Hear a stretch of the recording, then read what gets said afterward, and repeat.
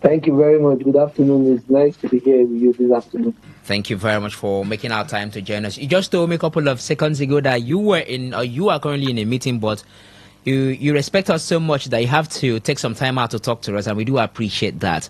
So Yeah, it's okay. let's talk about the performance before we talk about the election. Let's talk about the performance of the weightlifters in the recently concluded event that they participated. It was much of something to applaud for Nigeria. Some say they didn't expect Nigeria to put up that kind of performance, but what did you do as the president to ensure that performance that we saw?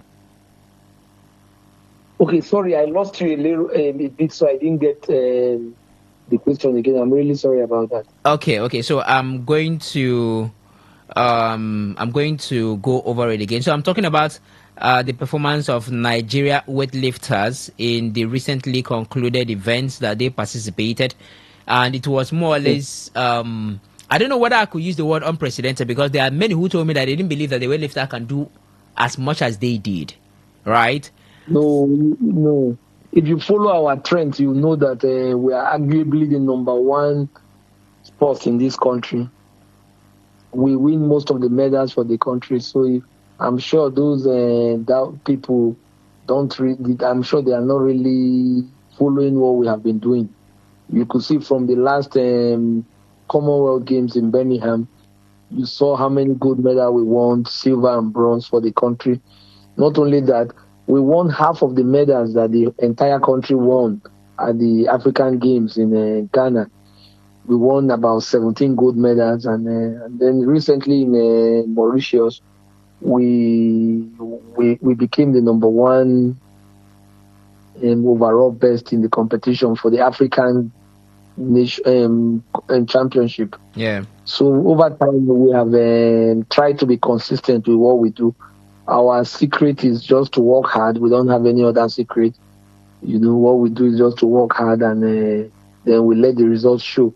We don't put the athletes under any pressure. They know what is expected of them. They try to work hard. They follow their coach's instruction. We train, and then we infuse it with nutrition.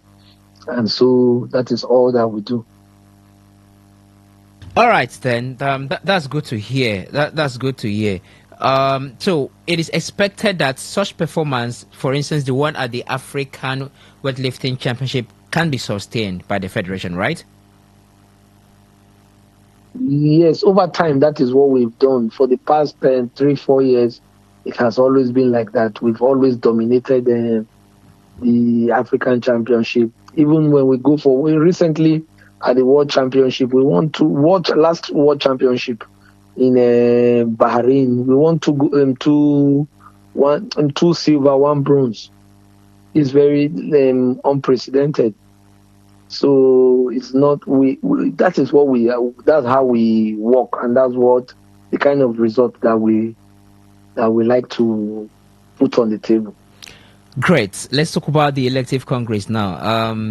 Nobody ran against you, and you won unanimously. Why was that? Why do you think none of your board members decided to step up and say, "Let me challenge this man for the position of the president"?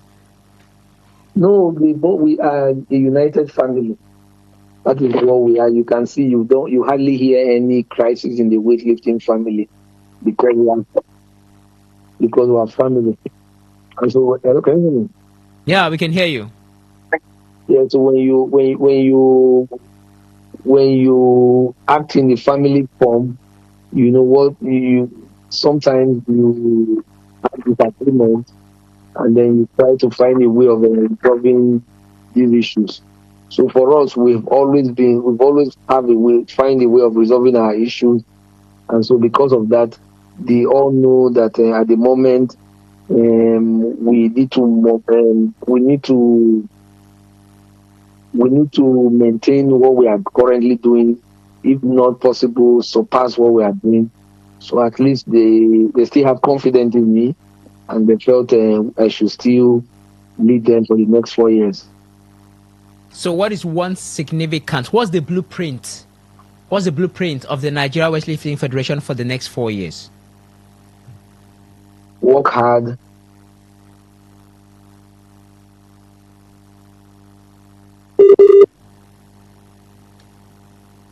Are you there? Can you still hear us?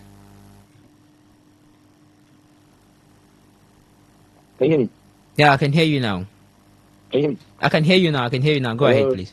Okay, I'm so sorry. Yeah. Work hard, try to improve the welfare of the athletes, improve the welfare of the coaches, also training the coaches and training program, infrastructural wise, in terms of equipment. Those are the things that we want to concentrate on. Are there some locations where you have equipment need? For instance, you could say, let's say in Port Harcourt, there's a center we want to establish. There is some kind of equipment that we're expecting. This is the budget for it and all of. We just want to have, want to look it through your own lens of what the Weightlifting Federation hopes to accomplish in terms of, tangible materials in the next couple of years, 4 years precisely should be.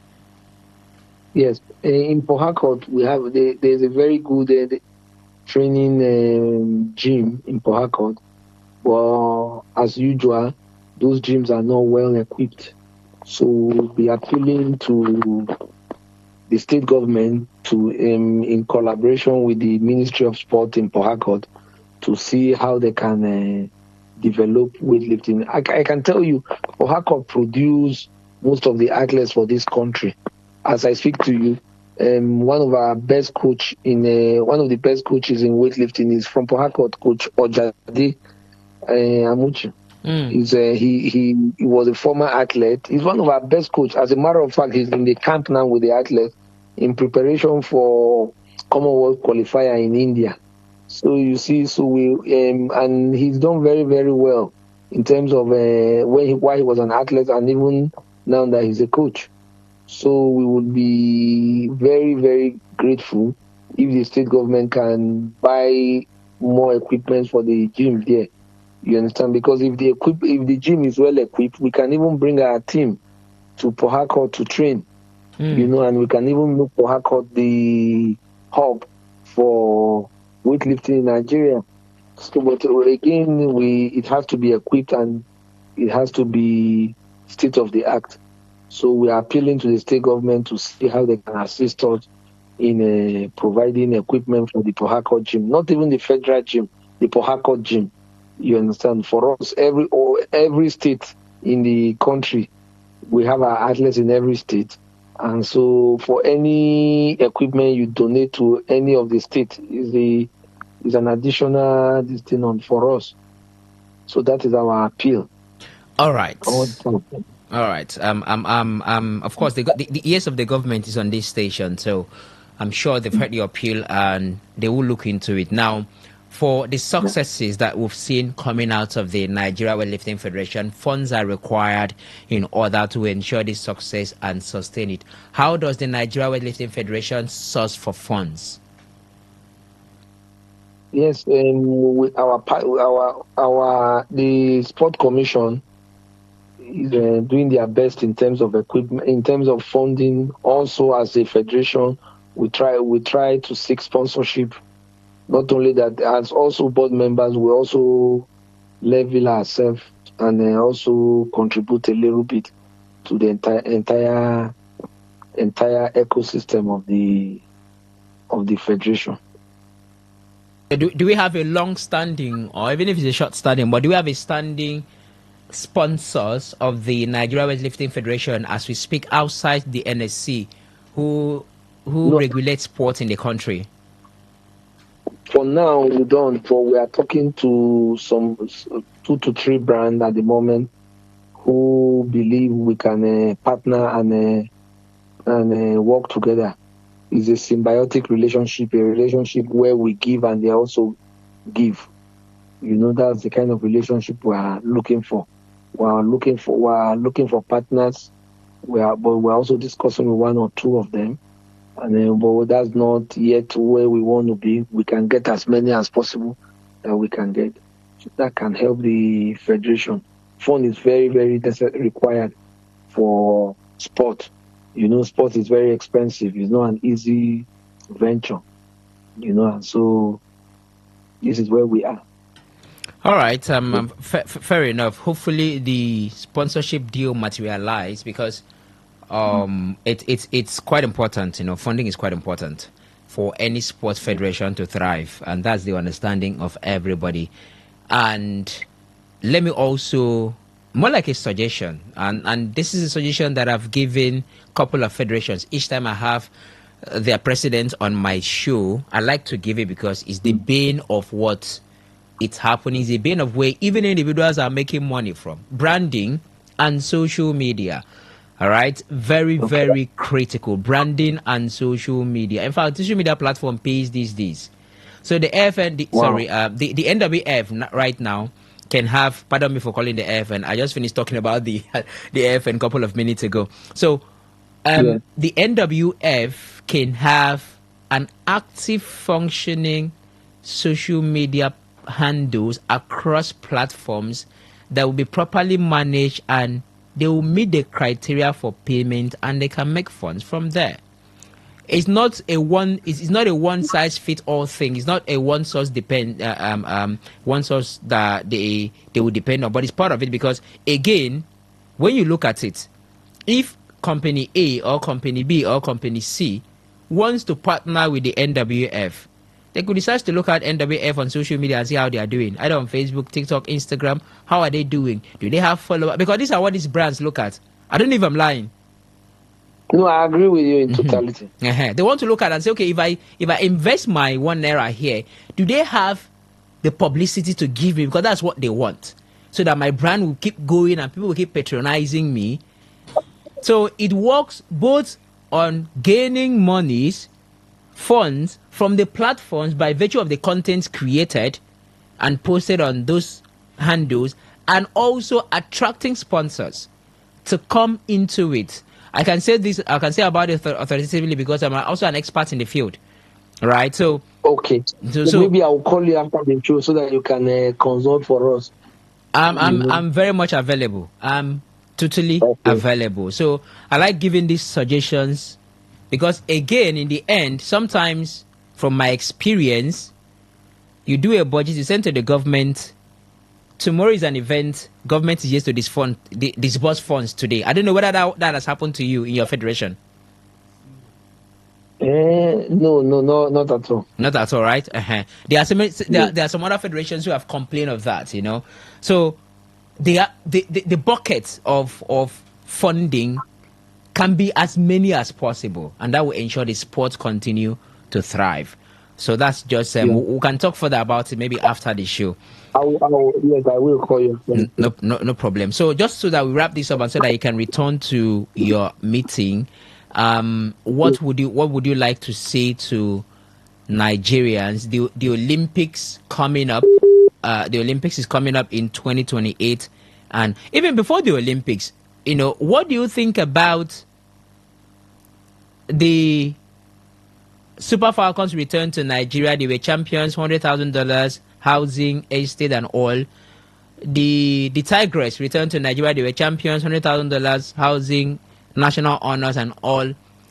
But when the weightlifters returned from the African Weightlifting Championship in Mauritius, I'm not sure there was an organized presidential reception.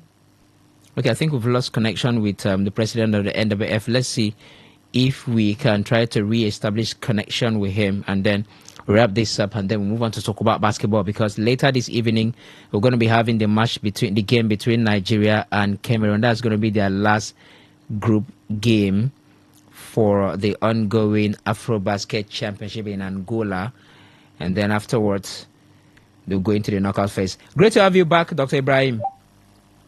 Thank you so much. Okay, so I'll have to wrap so I can join the Zoom meeting. Yeah. We're wrapping this off. Wrapping this up in a bit. So I just want. Sorry. Go ahead. Yeah, I just want to have your thought on this. So the Super Falcons returned from winning their version of the African Championship, $100,000, housing, national honors. The Tigers returned from winning their own the African version of their own championship, $100,000, national honors. But when the weightlifters return from winning the version of their own African championship that happened in Mauritius, I didn't hear if there was a presidential reception. I don't know. You can confirm from me if there was a presidential reception or not. How does that make you feel? No, the good thing is that it has started. So because it has started, it will propel us to work harder, so that in the next edition,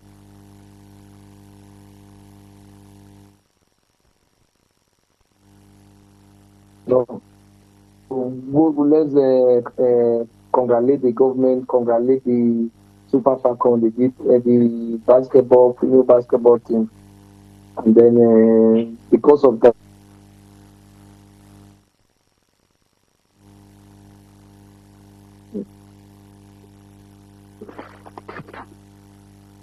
Would you mind going over it again? We lost signal at a point.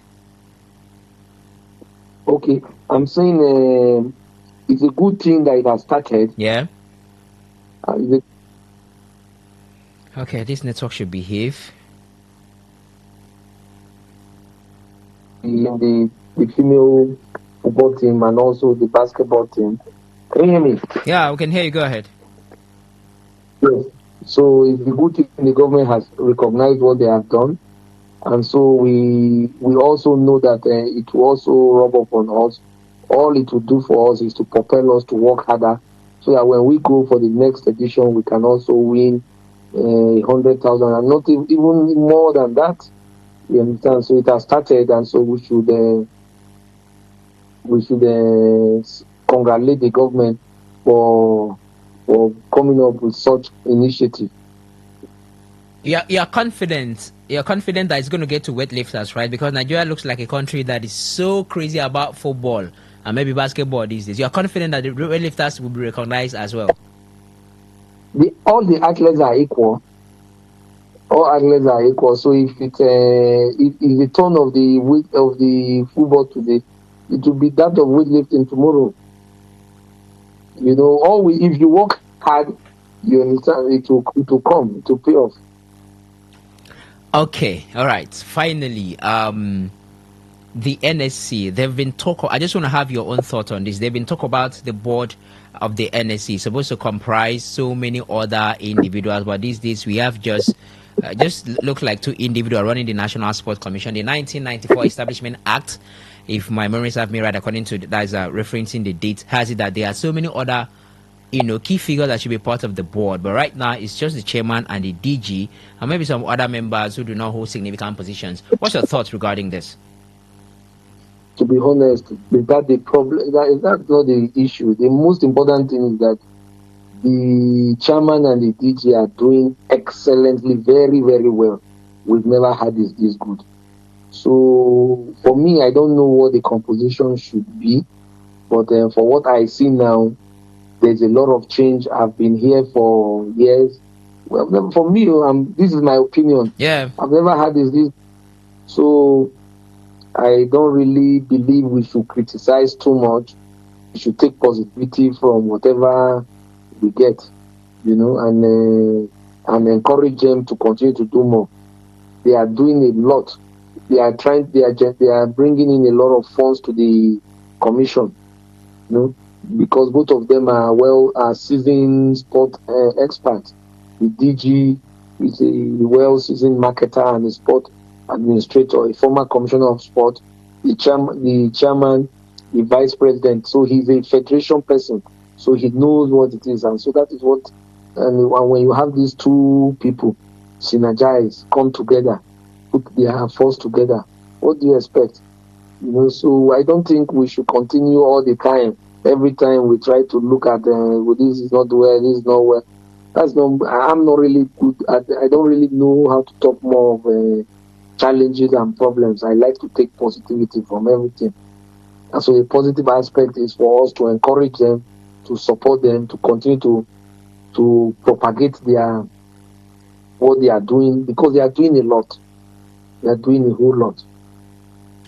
Very lastly, plans for the Los Angeles Olympics in 2028? The qualifier series will commence from next year, We'll participate in all the qualifying series, and we want to qualify as many as possible athletes so that we can win. But this Los Angeles, we want to win medals for the country. We are tired of winning in Commonwealth and the African Games. Now it's the Olympic proper that we want to dominate. Dr. Abdul Ibrahim, President, Nigeria Weightlifting Federation. Thank you so very much for making our time to join today's Sports Live on Today 95.1 FM Port Harcourt. We do appreciate your time. Here, we try as much as we can to give other sports, especially sports who have made the country proud, the publicity they require, and of course, weightlifting being one of it. So thank you for being part of the show this afternoon. Thank you very much. I appreciate you. May God bless you. May God bless Nigeria. Thank you. Same to you. Thank you very much, Dr. Ibrahim. Do have a successful meeting, and subsequently, we hope to have you when the time is ripe. Thank you. Once I'm in Port Harcourt, I will stop over at the station. Please. We'll appreciate that. We'll appreciate that. All right. Goodbye to you. Thank you. Bye-bye. All right, so that was the president of the Nigeria Weightlifting Federation, Dr. Abdul Ibrahim, giving us some should I call those insights, or should I just say having a conversation regarding the elective congress that was held? I think that was on Saturday. He emerged or returned as the president for the next 4 years, plans for the Tokyo 2028 Olympics, and of course, the celebrations being what's the word now, given out by the presidency these days to winning athletes. So what do you make of the whole conversation? Do you think that a time comes when there will be equal or something close to equal celebrations of Nigerian heroes in sports each time they perform, irrespective of the particular sport that they play in, whether it's in football, basketball? Do you think that time comes? 0701 9339 962. That is 0701 9339 962. We are only taking thoughts via the SMS and WhatsApp portal, which is the number I earlier called. For now, in case you missed it, we talked about the Athletic Federation of Nigeria, the inability of Nigeria to secure qualification in the relay event. What looks like the only window right now is the meet that comes up next weekend in Ghana, and the chances are slim. We had a sports reporter who specializes in reporting athletics join us, Brighton Adozie, who took us through what happened in Yabatek, the national trials, the issues between the Athletic Federation of Nigeria and the athletes, as well as why some athletes are not on the roster for the meet that comes up later in this month. That should be next week, just in case you missed it. And then afterward, we talked to the president of the Nigeria Weightlifting Federation, Dr. Ibrahim Abdul. And right now, it's about time for us to discuss football. No, not football, basketball, please. It's about time for us to discuss basketball.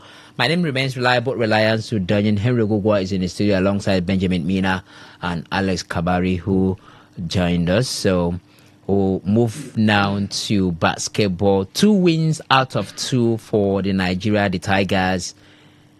First win against Madagascar, second against Tunisia, and later this evening, 5:30, they'll be up against Cameroon, who is the better team in their own group. That's Nigeria's group. Cameroon has been the better side, averaging 80 points per game. They've had more rebound in total compared to Nigeria, and it's going to be a scintillating encounter when these two file out later this evening. But in the meantime, well, former captain of the side, Olimide Oyedeji, has backed the current squad to win, not Cameroon, but to win the championship.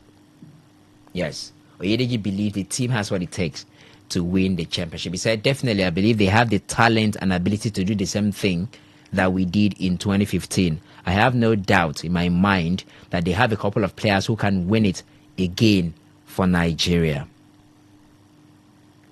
Oyedeji, who is currently the president of the Nigerian Olympians Association, noted Stan Okoye was a member of that team at Afroback since 2015. So we have players with years of experience. So, wow, this is like it was then. They also have a couple of new players like Josh Okoye, Kelly Bagada, and others who are all talented enough to bring this trophy back home after 10 years. So I'm happy and excited that hopefully they can bring this cup back home.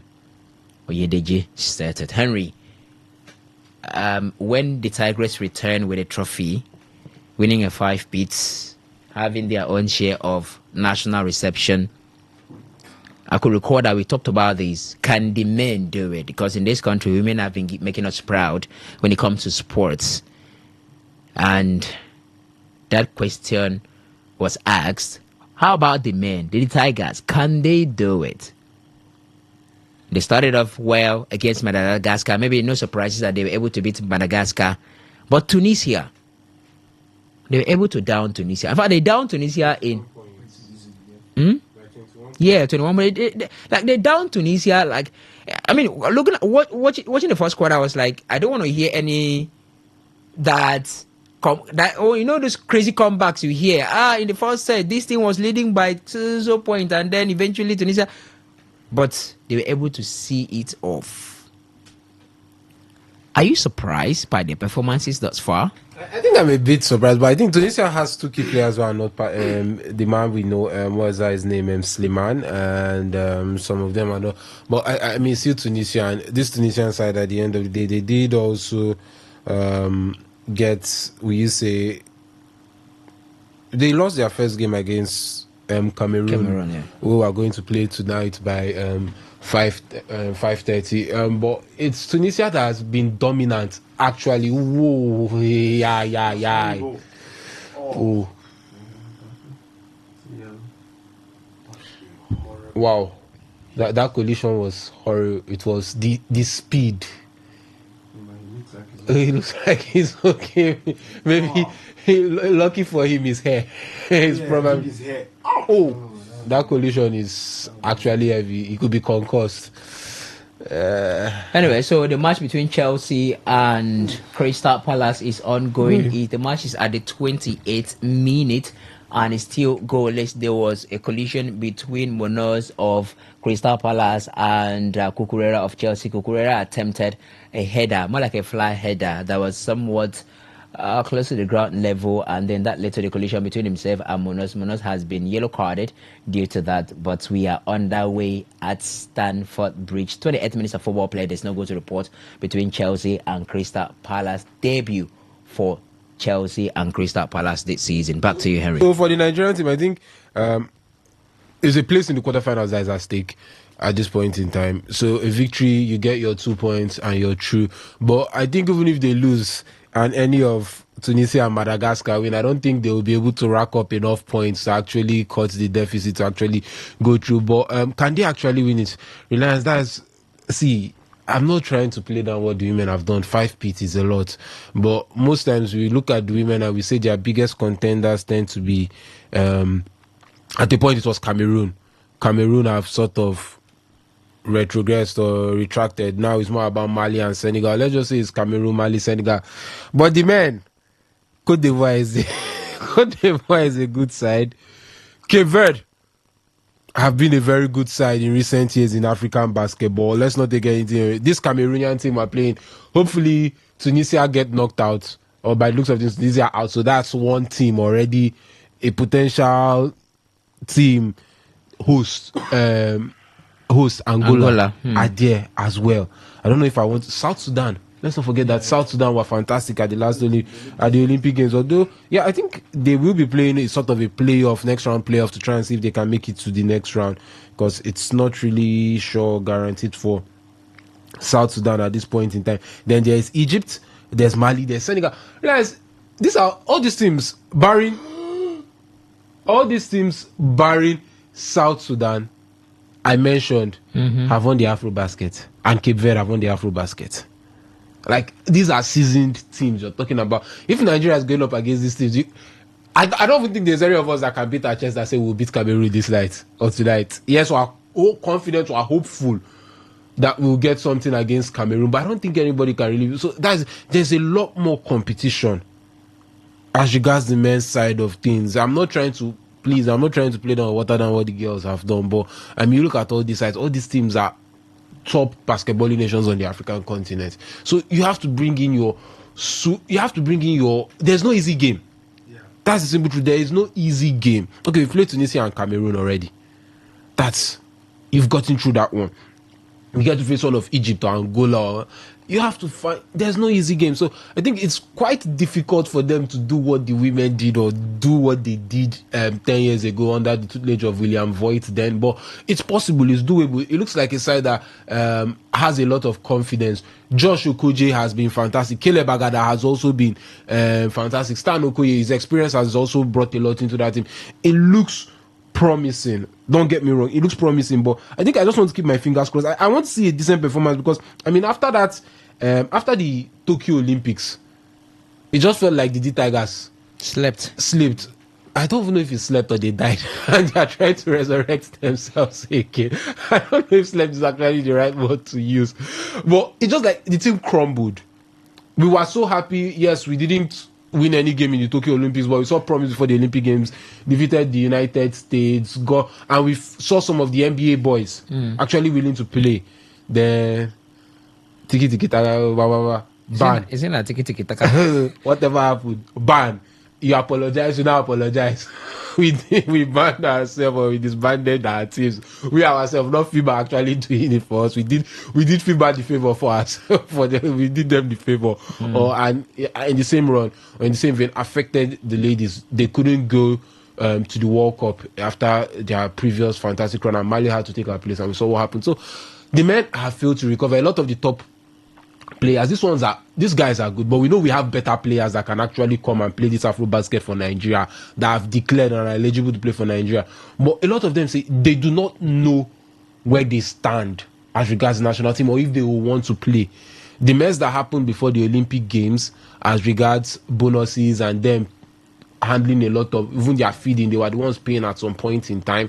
Then with the whole mess as regards the ban and not knowing where the team stands or how things stand, you don't expect somebody playing in the Toronto Raptors or in the Oklahoma City Thunder or playing in wherever to come and take the mess we always create for ourselves. Yeah, these ones are playing at a way higher level. Are these guys decent enough or good enough? Yeah, probably they are. They can get the job done, but I feel if we had that quality with us, we'll be looking at them and saying, bring on anybody, we'll be able to take them. But I think this squad can go as far as possible. I think Coach Abdurrahman has actually found a formula to help them sync and play together. So I think that's one positive we have to take from it. But I think as regards winning it, I'll keep my fingers crossed. I'll just watch and enjoy every game as it comes. Because when I meet this one now, we play Egypt in the next round and we're beaten.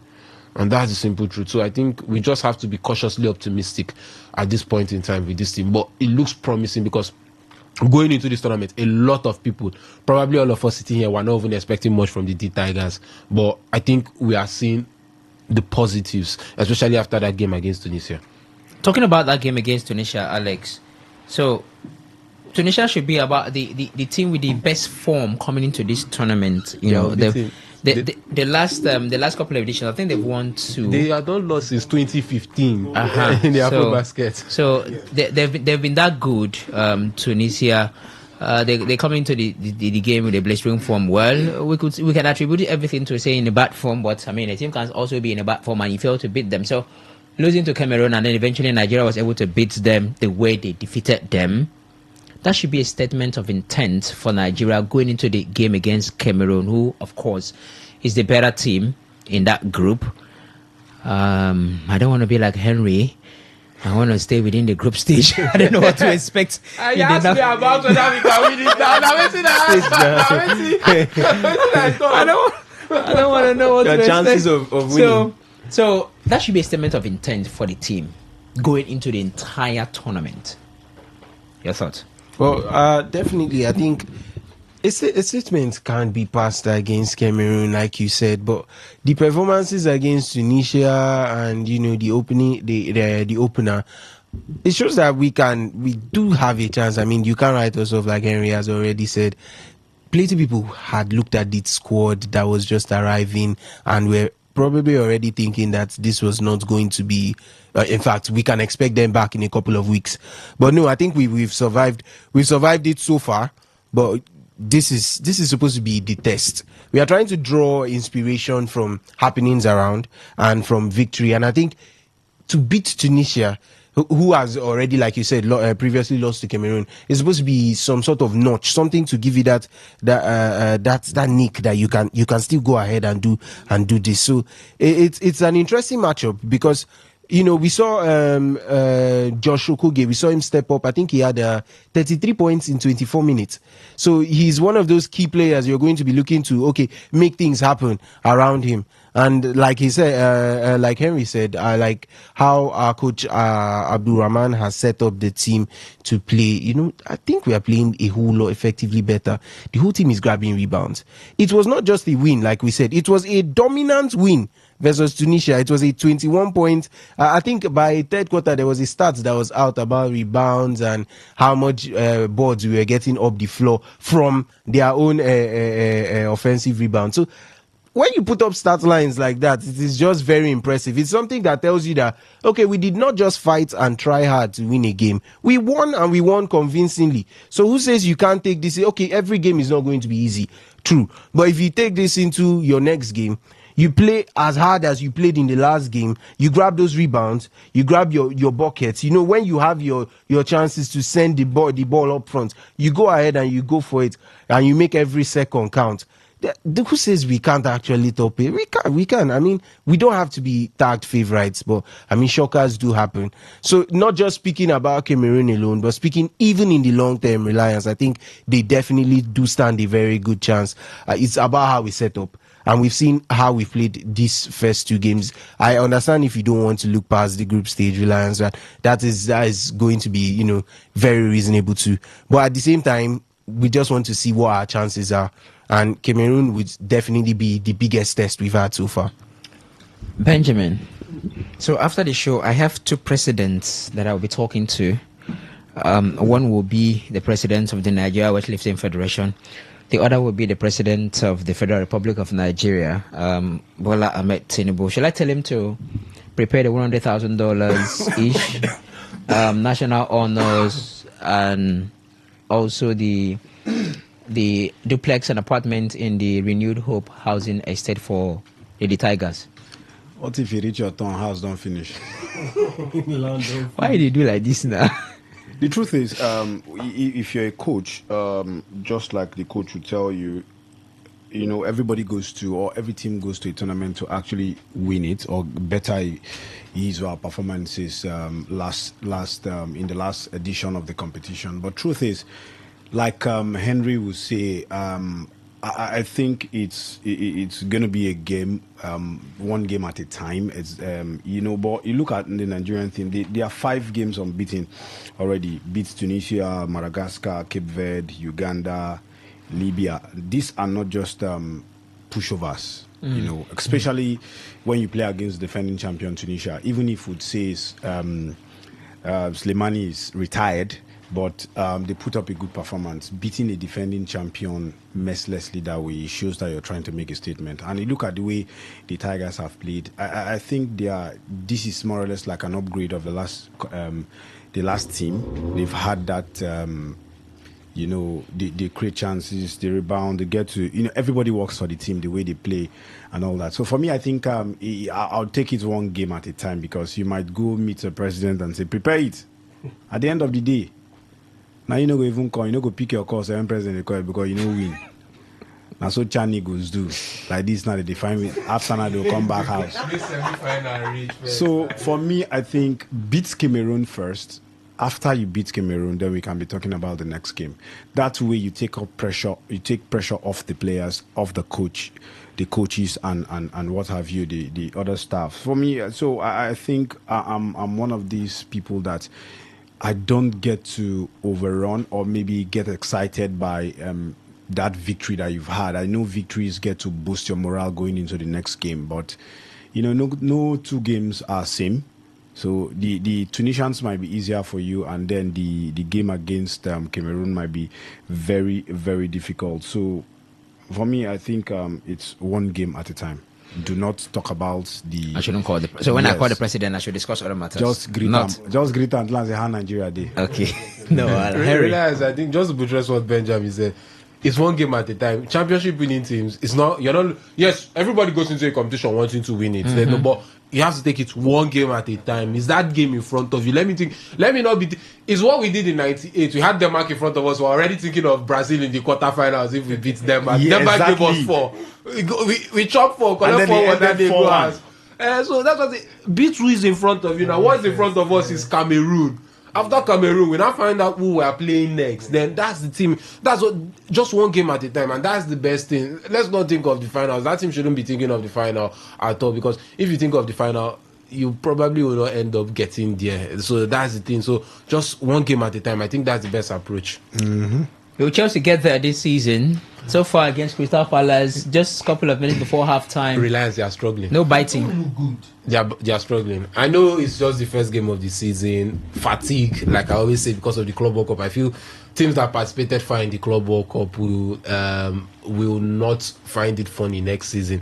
Atletico Madrid and Man City will be saying thank you, Jesus. And they got knocked out early. They had an early exit. Because Man City looked fresher than what I'm seeing from Chelsea yesterday. Yeah. Watching the PSG game, I remember before the game, who was I, like, I expected Tottenham to rattle PSG because PSG had just come back a week and they are still not fresh and there's still small fatigue, not enough holiday, still in holiday mode. And it's almost the same thing from Chelsea. Chelsea fans were raving about the preseason result, especially World Champions. They don't agree us here. World Champions. But I hope they are watching this game. But I think it's just one game. They'll grow into the season. But like I said, fatigue will be a problem. And the Crystal Palace I saw against Liverpool is prepared for this season. Oliver Glasner, sadly, he will lose 2 key components of his team probably before the end of the transfer window. But Crystal Palace are a side that shows that they are ready to fight. So I'm not going to judge based on this game, just like I will not judge Man City season based on how they beat Wolves or how Liverpool started against Bournemouth. There are still 37 games left to play. Chelsea could lose this one and still end up winning the league title, but I don't believe they will win the league. I think this is the first time I'm being asked about that, and I've said it. I don't believe they will win the league, but I think they will be in and around there. But they need to improve in the second half. Maresca, if nothing changes in the second half, they will probably concede and lose this game. They need to find a way to get a grip on this game because Palace are harassing them. Chelsea has been at best decent, but Palace has been the better side for me. And Priye is not doing anything. Well, Priye was harassing everybody in the studio yesterday. Reliance. Talking about a team that will continue from where they stopped last season. It's Nottingham Forest. They actually lead Brentford 2-0 at the City ground there. Goals from Chris Wood in the 6th minute and in the 42nd minute. We have Ndoye actually slotting in home to make it 2-0. This is what it's all about, continuity. We talk about continuity. They actually qualified for, they are actually going to be playing in the Europa League season. You say when favor meets you, favor is not fair. That's the thing. Well, lots of people will be asking, why do they qualify for the Europa League instead of the Conference League? Crystal Palace have been stripped off from playing in the Europa League. They are going to be playing in the Conference League, like Henry just said. So Nottingham Forest, good way to start the season. It's just the first half though, but congratulations to Ola Aina. Yesterday we saw Calvin Bassey doing his thing in the left back position. The man was very solid. So Ola Aina doing his thing too. Maybe this year is going to be a year of the Nigerian players in the Premier League. Who knows? All right, let's see how that goes. But for now, it's Chelsea against Crystal Palace. Not go to reports in that center. That's not the only match ongoing in the English Premier League. The other center is Nottingham Forest against Brentford. 2 goals up. Forest are up against Brentford. And then we're expecting the Super Sunday clash in the Premier League. Manchester United against Arsenal, while Celta Vigo will take on the Tafe in the La Liga. Athletic Club de Bilbao will take on Sevilla. Espanyol will have a night against Atletico de Madrid in the La Liga. And the French League on one match ongoing already. Brest against Lille. That match is on the losing end for Brest just before halftime. They are losing 1-2. Angers will take on Paris FC later. Auxerre will take on Lorient. Metz against Strasbourg comes up by 4:15 p.m. Nantes against Paris Saint-Germain comes up by 7:45. There are matches in the DFB Cup round 1 in Germany. Angers had lost to Eintracht Frankfurt by 0-5. Victoria Cologne 1-3. Paderborn. Blauis Lorne goalless against Greater Forts. Delmenhorst goalless against Borussia Mönchengladbach. That match is ongoing. Jan Regensburg against FC Cologne is goalless. Lokomotiv Leipzig against Schalke 04 goalless. RSV Eintracht 1949 losing 0-2 against Kaiserslautern, while ZFC Milsewicz against Karosha SC is 0-2 in favor of the away side. Those are the matches ongoing in the DFB Cup round 1. In the African Nations Championship CHAN, we have 2 matches ongoing. Congo against Morocco is up. That match will be completed in just about a couple of minutes from now, but Congo is losing to Morocco by 1-3, while Zambia is equally losing to Kenya by 0-1. 84 minutes, 86 minutes respectively in those 2 centers. We were not done talking other sports. What do you make of the Tigers? Do you think they have what it takes to replicate the performance put up a couple of weeks ago by their women counterpart, the Tigresses, in which they returned the Afro Basket Women's Championship to the country for the 5th time asking consecutively? Do you think that the Tigers will do it? They've had 2 wins out of 2. First against Madagascar and the second against Tunisia. And later this evening, they will be going up against Cameroon in what has been described in this studio as their best test yet, coming up later this evening. Do you think they can win it? The last time Nigeria won it was in 2015. A child that was born in 2015 is 10 years right now, and Nigeria has not tested the Afro Basket Men's Championship. Halftime confirmed. Halftime, right? Between Chelsea and Crystal Palace. A minute before halftime. Yeah, I think a minute left. Okay, it was 2 minutes. That's 2 minutes actually. Okay. 4 minutes. 4 minutes was added, and what I'm seeing from the clock is 47 minutes. 47. So the match is still ongoing. Hopefully, let's see, the ref could just blow his whistle while the match is still ongoing. So probably a couple of delays. The match ongoing. So halftime not yet between Chelsea and Crystal Palace, but it's goalless between both sides as we move on to discuss boxing before we open the phone line for you to call in and be part of the show, and before we also talk about football as it is part of the conversation. Moses Itauma. I don't know whether he has an Akwa Ibom connection, because I'm calling him as an Akwa Ibom to call. Moses Itauma. It could be. He's a Nigerian Slovakian-born British boxer. Moses Itauma was born in Slovakia to a Nigerian father and a Slovakian mother before they moved to the UK.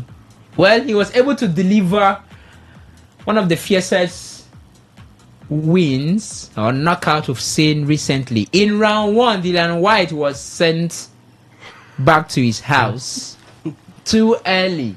Before you could say Jack and complete it with Robinson, Moses Itauma defeated Dillian White. And Henry, you know what?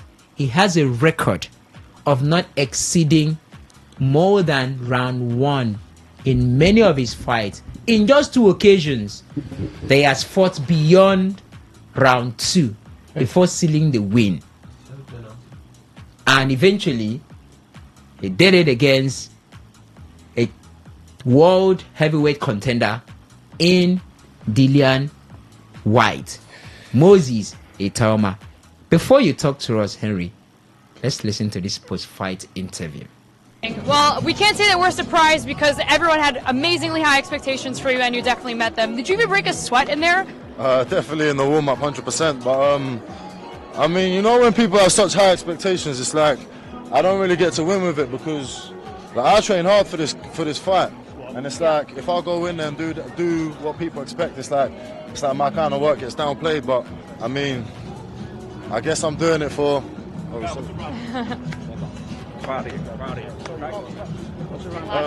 of fans. I guess I'm not doing it for them. I'm doing it for myself because I need to. A lot of the fans in the audience, they were screaming, Mike Tyson, and you have the nickname Young Mike Tyson. Do you embrace that nickname? I mean, Mike Tyson had his own career. I just want to make mine. Young Moses. something like that. Congratulations. Thank you very much. Young Moses. So he doesn't want to be young Mike Tyson. He want to create and carve his own niche for himself. Young Moses, not young Mike Tyson. Henry, this dude is 20. Is he the next big thing? Is he the reason why? He's powerful. The reason why Usyk might not Usyk, Fury might come back. I think Fury, because we've talked about the lack of quality again. Fury should stay where he is, but he's one of those new names that is raving. I remember that his promoter should be Warren. Yeah, Frank Warren. I remember when Warren was raving about him. That should be was it last year or Warren was raving about him before one of the big bouts. Was just when he was talking about potentials, and he was one of the names he mentioned. I was like, what is there? Where is he? And just before this game against Dillian White, I never bothered again to really follow. I now went to go through his records, and I'm like, okay, there's something here for Warren, who has actually been in this sport for years, to actually see what he's saying and say what he said. Then, although you have to take him serious, but I think the manner in which he actually destroyed Dillian White, it didn't pass the first round. It didn't go beyond the first round. Although some people say Dillian White is quite washed up at this point in time. He shouldn't be one of those. More of those. You see, whether you say a B or C class heavyweight boxer now. Before, people want to put him in the B class. Some people say now he's even below the B class. Now he's more of like a C class heavyweight boxer now at this point in time. But it's still the manner in which you took out the man first round. Past first round, like that sort of. That's dominance. That is you're imposing yourself, and I think that was more like a statement. And also for the man, that fight felt like a statement, because before that game or before that bout, he was actually talking about the fact that if he does defeat Dillian White, he feels he's in a position to challenge Usyk. And so that's victory more like felt like a statement. I needed to make a statement for Itauma, and that's what he did. He took out White. He destroyed White. I'm trying to be very careful to my word I want to use to describe that fight, but that was just how bad it was for Dillian White. So I think for Itauma, I think there's a lot of promise there. I don't know if he can, or he's still young. He's about 20, right? Yeah, 20. He's about 20. So I mean, this man still has he has years. He has years to actually. Joshua didn't really get to the top of where he was till he was about 28. Or thereabout, and this man is already 20. He didn't go through the stress of doing the amateur boxing and going to the Olympic Games, or he didn't bother himself with that. He just went straight going pro. So I think there's a lot of potential, and a lot of people have actually started taking notice of that man, and definitely, probably in the next 1 or 2 years, we could see him as a challenger. I don't think immediately, because there's still the Joe Parker. Then after Joe Parker, there's another bout that we're looking at that could put potential. One of them should be Victor. Winner of that bout should be a compulsory challenger for the WBO title again after Joe Parker. So that's Usyk, Joe Parker. Joe Parker, yeah. Yes. So is that Usyk fights Joe Parker for the WBO, or he relinquishes the belt, and Joe Parker would now fight Itauma. Because they were waiting for who was going to be the winner between Itauma and Dillian White. Dillian White. So I think it's settled. So it's settled. It's settled. So if Usyk takes care of Joe Parker, or Joe Parker takes care of Usyk, Itauma has a shot. And I think that would be something huge. A 20-year-old being the WBO champion, then probably you get your chance at Usyk. If it's Joe Parker, you get the fight, because Usyk might want to come back to claim his belt. But I think there's a lot of promise around that man, and it's something that I just hope he has the right team around him to keep him level-headed, because he's quite young. One thing, like they said, there are certain people you do not advise. A man in love, a woman in love, a young man with a lot of money and euphoria and fame around him, or a young person. So he falls under one of those categories, and I just hope he's level-headed enough to keep his head in the game and make sure that when the time is right, because that Usyk bout is crying for, he will probably see it. Most likely, you can go see him. So will he be focused enough to actually turn up when that bout comes around? Is it too early to start thinking of this man in the light of Alexander Usyk? Yes, he has a great record. He's undefeated thus far, and like I mentioned earlier on, he has only been taken down the stretch only twice in his entire career, and guess the rounds, just 6 out of 10. In the other 2 occasions that he have been taken out, all other fighters, either the first round or the second round, Baba is done. Let's move on to the next one. I need to rest. So he has that tremendous record, but is it too early to start thinking of being a mandatory challenger for the WAO? Because as it stands right now, failure for these guys, in fact, there are two instances. First off, failure for Usyk to defend WBO against Dillian White, against Joseph Parker. Yeah. Joseph Parker will face him. Joseph Parker will be made the interim champion because he's the mandatory challenger outrightly.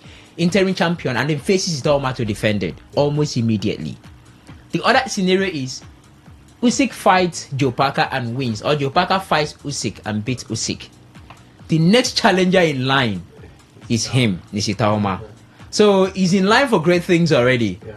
Is it too early for him? I definitely say it's too early, but with the numbers you're calling in his rounds and how he's dispatching his opponents, that is one powerful boxer. So we already know he has, great things ahead. He looks like he's going to be something of a sensation, and he's young too, like you mentioned. So, but when you want to look at it against the Usyk we've come to know, who has that shade of experience, I think almost everyone there will have that shade of experience over him. He will have the tenacity, he will have the aggression to keep going at you, but I think there's always this little experience that edges or that clips them out, separates them from the amateurs or the young ones from the old heads in the game. So I would say it's too early, but then at the same time, which other better time is there than now? If you see an opportunity to fight one of the big heads, and you know that, okay,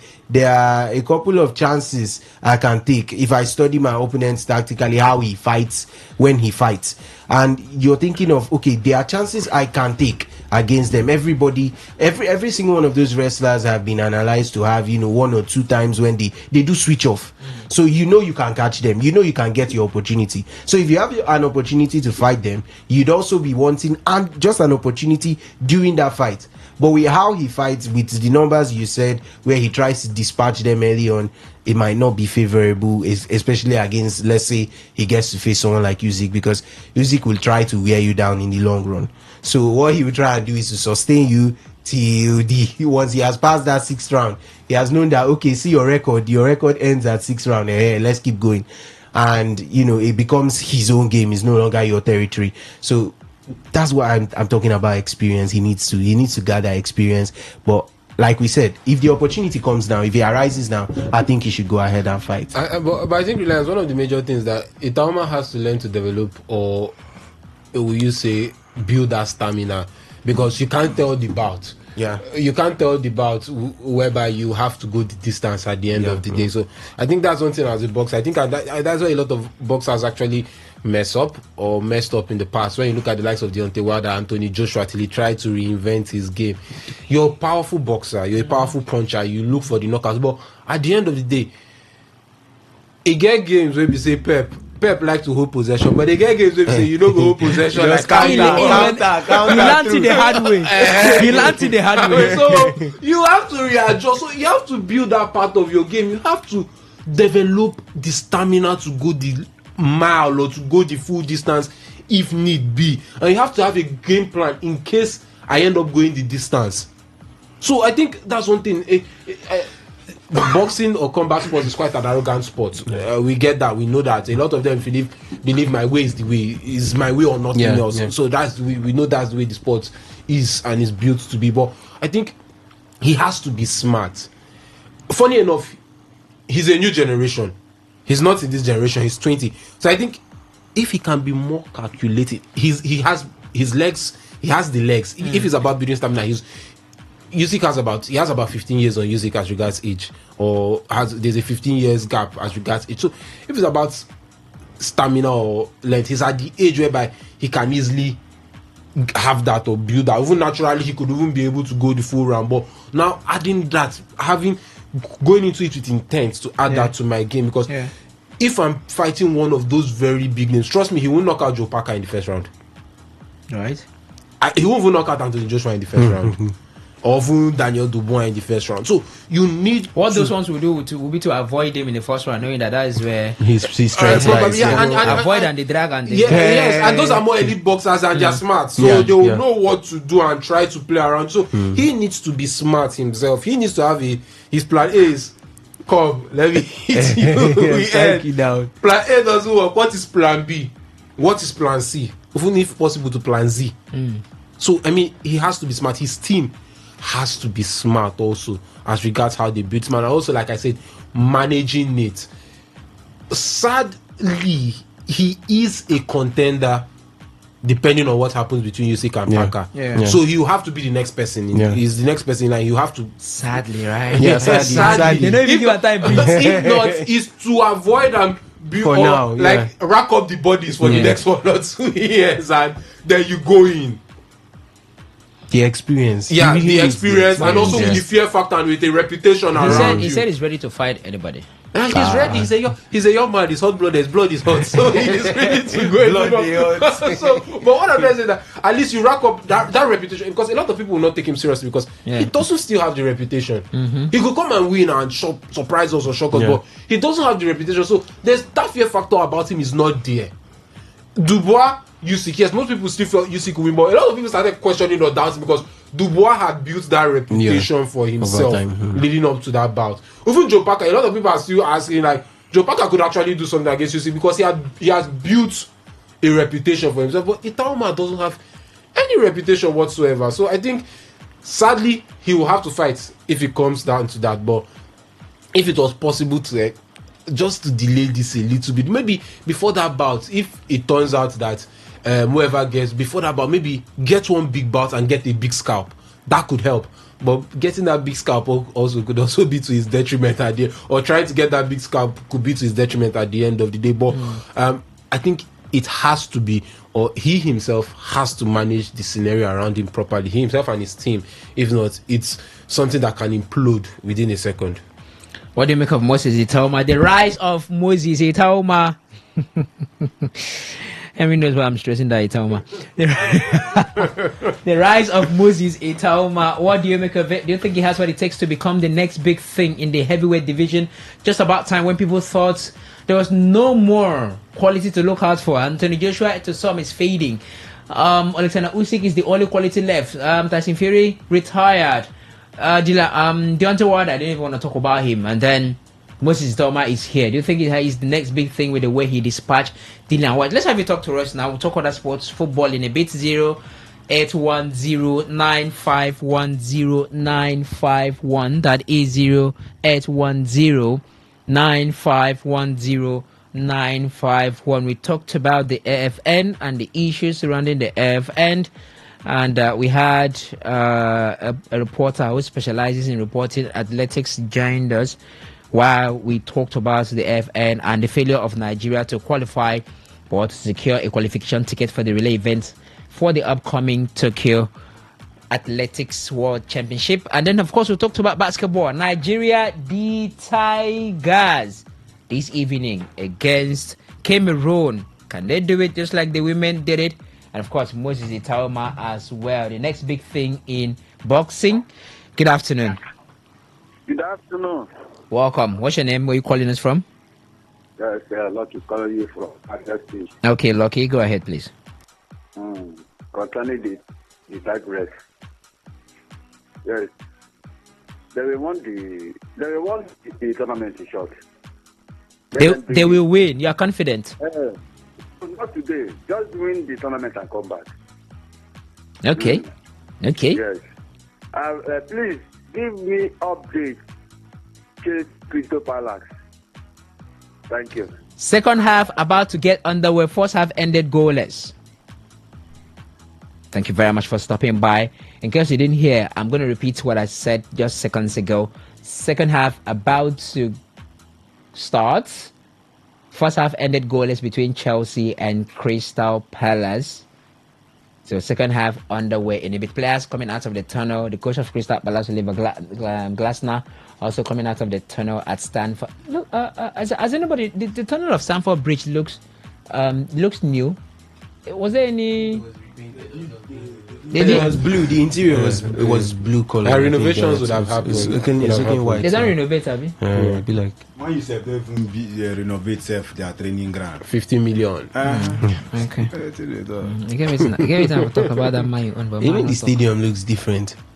Maybe repainted or something. Maybe some little remodeling. I know. It's all right. Let's move on. 0810-9510-951. Moses Itaoma, do you think he can stand a chance against Alexander Usyk? He's likely to face Usyk or Joe Parker next, based on the permutations that we'll put forward in the studio. So it's time for you to be part of the conversation. 0810-9510-951. While the SMS and the water portal is double at 0701-933-9962. Later this evening, 4:30 is the time. Super Sunday clash in the Premier League. Manchester United, Arsenal.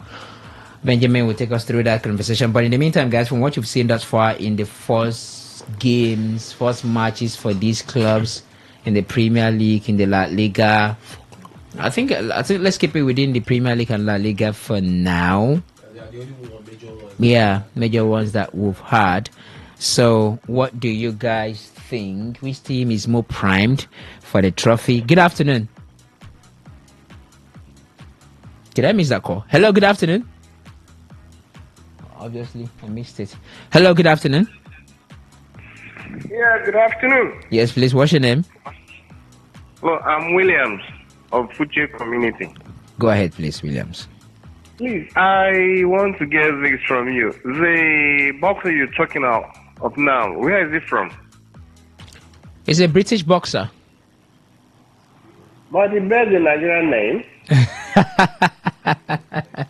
Anyway, so he was born in Slovakia to a Nigerian father before moving to Britain. Or to the UK. Okay, but that name sounds like Bible. Am I correct? It sounds like Kwaibom, Itaoma. Sounds like Kwaibom. So I don't know where the papa from, but I shall not say. We'll find out whether the father is from Akwaibom or Cross River. But yeah, the father is a Nigerian. The father is a Nigerian. All right, thank you. Thank you very much. Appreciate you for stopping by. Itaoma. Akokuma they call it the way Akwaibom people supposed to call it. I use Akwaibom, pronounce it in the Akwaibom way. Moses Itaoma. Anyways, so guys, which team is most settled in so far? Let's start with the Premier League before the La Liga. Which team is most settled in? Like when I say settled in, no too much disruptions. You see them prepared for the trophy. nobody looks prepared. One game in. I don't think anybody, because I guess, trust me, if City played a better team, even if they scored 4, they would have, their defense would have been breached like 2 or 3 times yesterday. Just like if it was Bournemouth, like what we saw Bournemouth and Liverpool do.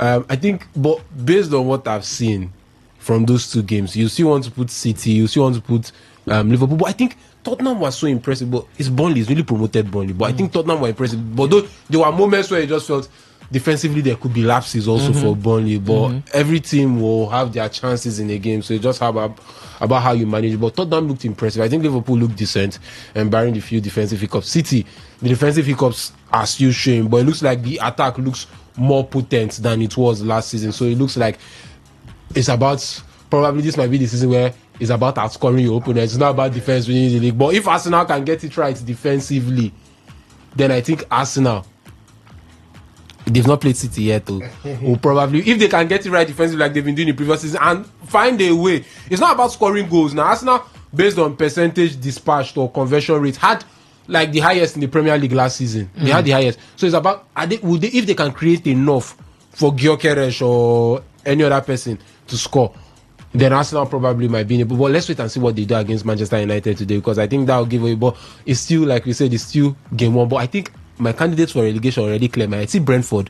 The moment Keith Andrews the moment Thomas Frank left, I was patiently waiting for who Brentford will bring in as their coach before I can cement in my mind before the season started that they are relegation candidates. But the moment I saw Keith Andrews, they brought their set piece coach to be the main coach. As in, you had a lot of other names around Europe. Michel was mentioned, and you decided to go for your set piece coach, it just felt like this was a recipe for disaster for me. It just felt like it, and I feel Brentford are one of my candidates. Burnley will definitely be there.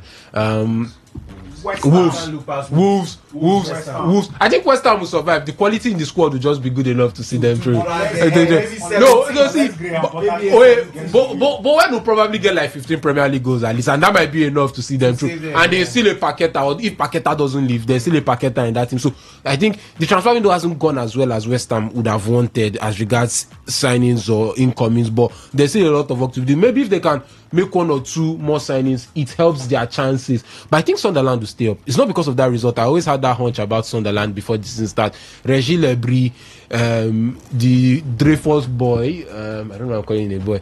As a boy, shall I say, he's in his 20s. The Dreyfus guy, boy, that's the owner of the club. They are trying to build a project, and when you look at what or how much Sunderland has spent, the only two teams that have spent as much as them after being promoted, that should be Forest and was that Fulham? Can I remember? Forest and the other team, they both stayed up. So even Sunderland has even spent more than them. So I'm using that measure, and based on the performance, but I think West Ham will somehow survive. But you see Brentford, you see Wolves, Burnley, and let me watch maybe Leeds. I want to watch Leeds on Monday, but I think Leeds are already there for me. Are my major candidates for a game. But for the title, Reliance, maybe wait first. Maybe you see by October, November, we start having a little picture. But because this is I think this is going to be very funny. I think there will be drop points where you least expect drop points, and there will be victories where you least expect victories. Yeah. I want to come in with a bold prediction here and tell you that Arsenal would win the Premier League, and this is why. You just spoke about everyone having defensive lapses. I watched Liverpool against Bournemouth. They were defensively shocking. Every single attempt and attack by Bournemouth felt like they were going to concede. It's the same thing I watched when I watched City. The only thing was that City were outscoring Wolves every time they went forward, but they could not defend. They were too shaky defensively. So far, the only team I watch, this is not a bit because I have not even watched Arsenal. The Arsenal are yet to play this season, but based on the Arsenal I've seen for the past 2 seasons, and Arteta trying to correct his mistakes every season and improve on it, the only team I have watched over the last couple of seasons that does not look like they are set to concede at any time has to be Arsenal. Everybody goes back. Everybody, it's a team effort. They make defense a team effort. I was telling someone that before you even pass Bukayo Saka, you will sweat. Not to talk of his wing back, be it Julian Timber or Ben White, whoever it is. But you would first of all get past Saka. If it's a situation where they know that, let's say we are playing Liverpool, we are playing City, these teams are going to come out to attack us, you would see them come and do their defensive work very well. I think they are still the only Big Six side that has that ideology of that low block, well structured, and they execute it very well. So it's not hard to look past them. The only thing we could say was that they were not scoring enough goals. They were wasting a lot of chances. They've brought in their man. They've got their striker. So how is it? It's very hard to look past Arsenal. I'm not going to sit and say, I'm predicting them. I think I'm giving it to them already. But it is going to be. It's still going to be a title race, but I think I see Arsenal winning this. I mean, it's hard not to see them winning it. You have your complete team now. You have backups, or you have both your wingers. There is nothing Arsenal does not have. Go on and win your trophy. It's just it's just the first game of the season, so I think we should also be cautious, and we say everything with a pinch of salt as well. Like I said, it's the first game of the season. The next game might not be it, and that's the simple truth. The next game might give a different narrative. Now, the next game, you might say, Liverpool have an attacking problem. They can't score side sack. So games are funny. So I think it's early on in the season. It's just about the mentality. So the smartest thing, like we always say, is one game at a time. The first game in front of you, take it. So I think a lot of the big sides have done the necessary win. Sadly, one of United or Arsenal will not win, or both will not win. So not really. Which team has had in the La Liga? before I in ask the you La questions? Liga, Barca, we can't look past Barca. It's now. Yesterday's win Barcelona. was still sketchy, but Barca looked like Barca. It Very, was- very much I like think Barca. let's watch Real Madrid. We'll But watch Barca's Real your Madrid. fa- We'll watch Barca's Real your Madrid at favorites. home. But I want to see how Xabi Alonso sets up, particularly with Arnold and Alvaro Carreras. I want to see the idea with those new wing backs, especially what he does when he's going to be dealing with an Osasuna team that they just sold Brian Zaragoza. So I was going to say an Osasuna team with fast-paced wingers, but maybe not too much again. But they have a danger man in Ante Budime. So we want to see how they deal with an Osasuna team that scores. Osasuna finished, I think, in a European spot. Was it 7th? No, I think they narrowly missed out on it. Vallecano. So we know that Osasuna are a decent side that can trouble Real Madrid. So we want to see how they perform tomorrow, first of all, before we give our verdict. Reliance, before when I got into the office, they were actually Priya and Osas were actually talking about why the Palace goal was actually disallowed. The Chase's goal was actually disallowed.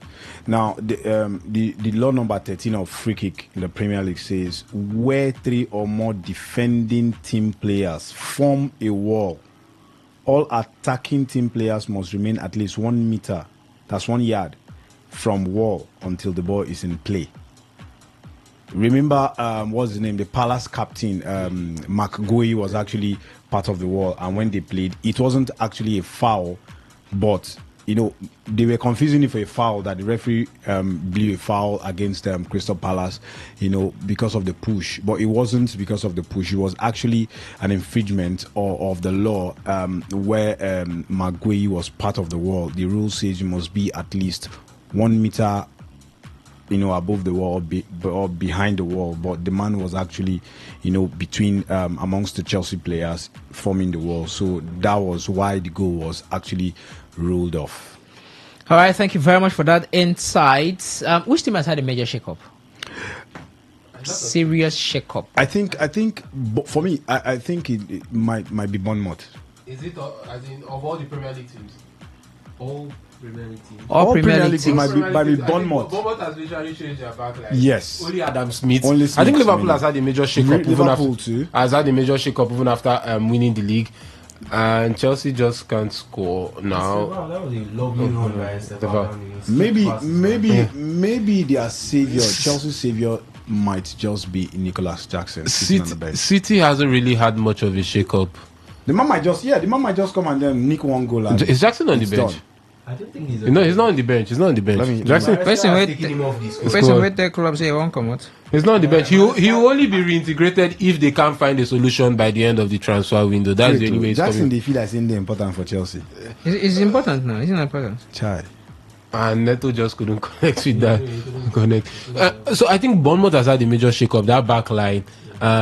For the big sides, I think the side has had a lot. As much as it's Liverpool, they won the title, but they've had a major shake-up. They've brought in about 5 players already, and they've let go of a lot. And they're still bound to bring in about 2 or 3 more before the transfer window actually comes to an end. So I think Liverpool has had the biggest shake-up of all the big sides. Slot is trying to reshape the team. Okay, Jackson is red carded. Yeah, he's also red that's carded. why He's it's red not carded. part of Oh, the it's bench. true. On the last day of the season against Forest. So I mean. No, sorry, before the last game against Newcastle. Newcastle, yeah. So I think Liverpool, Bournemouth, those are the 2 sides for me. Major shake-ups.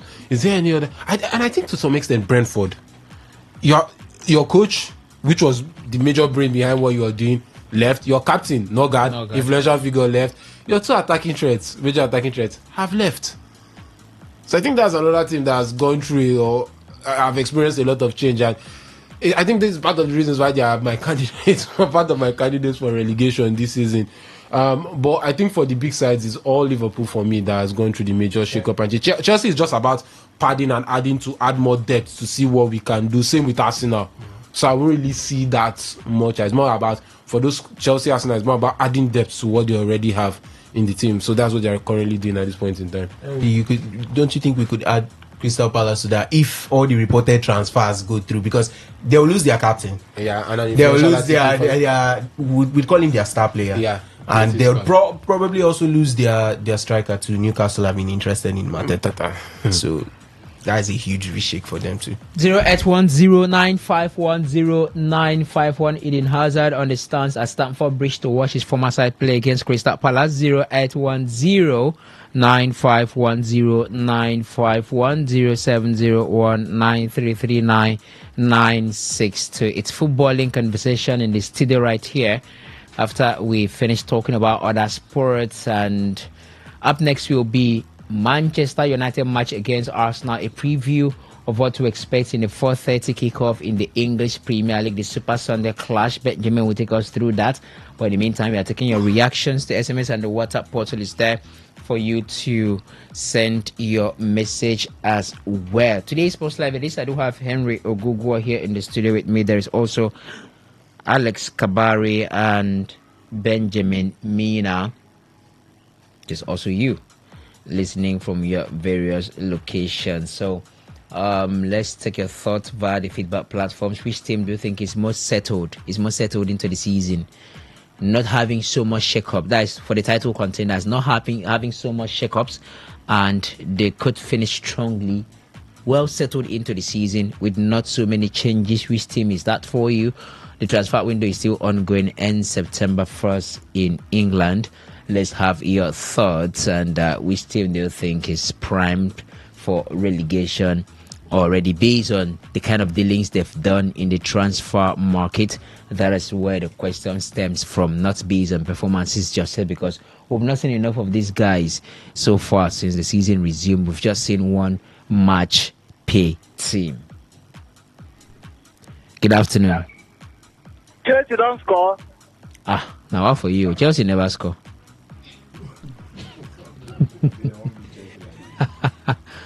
So now what you just call to ask me that? You don't even tell us who you be. Anyways, the match looks open. Benjamin, does it? Crystal Palace could score, Chelsea could score. Is that what you're saying? Yeah, definitely. It's an open game. First, because the scoreline is still 0-0, and Crystal Palace has been threatening. Like Henry said, let me borrow Henry's word. They've been harassing Chelsea. Trying to see what they can get, possibly draw the first blood in this game. They've had a goal chunked off. I earlier on read out the reason why that goal was chunked off. Chelsea haven't really been. They've had their own chance, but not really they've not had the ball at the back of the net to actually been ruled off for any offense or so. But it looks as though Crystal Palace could actually get this one. Chelsea, they've not been themselves, where we talked about fatigue setting into the team because of the Club World Cup and all that. But again, who could save Chelsea? That is the cry of the fans at this point in time. Nicholas Jackson, the one most Chelsea fans want to call the prodigal son. Leave him alone. The man is red carded. Chelsea fans, most of them wouldn't like the man, but they would be wishing that the man was on the bench. Why?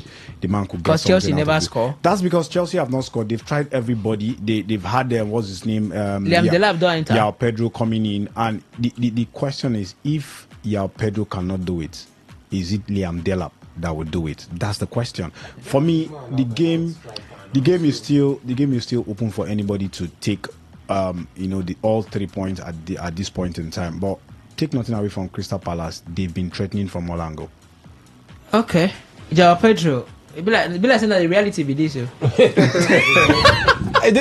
that it just reminds me of, remember the argument? Which day was it we were having that argument in the office, and we were like going back and forth say it's just pre-season. All the Chelsea fans in the office, please calm down. Joao Pedro is just club World Cup and pre-season, and please just calm down. Pieces in the office shouting his hand out. Shoot the ball. Why are you not fast?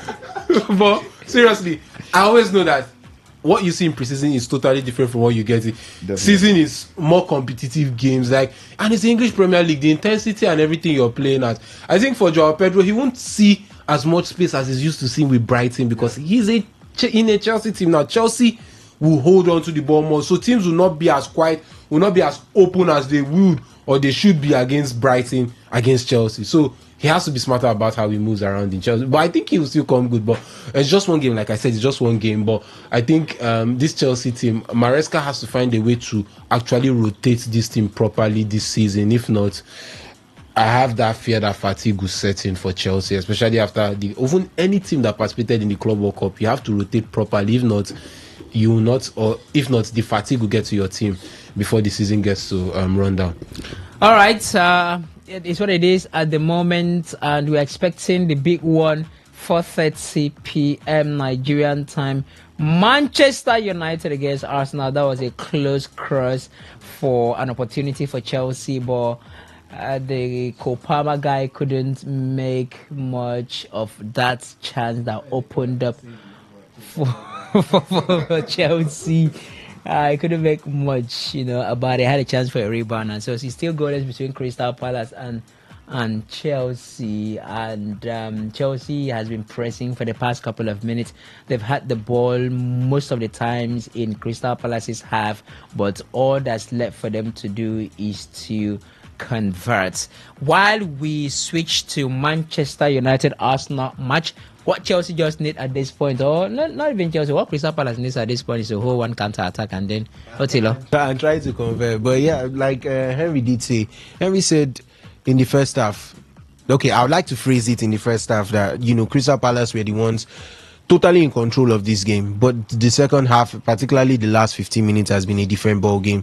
Chelsea have looked by far the better side, and Crystal Palace are just trying to contain them. They've not really had the chance to go on that much attacks. Their wing backs have been limited, and Chelsea are on the break again. Okay, that was well cut off.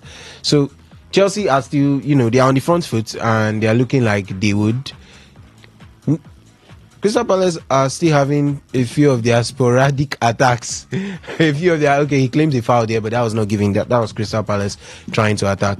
Well, they've not had much luck in the second half, and Chelsea have been on the front foot a whole lot. And if there's anyone who is going to win the game based on the way they are currently playing, it has to be Chelsea. There should be a chance. And Chelsea couldn't score. That was so close to being commentators' luck. Yeah, they always look for a way to actually miss. This is Estavo actually missing that one there.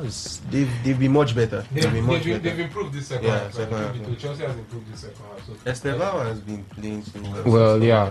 So and he just couldn't keep it. And this was the problem he had during the Club World Cup. He would dribble and play so well, and erratic. His finishing was so erratic. But he's just 18. He's just refinement. It's like Vini, when Vini came to Madrid, you could see Vini had everything. Just the end product needs to improve. So I think Estevao will come good. But I think Chelsea has actually improved this second half. It can still be better than what we're seeing this second half, based on the quality we know in this Chelsea side. But it's a better performance from them than what we saw in the first half in this game.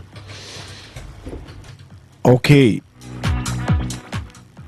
it's still the Today Sports Live, the football side of things on your favorite frequency, Today 95.1 FM. I am Benjamin Mina Mwachuku. The Premier League season have started with a blockbuster opening fixture against Manchester United against Arsenal. Well, United are desperate to bounce back after a poor 15th place finish last season. New boss Ruben Amorim has freshened up his attack with Benjamin Sesko, Brian Mbuemo and Matthias Cunha. But questions remain at the back. Can their defense hurdle Arsenal's pace and movement? While on the other side, Arsenal arriving brimming with confidence 3 consecutive seasons, finishing as runners-up, and Mikel Arteta believes his sides are ready to finally dethrone Manchester City. Big summer arrival as Victor Gyökeres, Martin Zubimendi, and Nodi Madueke strengthens the squad already packed with talents like Bukayo Saka, Martin Odegaard, and Declan Rice. Now, the key point we want to talk about is the quick questions are: can Bruno Fernandes inspire Manchester United new look attack? Will Arsenal's midfield trio of Martin Odegaard, Zubimendi, and Declan Rice dominate the tempo? Now, how will United's fragile defense cope with Gyökeres and Martinelli? Anyway, let's not forget that United are chasing their 100th win over Arsenal, while the Gunners haven't lost an away game since November against Manchester United. Now, history lends slight towards United. They beat Arsenal 4-1, the only other time they met on opening day back in 1989. But recent years have seen Arsenal leave Old Trafford with wins more often than not. Now, guys, how will United? Let me start from you, Henry. How do you think United could cope with Arsenal's front line comprises of the new Gyökeres? Arsenal fans have been singing the praise of Gyökeres especially after he scored that goal against in the Emirates Cup, that lovely header. What do you think? Can Manchester United defense actually cope with what Gyökeres gets to bring today? Let's see what Gyökeres gets to bring first. That's what we would just have to say. We've seen the man in the Champions League, seen him in the Championship when he was in the Championship. But let's wait and see. Like we said, it's a different ballgame. Ekitike came, tore everywhere apart, or hit the ground running. Let me not say tore everywhere apart. Hit the ground running, goal, assist, man of the match. João Pedro, I'm not seeing much of that. Reinders, we saw from Reinders in the first game. So Kudus has started on a bright note for Tottenham Hotspur. So I think it's just basically to wait. The man is a good finisher, so you don't leave him or give him the space to actually finish in the box. That's one thing, or that's a fact. But also, I'm waiting to also see the defense United actually throws out today in the three-man back line. Probably we're looking at Euro, Delete, and somebody else, maybe Maguire. The lineups are actually out. The big new update is that their star forward does not start, and which I'm not. So it's out there: Bayende, Lenioro, Matis Delete, Luke Shaw, Diogo Dalot, Casemiro, Bruno Fernandes, Patrick Dogu, Brian Mbemu, Matheus Cunha, and Mason Mount. Then Arsenal starts with David Raya, Ricardo Calafiori, Gabriel Magalhaes, William Saliba, Ben White, Martin Odegaard, Martin Zubimendi, Declan Rice, Gabriel Martinelli, Bukayo Saka, and Victor Gyökeres. Okay, that's the lineup for the match between Manchester United and Arsenal taking place at Old Trafford. There, 4:30 is the time for that game to be taking place right now. Henry, do you think this is actually the season for Arsenal to dethrone Manchester City? You know, we talked about earlier on. We talked about how is this City Arsenal. Or Liverpool they are detraining this game? Well, see, whether we like it or not, City has been a threat. Even when they are not actually performing, everybody feels or seems look at it that City are actually going to be a threat. Okay, but is this finally going to be the season? Arsenal defense have been, watertight for previous seasons right now, and you look at it, they've had, they've been conceding less, and then in as much as they've not been scoring much goals, but there's this saying that goes. Defense actually wins the title. Do you think that this is actually the season that Arsenal gets to win the English Premier League? I think based on what I've seen, they look like favourites, but I think I've not seen them also. So I want to see whether the defense is still rock solid or is still watertight or goal-proof as we've seen it for the past 3 seasons or thereabout. I think that will be the major defining factor as to regards whether I can count Arsenal. Because if Arsenal's defense is not tight, I don't think Arsenal can score enough goals like City or Liverpool or even Chelsea would to cover their lapses. What happened? I think he sort of forgot where he was, and that ball was trickling through it, but he recovered just in time. It looked like he was heading into the net, and now they are on their own counter attack. So Chelsea are trying to attack, but I think for Mikel Arteta and his Arsenal side, it's. I think is that going to be a okay? Munoz is already on a yellow card. I think that tackle was from Lacroix. But this isn't. Step. Has Munoz already been booked? Yeah, he's been booked. He's been booked, and I think I don't think that's a yellow card. But let's not forget that VAR can actually. Okay, that's if the second yellow card is given. No, that's another thing. So no, it's not a dangerous foul in the sense of being a straight red card. So João Pedro is going off. Why are you looking at me? João Pedro is going off, and you are looking at me. What's happened? Let me sign up. Let me be Chelsea Sporting Director. João Pedro is going off, and Liam Delap is actually entering the fray to try and see if they can get to go for Chelsea. But I think for Chelsea, they have to find a way to actually win this game because it's a home game. As much as it's been a tough game, it's a home game. Home points and victories are very important when you're trying to win the title. I mean, well, you could still lose at home like Liverpool did to Forest last season and win the league, though. But I mean, they need to, and there's also a sort of a morale booster to start the season on a positive note with a win. But that doesn't still determine or dictate how the course of the season will actually go, or what course the season will actually take. But for Arsenal, I think it's about keeping it tight at the back, which they're usually used to doing, and also, that would be a foul and a yellow card. That should be a foul and a yellow card. Yeah, that. Go to the ball first. No, the follow through was actually bad. So the referee could give that Yeah, a red card. I think he's lucky. I mean, look at it. That is a yellow card. That's a yellow Denial card. of goal scoring opportunity or something. It's a yellow card. It's a yellow card. The That's yellow card nasty. is fair. It's decent enough.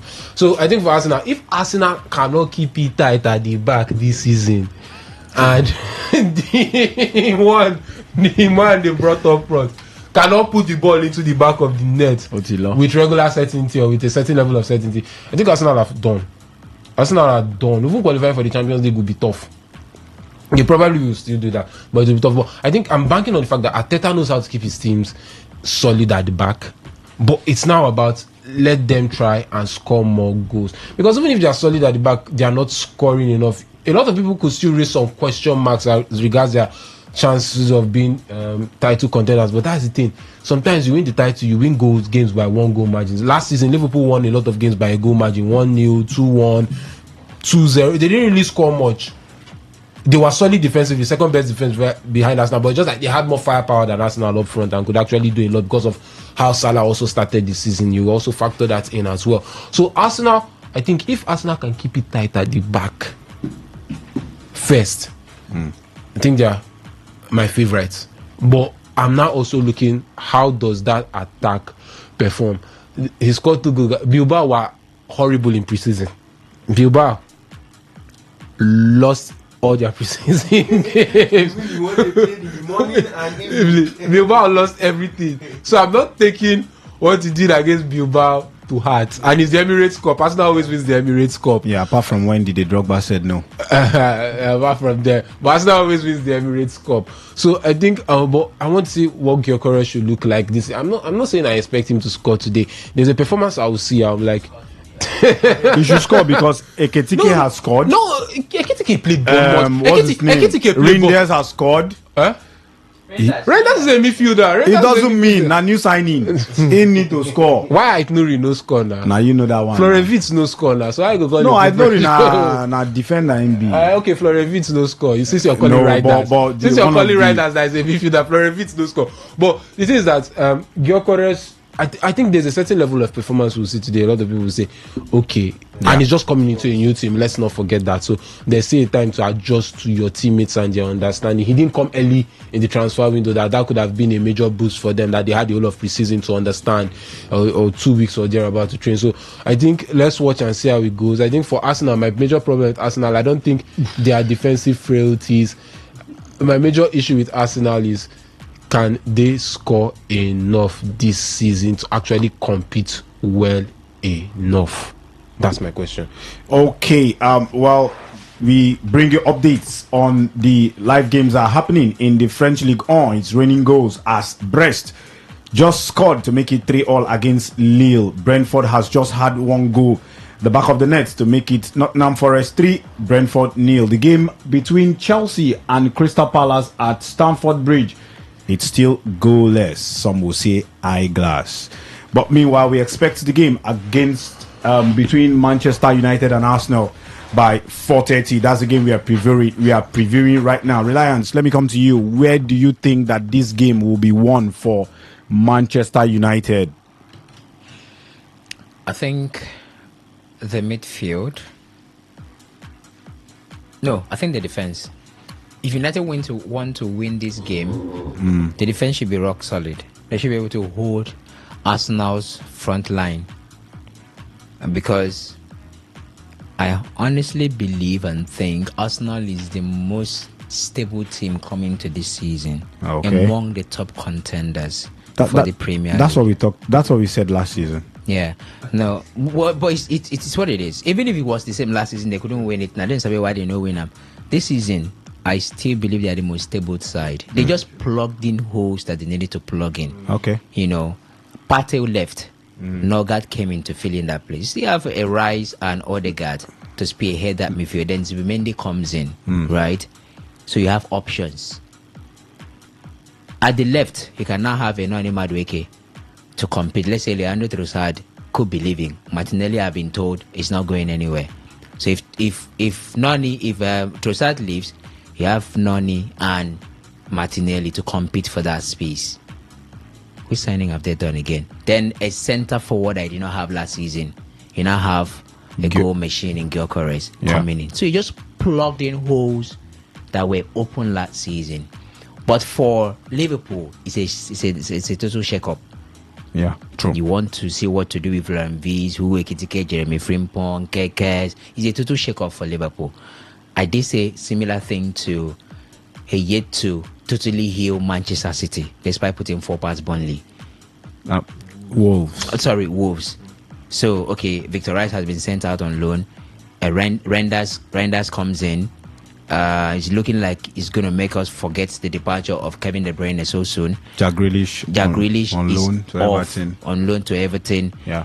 You brought in Ryan Cheki, Ait Nouri. Okay, Mama Mush came before this particular transfer window, and then the team has been sick. Oh, they said Trafford now. Ederson is likely going to join Galatasaray. Galatasaray are preparing the bid already. So it's a shake-up there.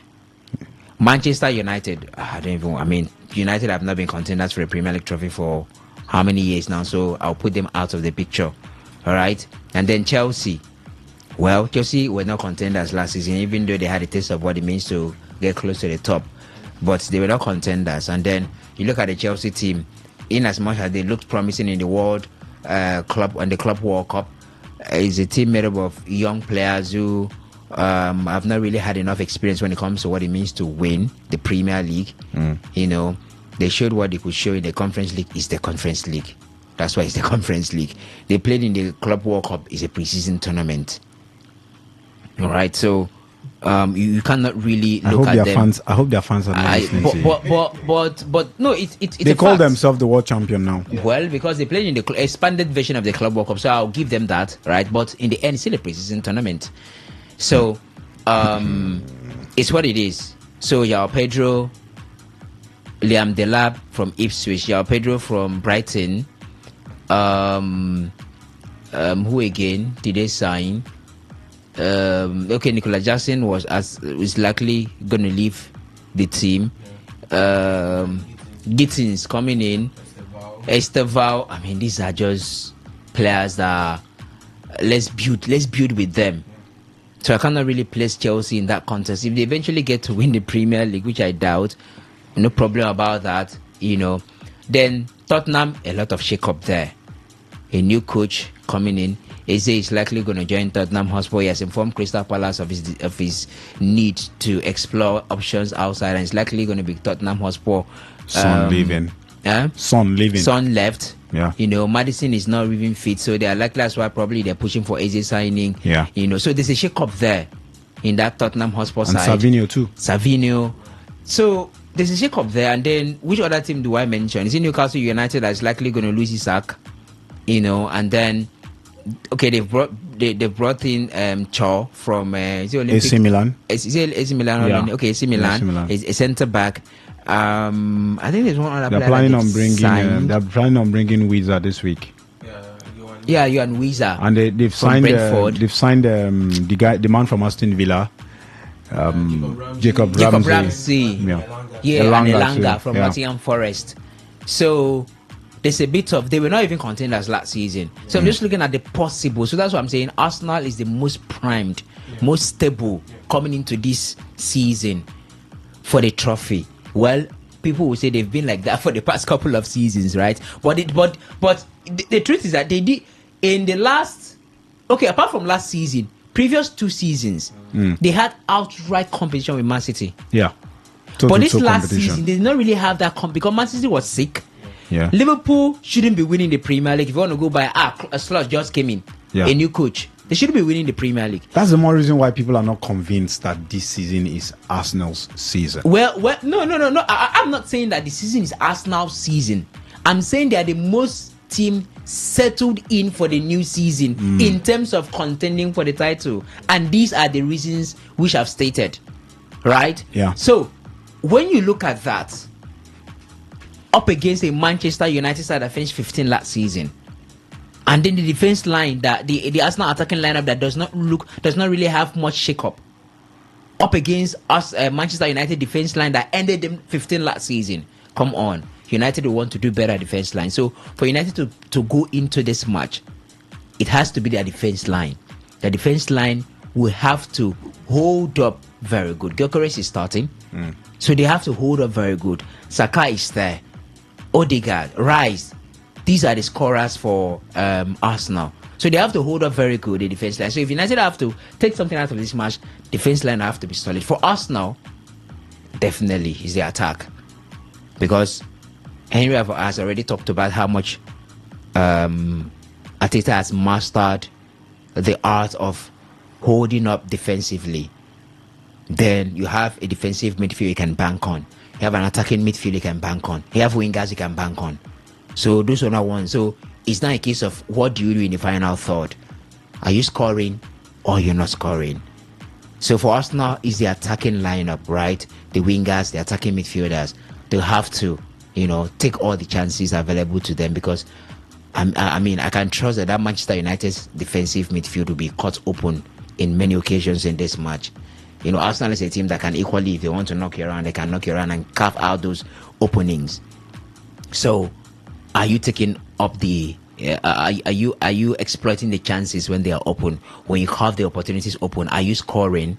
So for Arsenal, is the attacking lineup. For Manchester United, the defense lineup. If they are able, they will be able to hold Arsenal's attacking lineup. It's just so, should I say, unfortunate that what's his name, Benjamin Sesko, is not starting. He's not starting for Manchester United, because I seriously wanted to see the front three, the supposed front three for United, how they are going to Cunha, Mbeumo and Sesko, how they are going to line up. I honestly wanted to see it, but no problem. Let's see how the match goes. He's on the bench, so he can equally be introduced much later. Definitely. Let's see how it goes. I wonder why he's not starting, Sha. I'm on him, don't come again. But let's see how it goes. So these are my thoughts, Benjamin. Okay. Just to add to what Reliance said about Arsenal being the most well set up team, I think the part that everyone is also forgetting is that as much as you're bringing in new players, you're letting some of your old players go. But Arsenal have not let their key components go. Definitely. They brought in Gabriel Jesus and Zinchenko, and we can argue that those two, when they came in, they brought that mentality from City. Yeah. Zinchenko said he told the Arsenal locker room, we can fight for the Premier League, and everybody laughed. But then halfway through the season, nobody was laughing again. It became a goal. Yeah. It became something they saw achievable. And ever since the season they got close, Arteta has seen it and has begun to chase after it like a very like an animal on the prowl. So this Arsenal team has not just brought in players to strengthen their squad. They are going as far as to retain those players with the mentality to help them compete. There are people that are very important in the backroom staff, people that are going to be important in your dressing room. Now, you're looking at those players, and one of them is Gabriel Jesus, one of them is Zinchenko. Zinchenko is not going to have much playing time. He is well behind the pecking order of Ricardo Calafiori and Miles Lewis Kelly, which means before he has a game time in his preferred position, he has to hope that maybe they are not fit or maybe it's match rotation. And then there's Jesus now, who is going to be behind the pecking order of both Gyökeres and Kai Havertz. So you're looking at these two and you're like, obviously Arsenal should sell, and Arteta is instead saying no, they are vital part of the team. This is a team that wants to combine experience with new blood, with new hunger. So if we look even behind behind what happens on the pitch, Arsenal are very well placed, and I think they should call it a failure if they do not end up winning this season, because I really think they are well primed to do so. Okay, the show is meant to be interactive, but right now we are dealing with just the SMS and WhatsApp portal on 0701 933 9962. I take that number again, 0701 933 9962. Chelsea fan, what do you think? Chelsea fans, come out of your holes. What do you think is actually the reason why your team is not firing? This is the first game of the season. We are seeing Todd Bowley there. The man is not feeling happy. Enzo Maresca running around, seeing what he can do to actually start up on a very good note. Chelsea, you've changed your strikers. The man from Brighton, Yao Pedro, has been taken off for Liam Delap. Still no goal. Do you think you can actually nick this one and get all 3 points against a stubborn and resilient Crystal Palace? Arsenal and Manchester United fans, come out. Who do you think will win this one? United, can you actually chase? You're actually chasing your 100 win against Arsenal. Do you think you can actually get that 100 win today? Do you think Amorim and his troop, your front 3, even if one is not starting, Mbuemo, Matthias Cunha, all starting apart from Benjamin Sesko, the new kid in the blog, do you think you can actually go all the way? For Arsenal, do you think this is the season where you get to lift the English Premier League finally? Do you think that's... Send your thoughts and your comments on 0701 933 9962. That's the WhatsApp and SMS portal.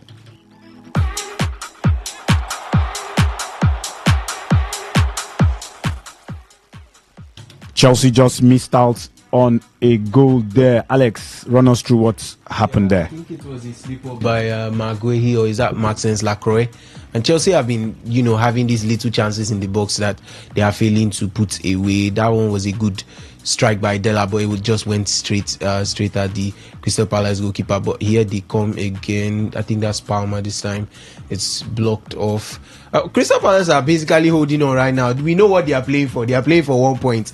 So I think it's Chelsea that are going to chase all 3 points with 6 minutes of additional time onto the 90. So we watch and we see. I think Chelsea they're building pretty well, so they are definitely going to be chasing the 3 points. Crystal Palace, they are happy with 1.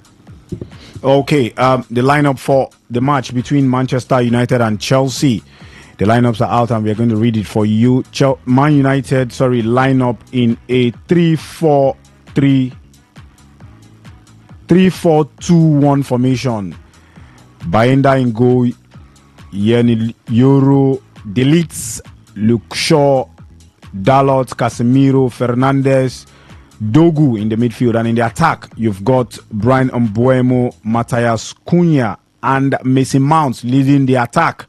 Then for Arsenal, the lineup in a 4-3-3 formation. David Raya in goal, Ricardo Calafiori, the left side of the defense, Gabriel Mangalesh pairing with Saliba and Ben White making up the defense line. In the midfield, we've got Declan Rice, Martin Zubimendi, Martin Odegaard, and in the attack, Martinelli, Gyökeres, and Bukayo Saka against Manchester United. Do you actually think you can actually go all the way to get this one? On the bench, we've got Kepa Arrizabalaga, Kai Havertz, Mars Lewis Kelly, Noni Madueke, Mikel Merino, Etienne Nwaneri, Timber, and Trossard. For Manchester United, we've got Amad Diallo, Fredrickson, Tom Heaton, Haven, Harry Maguire, Kobe Maino, Benjamin Sesko, Ugarte, and Zegzi. Do you think you can actually go all the way to get this one? You can. How did you miss that? Never hit a shot on target. Reliance, please. What happened there? Well, what happened is that Chelsea walked the ball from the... Okay, that was not Estevora, it was Santos. Chelsea walked the ball from the left-hand side, a through ball that found oh my goodness, Cucurella. A through ball that found Cucurella off the boot of Liam Delap, and so Cucurella laid a grass level pass down the pathway of Santos. All Santos needed, even if he wanted to hold that ball and calm down and slot into the back of it, he had time and space with no defender on him, but he chose to go for a one-off, and that one-off is right now at UPTH, the back of the back side of that UPTH. They see they find the ball. But do you think, Reliance, do you think Chelsea could get all this 3 match points? Don't finish now. No, 6 minutes, 3 minutes more to play. I mean, you could be talking and then the next thing the ball ends up in the back of the net. So, I mean, all to play for Chelsea definitely in the final few minutes. They are the ones that want all 3 points here at home. Like, we said they want to start their season off on a high. You know what I'm saying here? I'm seeing a match played by a team of players who still need some level of experience. Yes. That's just what I'm seeing on this. They are enterprising. They are exciting to watch. The vigor at which these guys pose, but you could see that the cutting edge that experience brings, It's not there. is not there. That's what I'm saying.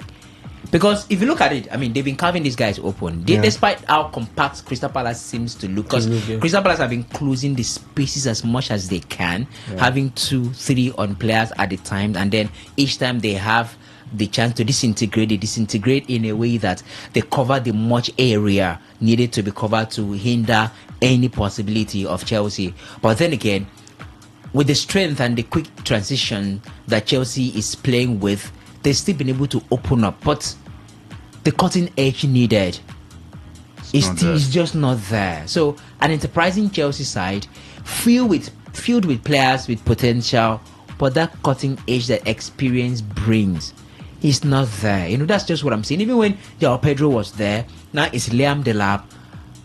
You're just seeing that. You're seeing Santos, you're seeing Estavo, you know, Kopama, who has been the hero of the team for weeks, months, if not years now. You just can't find that cutting edge. Let's say you probably had a team where you have maybe at the attacking lineup now you have a most solid, well experienced center forward, or let's say at the midfield, Kopama is doing the much he can, Saisedo is there, and then at the back line you're also looking at a figure like that.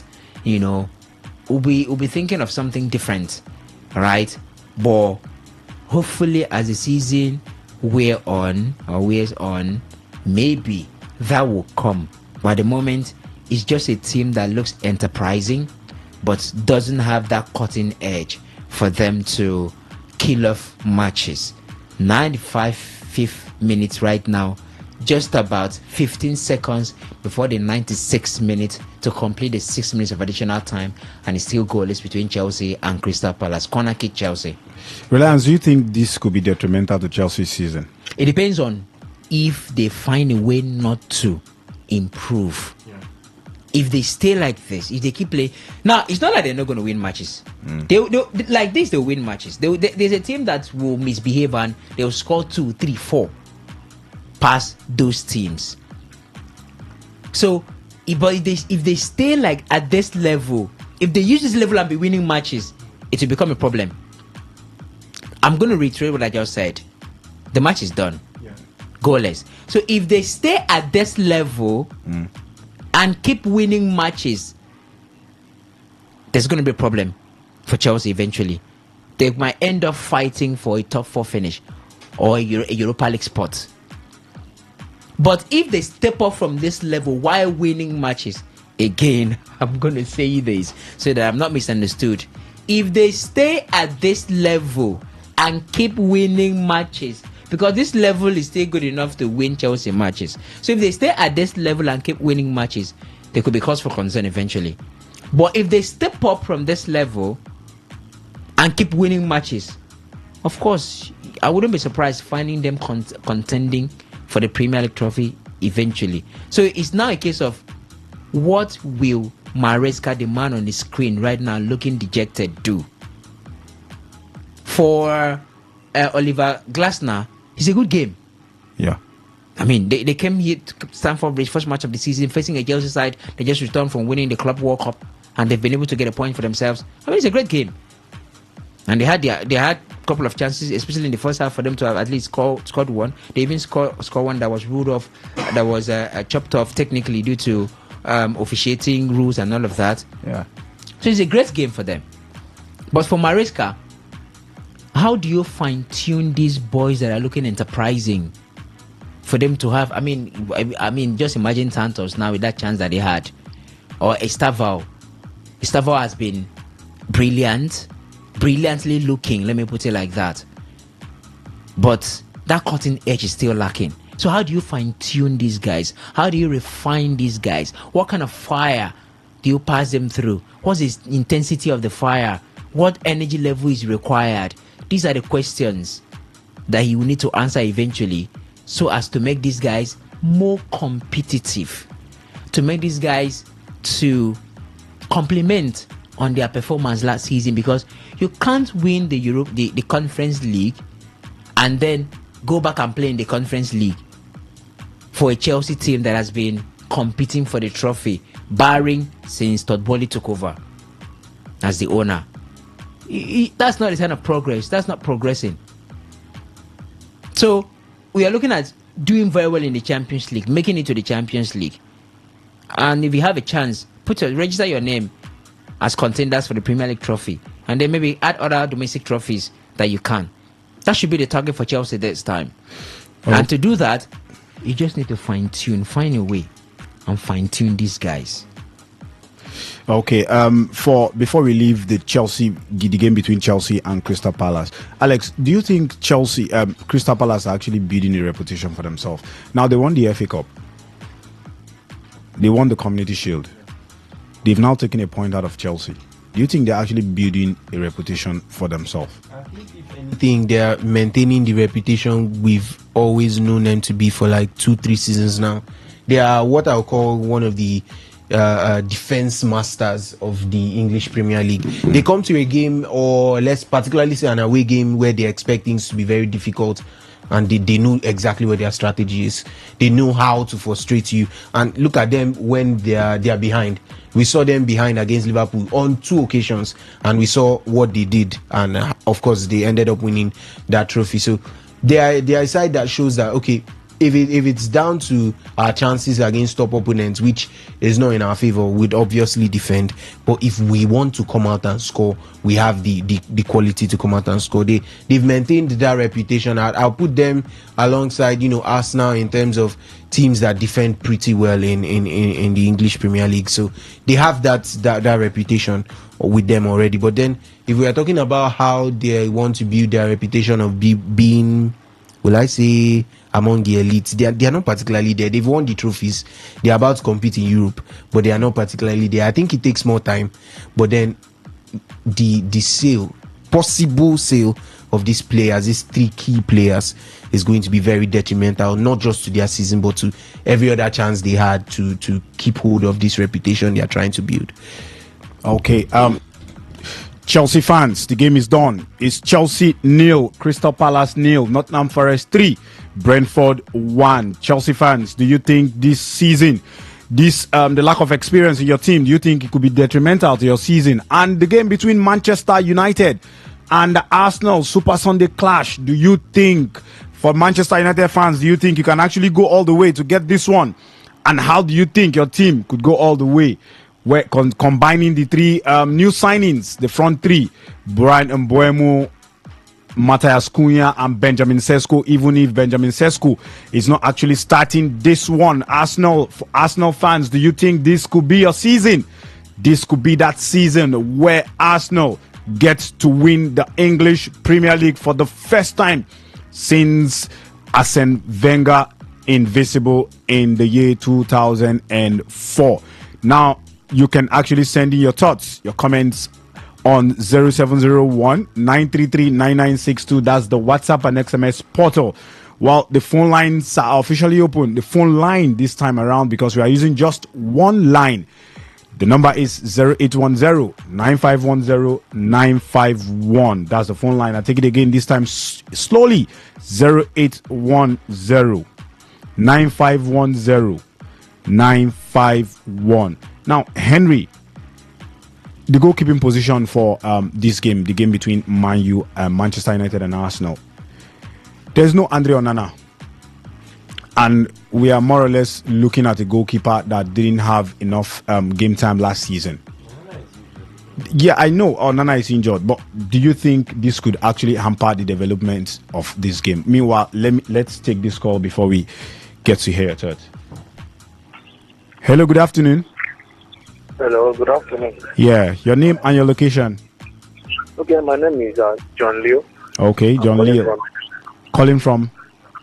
LMA. LMA. Go on with your thought. Okay, I read Barcelona. I'm a Barcelona fan. Coming to England, what I'm seeing here, I'm seeing Liverpool and Arsenal are competing for the league. But when it comes to Chelsea, I don't think it is possible for Chelsea to win the league. That is my own opinion. But they're going to try their best. But winning the league is not that possible. Thank you. Thank you so much for your contribution there.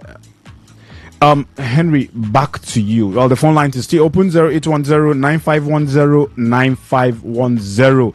The WhatsApp and SMS portal is saddle on 0701 933 9962.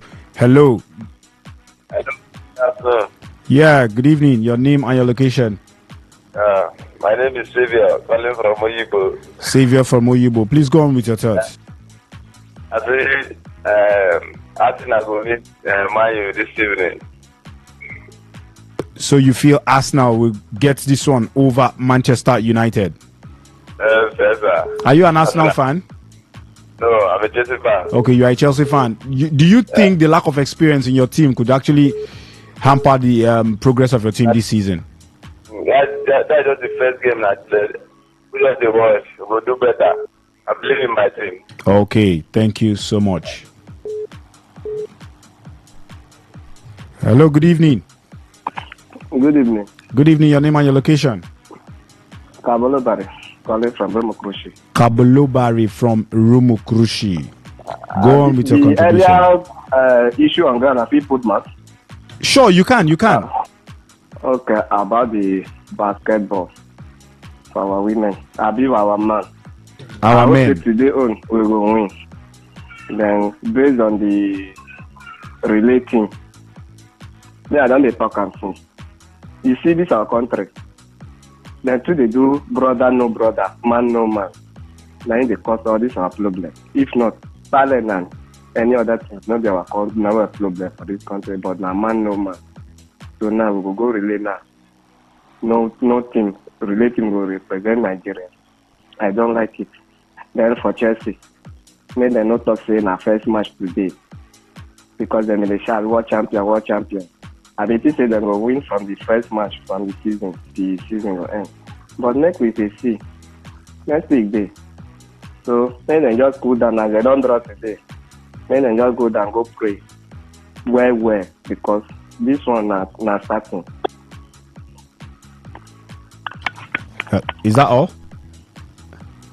Okay, the phone line is still open, 0810-9510-951. Am I too fast? Let me take it slowly. 0810-9510-951. That's the number to call in and air your thoughts. Well, the SMS and WhatsApp platform is still there, 0701-933-9962. We have a caller on the line. Hello, good evening. Good evening, sir. Good evening, your name and your location. Can you please be audible? My name is Benjamin. Benjamin from where? From Rumukrushi. Benjamin from Rumukrushi. Please up your voice. Me as my voice, see the way my voice is sound, I'll be Benjamin too. So up your voice, Benjamin. I think Man will win this match. You think Man will win the game? Yes. What's your conviction? Hello? Okay, the phone line is still open, 0810-9510-951. WhatsApp and SMS portal 0701-933-9962. Henry, back to you. For Ate Bayende, the goalkeeper, I don't think he could have some effect, but the man is a top level goalkeeper, a decent enough goalkeeper, a decent enough backup by the looks of what we saw last season. It was Fenerbahce's first choice at a point in time, so that means he still has something to offer. But Onana is injured, so I don't really think there's really much of a fuss about that. When Onana is fit, he'll be back in between the sticks again, and I don't think Amorim is actually keen on replacing Onana. He's focused on more other pressing concerns as regards the squad. If not, probably someone like Donnarumma, they would have been in the running for Donnarumma at this point in time. But you're looking at those funds being put in for Donnarumma because he won't still come cheap. Because PSG want to milk as much as 40 to 50 million. You're looking to sign a central midfielder. That's the priority now. So Baleba is out of it. You're looking at other options, Hoymund and Co. They won't really come cheap. So I think it's not. I don't really want to make much of a fuss against about Bayende. He has kept against Arsenal before. That was in the FA Cup, and they won that game. So I don't think it's much of an issue. Okay. Hello, good evening. Hello. We lost that call there. Phone line is still open. 0810-951-0951. Hello, good evening. Hello, good evening. Yeah, your name and your location. Lawrence from Alakaya. Okay, go on with your contribution.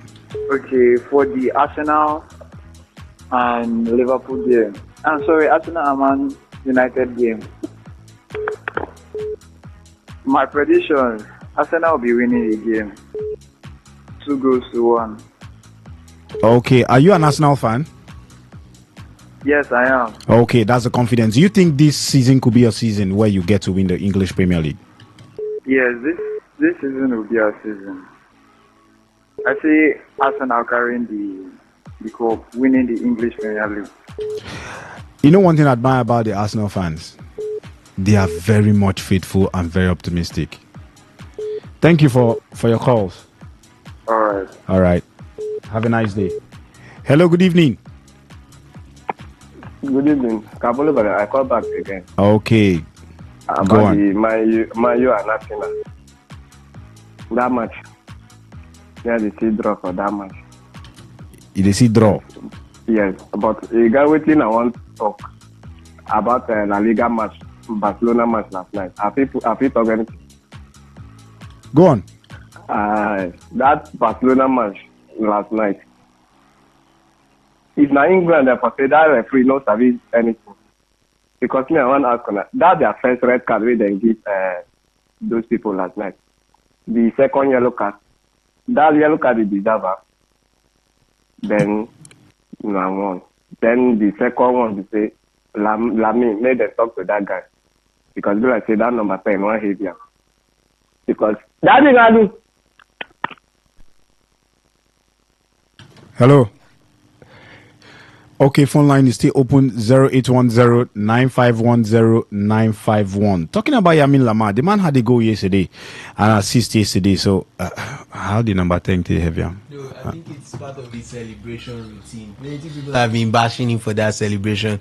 They say no true king crowns himself. So his celebration has to do with, placing an imaginary crown on his head. So maybe I think it's seen as him being, too full of himself and all of that. But I don't think that's the case. I think let's look more at his footballing ability than everything. Yes, character is important. It's an important part of your game. And we've seen a lot of players fall short due to maybe poor character and maybe the fact that they weren't well, maybe we'll say well media trained or well trained to be on the pitch and how to conduct yourself when the fans are watching. There's always this regular PR response and all of that, but I don't think it has gotten into his head. It definitely hasn't. Okay. Well, the number is still here. 0810-951-0951. The WhatsApp and SMS portal 0701-933-9962. Today's Sports Live. Your name and your location. Good afternoon. Your name and your location. Hello, are you there? We lost that call. 0810-951-0951. That's the number to call in. For the WhatsApp and SMS portal 0701-933-9962. Phone lines are still open for you to actually call in. Chelsea fans, what do you make of your first game of the season? I think I was quite impressed. It's the first match of the season. 37 more matches to go. But Henry, you will come out from this studio. You'll come out from this studio.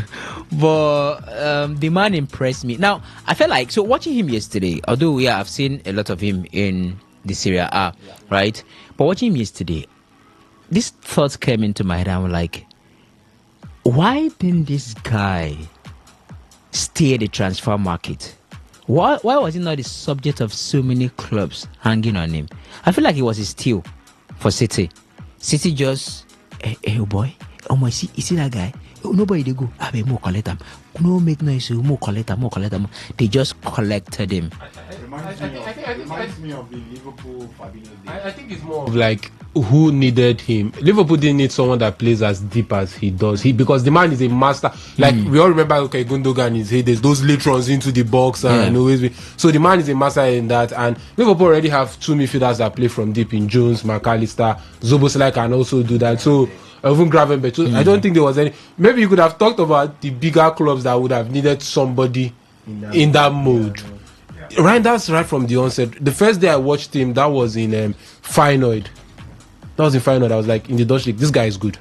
I noticed it in the AC Milan. He continued that trajectory. I was like, he won't last 2 seasons in AC Milan. Just 2 seasons, he was gone in AC Milan. So I think it's about one of those things. As much as we rave about Liverpool's scouting department, City also has a very good scouting department also. Yeah. We give them credit for that. Pep knew that he brought in Gundogan to give him something like this last season, but Gundogan's legs were gone.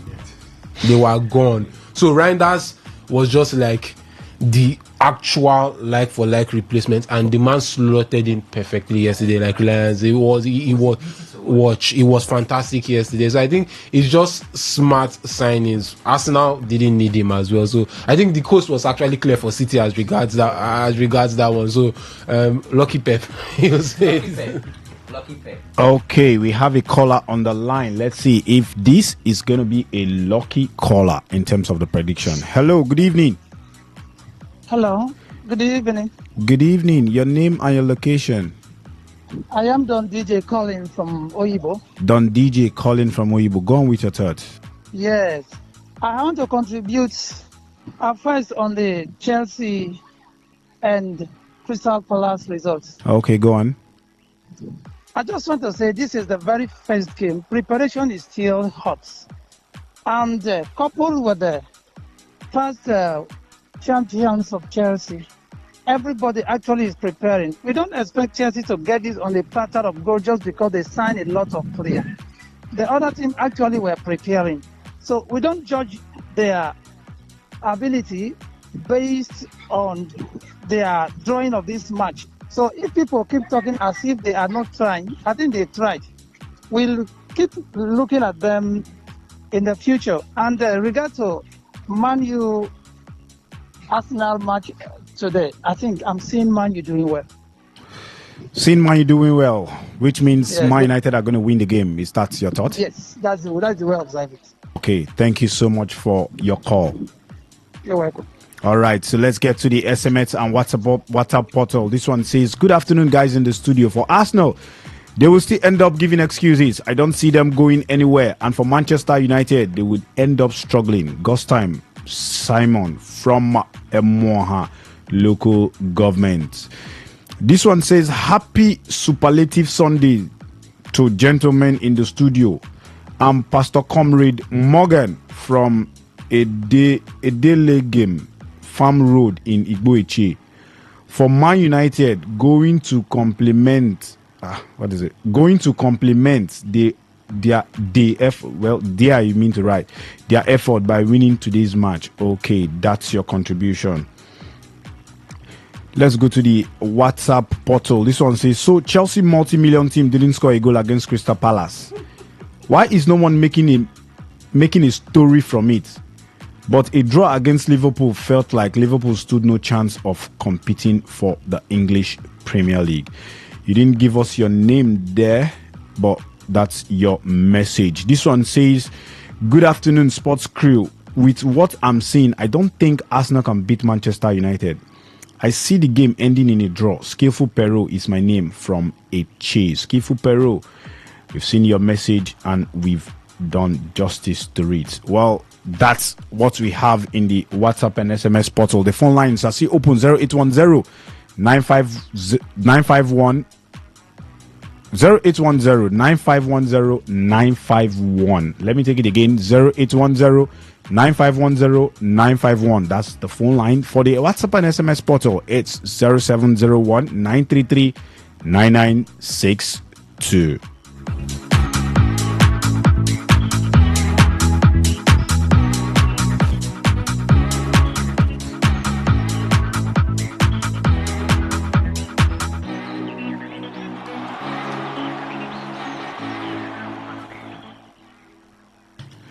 Okay, let's give you results from the English Premier League. The game between Chelsea and Crystal Palace ended in a barren draw, goalless draw. It is Nottingham Forest 3-1 winners over Brentford. Manchester United and Arsenal, they'll be scoring up at Old Trafford by 4:30, 10 minutes from now. That game should be on the way. For the French Ligue 1, Brest played out a 3-3 draw against Lille. The game between Angers and Paris FC is in the 6 minutes, goalless draw. Angers versus Lorraine is 6 minutes, 0-0 in that encounter. Metz versus Strasbourg, still goalless. It is 6 minutes on the clock. Then the game between Nantes and Paris Saint-Germain, the champions of the Ligue 1, will take place by 7:45 today. In the La Liga, one game is on. Celta de Vigo goalless against Getafe. The 20 minutes of that game. The game between Atletico Bilbao and Sevilla will be seen on our screen by 6:30. Espanyol against Atletico de Madrid will be played by 8:30. The game between Arsenal and Manchester United will be on the screen by 4:30. We have a caller on the line. Hello, good evening. Hello, good evening. Good evening. Your name and your location? I'm Joshua from Port Harcourt. Joshua from Port Harcourt. Go on with your contribution. Okay. Well, for Man U, as a Man U fan, I just believe that we are going to win this match. I'm for Chelsea. It's quite funny, but I was expecting them to win. I never thought they were going to get this draw. But that's football. Oh. Please, I want to ask a question. Hello? Go on with your question. Okay, I want to ask about the Nigeria basketball team that played yesterday against Tunisia. What was their score?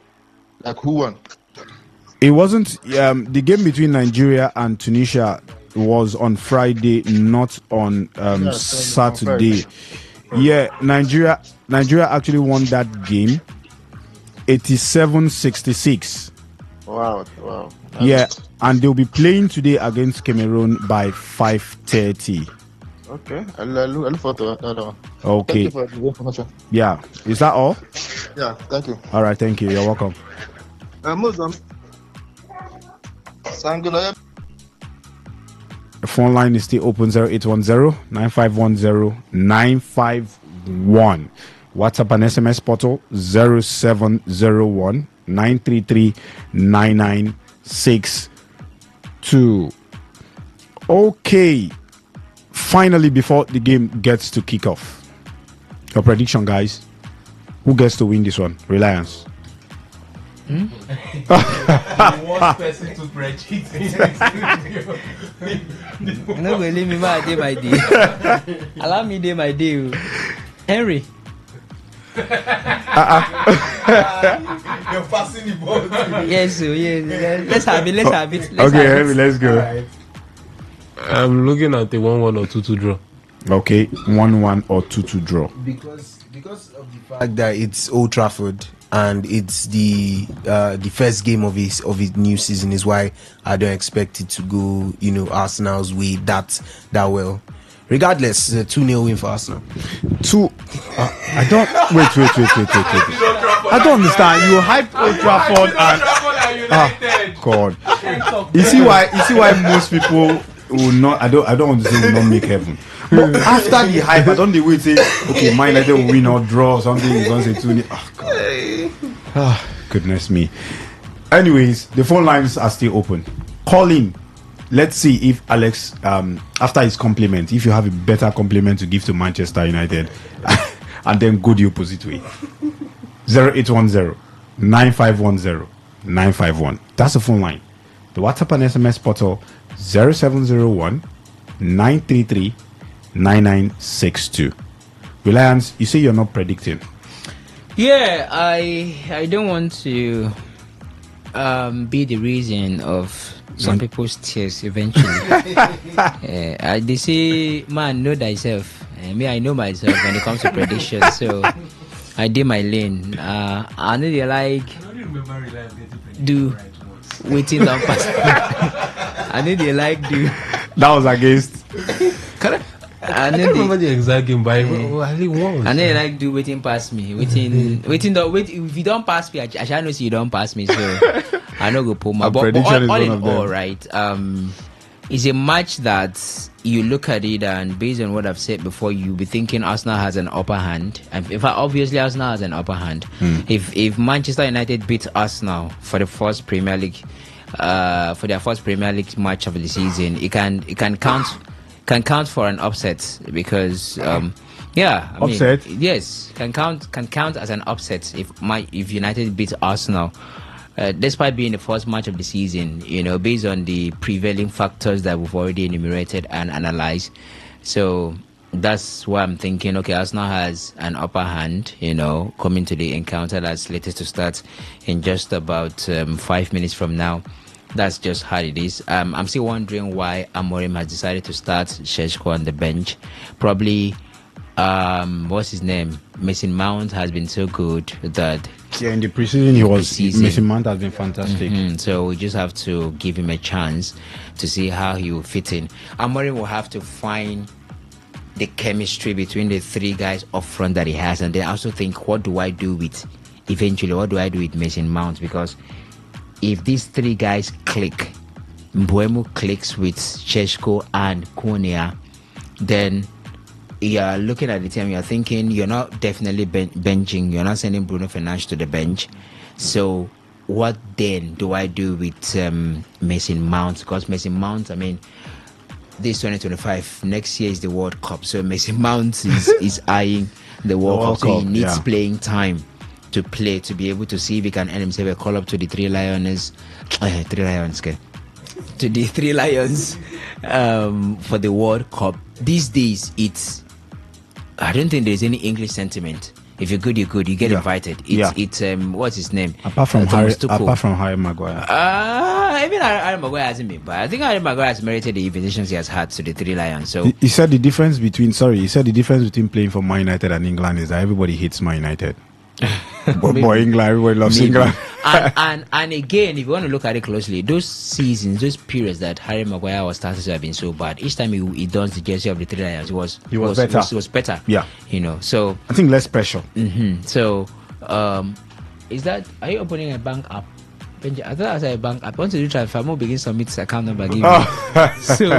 So it's a World Cup year coming very closer. So Mason Mount needs playing time to see if he can earn himself a call up. So he will not be happy if he finds a way to send the guy to the bench. And just like I've said before, you're definitely not sending Bruno Fernandes to the bench. So eventually, if these three guys up front click, what do I do with Mason Mount? How do I combine? Mason Mount, I doubt if he has the ability to do what maybe Dogo will do, Patrick Dogo will do. So that you are sending him, if you have really a 3-man backline, maybe a 3-4-2-1 formation. So Mason Mount now comes in as a left midfielder that can also debutize as a fullback, depending on when the pressure comes. All right, I don't think he has that kind of ability. I don't think Mason Mount has that kind of stamina, for him to do that. So what do you do with him? Because the team will now revolve around Bruno Fernandes, a Casemiro, or maybe if he chooses Kobe Mainoo to be part of it, then Kobe Mainoo be part of that, shield in the middle for the attackers to be able to find spaces and be more relaxed going up front.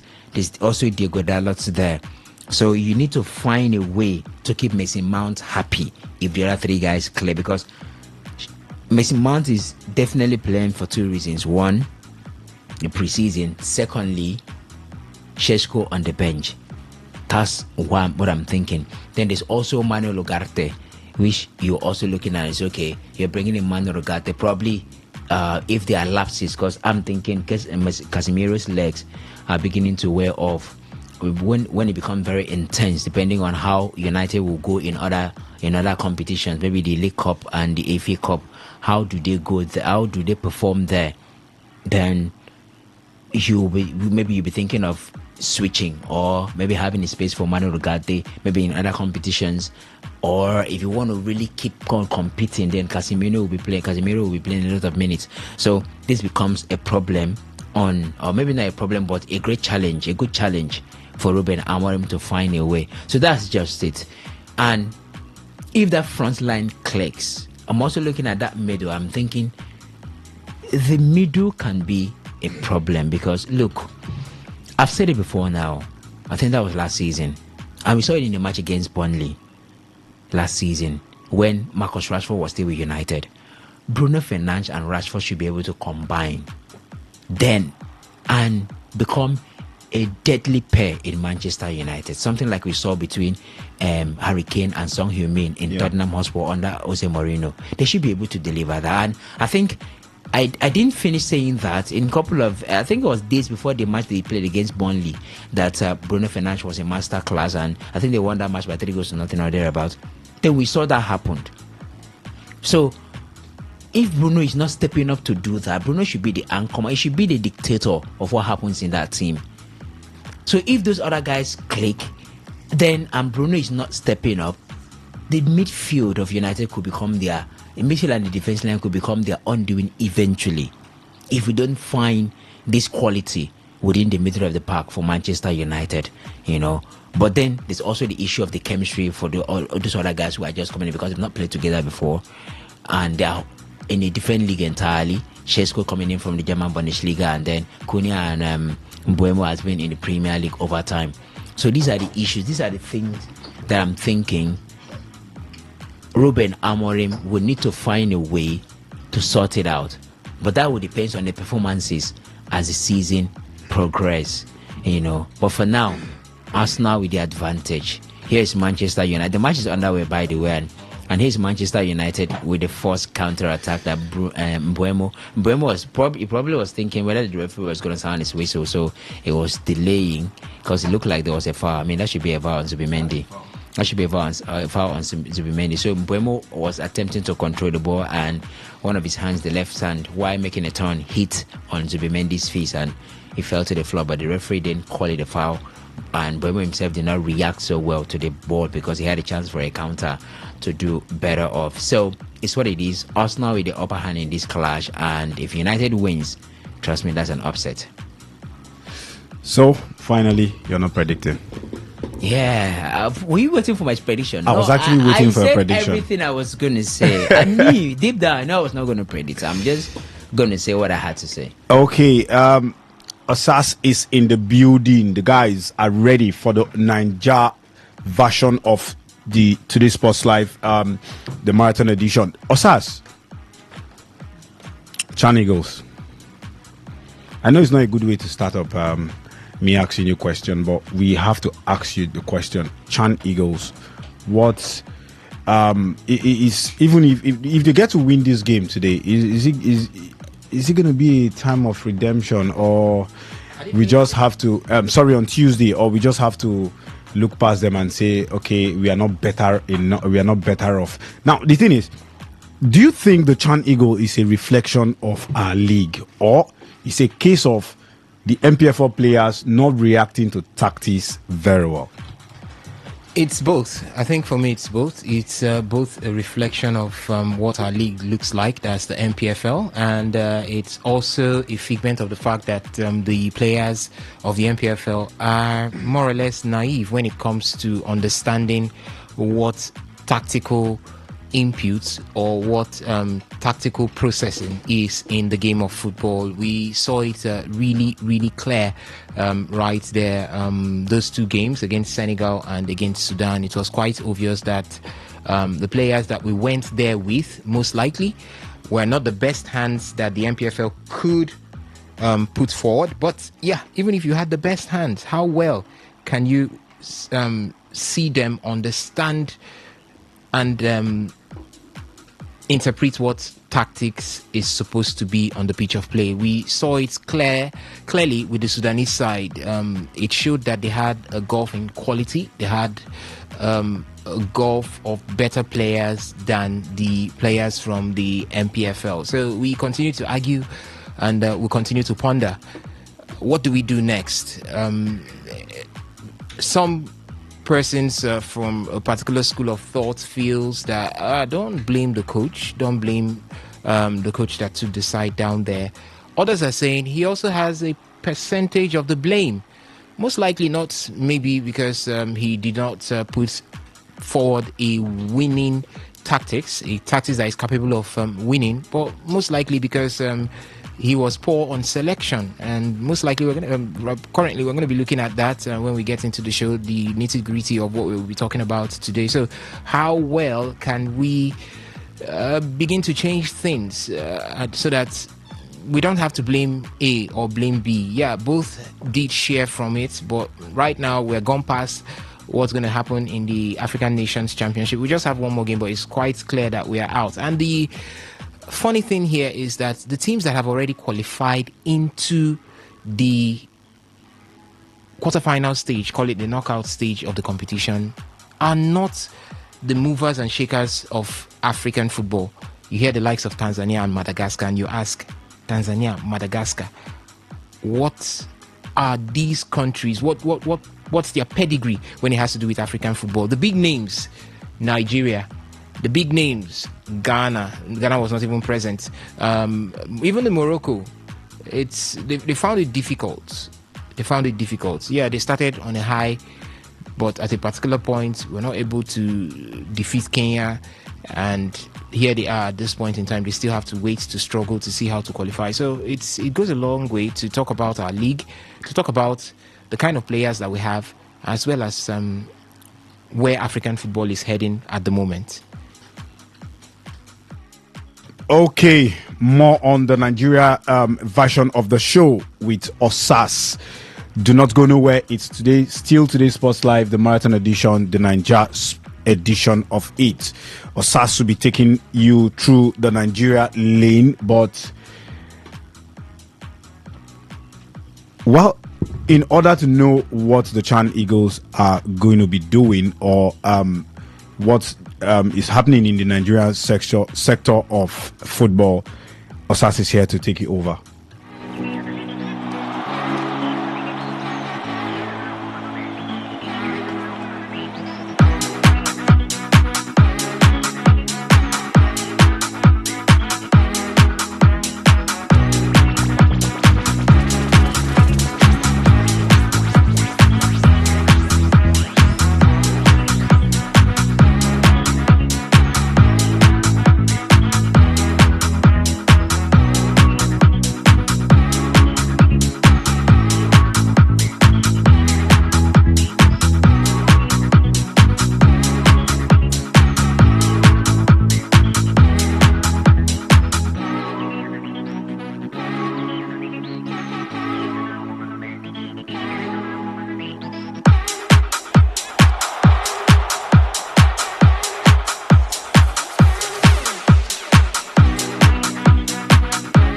Hello, my name is Kanu Wanko, aka Papilo.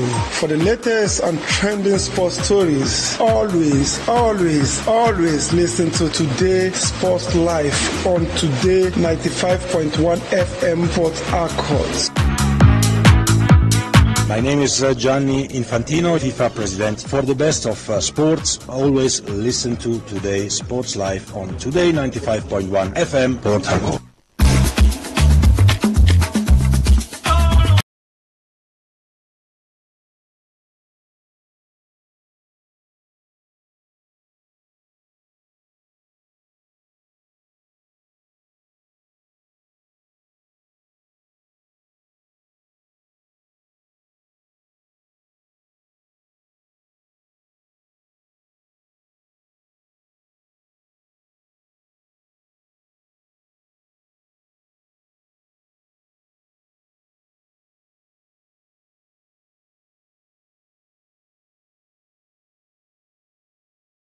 Which tends to talk Nigerian football right here on the marathon edition of Today's Sports Life. It's the Sunday's edition. Welcome to the show, the 17th day of August 2025. And we're here, yours truly, to take you on a smooth ride from now up until the top of the hour, which is by 6 p.m., where the news updates will be coming your way. My name is Osasi Hiwin, signing to duty to feed you with the latest happenings coming from the world of Nigerian football. And I won't be doing it alone. I've got my colleagues right here with me in the studio to take you through that smooth ride. We swear on our honors. There is Chukwu Zite. He's still here, the August visitor, still here with us. There's also Uvia Wallace, and there's a lady in the house. She is Thompson Blessing. So, ladies and gentlemen, let's get down into the show right now. It's not balling. Premium or nothing, them or nothing. Now you know. All right, before I unveil what we are going to be talking about right now, let the guys in the studio talk to you right there. Maybe one or two hellos coming in from the guys on the other side of the divide. Chukwusite, good evening to you. Hello. They say one or two hellos, nothing much. Okay, all right. And also, we've got Wallace. Good evening. Yeah, good evening. Chicks are started once again. Manchester United, Arsenal on our screens. The biggest match for game week 1. And looks to be Arsenal who are pressing. Victor Gyökeres and Benjamin Sesko. It's so funny how both teams were going for both strikers at one point in time. At one point in time, Manchester United wanted Gyökeres before they said, okay, let's see how we can get Sesko. Benjamin Sesko. And then Arsenal, we all know the divide between Berardi and Arteta. One person wanted Sesko, one person wanted Gyökeres, and they've gotten Gyökeres. Although Sesko is not starting, maybe we'll see him in second half and all. But that's it for foreign football. Nigerian football, the NPFL will soon be starting too, so we'll also get to see action too in our Nigerian league and see how every move stars can once again pull up defense or defend their title. Maybe do a better performance than Enugu Rangers did in defending their title last season. And also we'll also see the commencement of the CAF Champions League and the CAF Confederations Cup after our players have already done bad in the China competition. So people are looking at it as can we even get past now? Can we even get through to the group stage? Because you're looking at who we might even be facing at subsequent rounds. I'm seeing Mamelodi Sundowns at a point there. We have the path is tough to get to the group stage for all 4 teams in the CAF Confederation and the CAF Champions League. The path is rough, but I don't want to say we can hope they can get there, but let's hope that we can get there. All right, let's hope we can get there. But the hopes continues to rise when it has to do with the Nigerian Premier Football League. We have a new season on the bounce on the 22nd of August. That's next weekend. We're going to be having the NPFL for the 2025-2026 season return back into action. But we always hear that actions continue and they get better right here. But when we go outside the shores of Nigeria, it is not like that. We are seeing what's happening at the African Nations Championship, and most likely we'll see what will happen in the CAF competitions preliminary rounds. It might be a difficult nut to crack for those who did finish in flying colors from the previous season in the Nigerian Premier Football League. But we continue to hope. That's what they say. Hope until it gets better. There is a Blessing Thompson also right here with us in the studio. Blessing, welcome. Good evening to your stars. Good evening to my colleagues in the studio. Welcome to the August Visitor. And yeah, I heard when Benjamin was asking about the Chan Eagles, and anytime I watch those people play, the 2 matches they have played, it's now those people. I don't blame you. It's something. It's very painful. It's anyway. very painful. Yeah, it's not watch our Eagles play. When I watch those people play, those people. Yes, but when you watch the Super Cup, it's like our girls, our ladies. Yes, but for Eric Chelan, whatever he put together, those people. No, seriously, the first thing that comes into my mind is, don't they want $100,000? Don't they want that money? Everybody wants $100,000. Arsenal has just taken the lead, and who was that? That is Calafiori with a header there. You had your eyes on that one. It's just one thing that I've noticed from Arsenal. Their set piece keep getting better, and they have used it to open the goal. So it's something that United actually need to work on. They have been a better team for the past 30 minutes, but at this point, let's look at if Amorim team can actually revive themselves, because we know how it's bad when they talk about going back against an Arsenal side. All right, so for the Red Devils out there, if you're a fan of Manchester United, sorry to break your heart. Arsenal have taken the lead. It's 1-0, and 15 minutes of play, quite early for an equalizer, and also quite early to double the lead right there. So, but it promises to be a breathtaking experience right there at the Old Trafford in that game between Manchester United and Arsenal. It's actually the biggest game for match day one. I don't know about the Liverpool Bournemouth, but this is actually the biggest game for match day one. That was, I think, if they could cancel this goal, it's gonna be a big question about my ball. At this point, it's just giving us a goal for Arsenal. So Ricardo Fleury scoring the first goal for Arsenal. United will need to dig deep to come back. I don't know why he didn't start with Benjamin Sesko, but it's not about United game. We are talking about the Chan Eagles. It's a reflection of. I only just briefing on that. Chan Eagles is a reflection of just a thing. Could have a good league. All right. Forget about Eddie Checo. Okay. All right. So the guys will definitely sink their teeth into all of that when we get down to business. But for now, we're going to be starting with the Nigerian Premier Football League as things are getting set at the moment. The countdown is already ongoing as the Nigerian Premier Football League returns back to our screen. So don't go nowhere as the league is right here in front of us.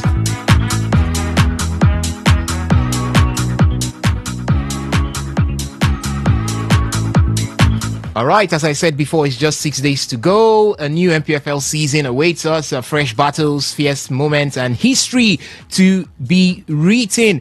I think Remo Stars would have been so much in the euphoria of winning the MPFL. They did that for the first time. So it's now time. I don't know, mixed feelings at this point. It's time to stop the celebrations and get down to the pitch of play to make it. If you can do a double or defend your title, you do that. But at this point, I think they won't have their morals on the high because a full figment of that Super Eagles B team right there in Uganda, Kenya, and Tanzania are from the Remo Stars setup. So it's just putting 1 and 2 together to mean 3.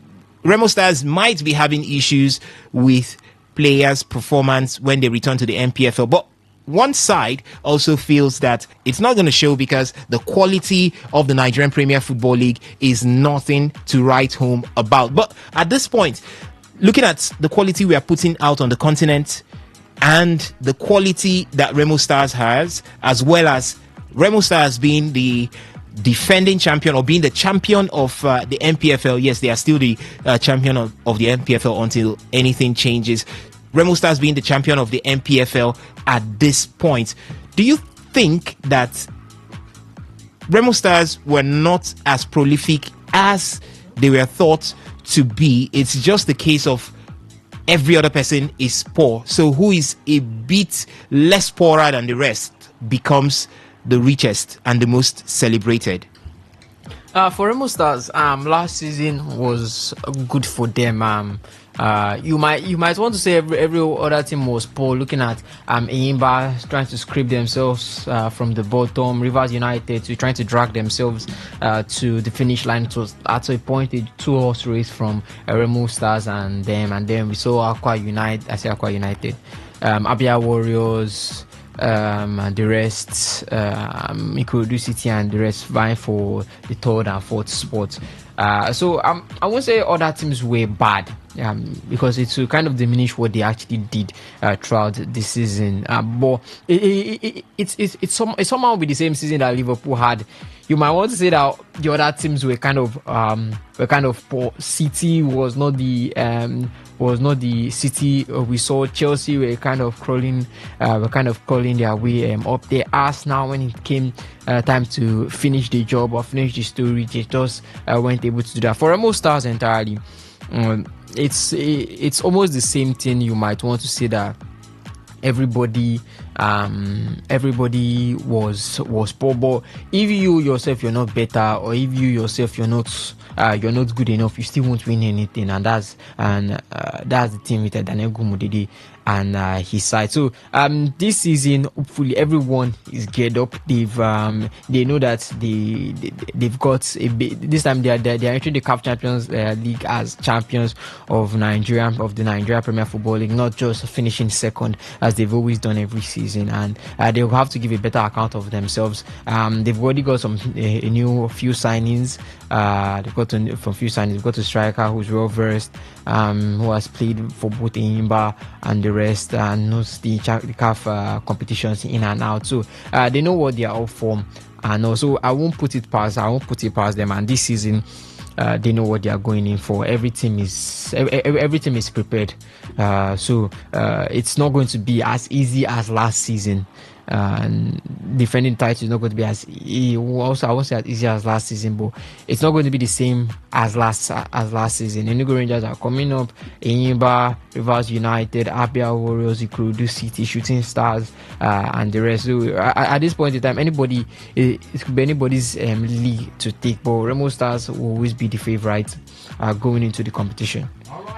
All right, Remo Stars being the favorite going into the competition. Do you think that the new season that is incoming, Remo Stars will still stand as the favorite? I just said that a full fraction of the players right there at Kenya, Uganda and Tanzania for the African Nations Championship, or you call it CHAN 2024, right there are from the Remo Stars setup. What do you think this does cast on that Remo Stars team that won the 2024-2025 MPFL season? Does it mean that they aren't as much in quality as they are posing to be? Or do you think that it's just a case of maybe Remo Stars being the better team amongst all the poorest of teams in the Nigerian Premier Football League? And how do you see this also reflecting on their performance in the new season? Do you think that these players might still return and put through the same kind of performance in the new season? You could let us know your thoughts from the SMS and the WhatsApp portal. It's open right there for your taking. 0701 933 9962. That's for the SMS and the WhatsApp portal. And pretty soon I'll throw open the phone line also to take your reactions coming from there live and handy, as we are still talking about the MPFL surrounding all of the not so impressive news coming from the Nigerian Premier Football League. We still have great news coming in as preparations continue to mount for the new season. On Thursday, it was the full fixture for the 2025-2026 season that was released, and every team have been doing jostling here and there, trying to extract what they will be going through the season for themselves and putting it all out there. I just want you to know that Remo Stars, the defending champions, will be starting off on the 22nd of May. 22nd of August 2025 with Rivers United. So that's going to be their match day one challenge, and it's definitely a huge one going forward. So they would be up against Rivers United on the 22nd, and on the 7th of September they'll take on Warri Wolves at home, Plateau United away following, Kano Pillars at home, Abia Warriors away following. So we've got the full fixture right there for Remo Stars. Every team right now is definitely preparing because the full fixture is already right in front of them. For Barao FC, call them Barao Football Club of Kano State, they are also doing a lot of preparations going forward at this point in time. They're going to be starting off their 2025-2026 season in the Nigerian Premier Football League with Enyimba Football Club of Aba at home. Yes, they will be taking on Enyimba Football Club of Aba at home. Where do they call their home? They call their home right now the Sani Abacha Stadium right there in Kano State, but there is some back and forth when it has to do with that particular center there, because reports coming in states that they have approached the Kano State Sports Commission demanding to use the Sani Abacha Stadium for their home matches, and they approached the Kano State Sports Commission with 10 million naira. And Kano State Sports Commission says if it is not 50 million naira, no deal at this point.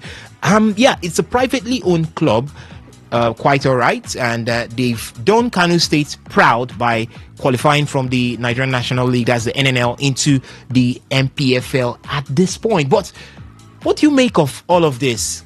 This Kano State Commission that is supposed to house this team and most likely bring some encouragement. Yes, I know that it's business.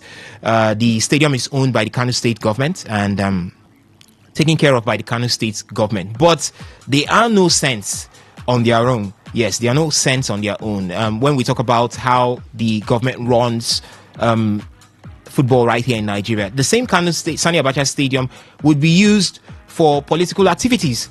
But you see a team trying to grow and you're pegging it on them that you must find 50 million naira. A team as Barao FC finding 50 million naira, which most likely they couldn't get from their participation in the NNL.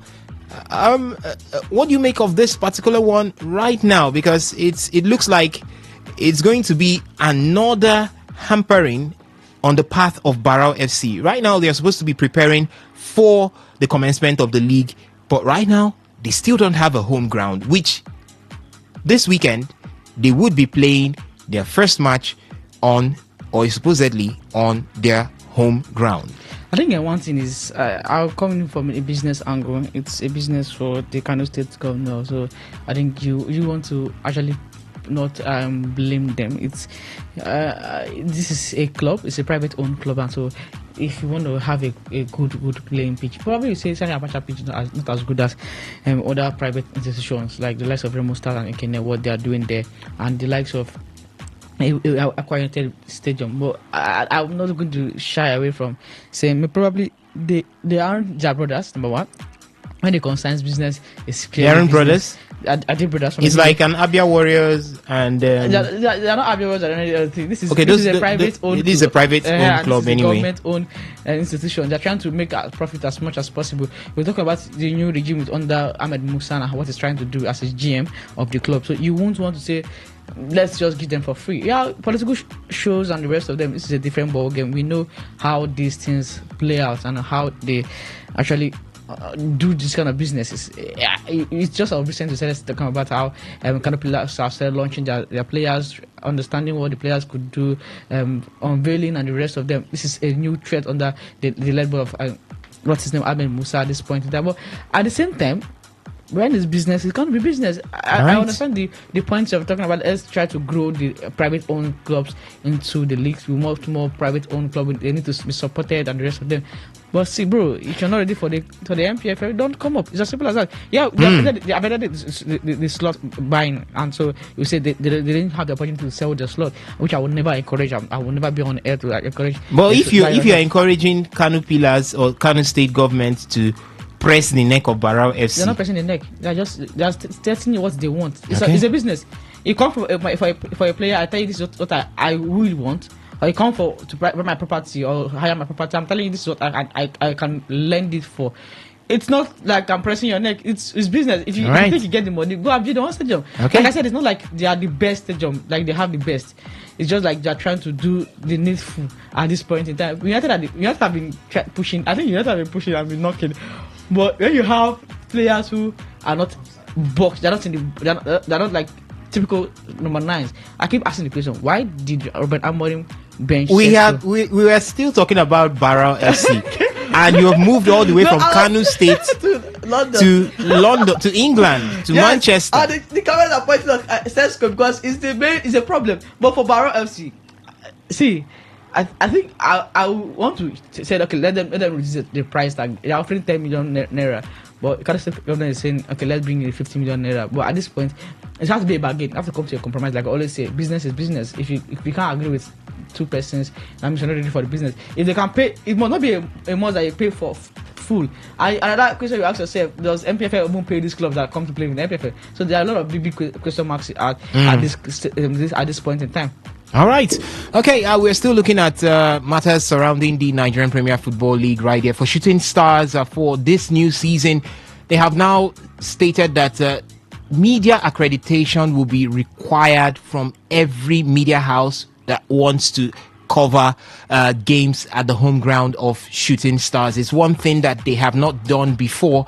Talking to some of the representatives of media houses right there in Ibadan, it's always a case of man no man, always a case of sometimes you go in there without proper accreditation, and this isn't really good for the game of football right here in Nigeria. But this time things want to be corrected by the Shooting Stars setup, and one of those things is the media aspect. There will be proper media accreditation for media houses going into the home ground of Shooting Stars to cover games. But we are still having a lot to do in the Nigerian Premier Football League, no doubt. But at this point, it is quite obvious that we are heading somewhere. What we need right now is to put the right puzzles, to put the right piece together, and ensure that our football starts growing up. And if it's growing up, it needs to grow up really, really fast. And at this point, we leave the Nigerian Premier Football League and move ahead to look at what's happening with the NWFL side, Bayelsa Queens. They will be up in the Wafubi CAF Women's Champions League representing Nigeria, and seeing if they can qualify from that zone into the CAF Women's Champions League proper, which would be the echelon of making things happen.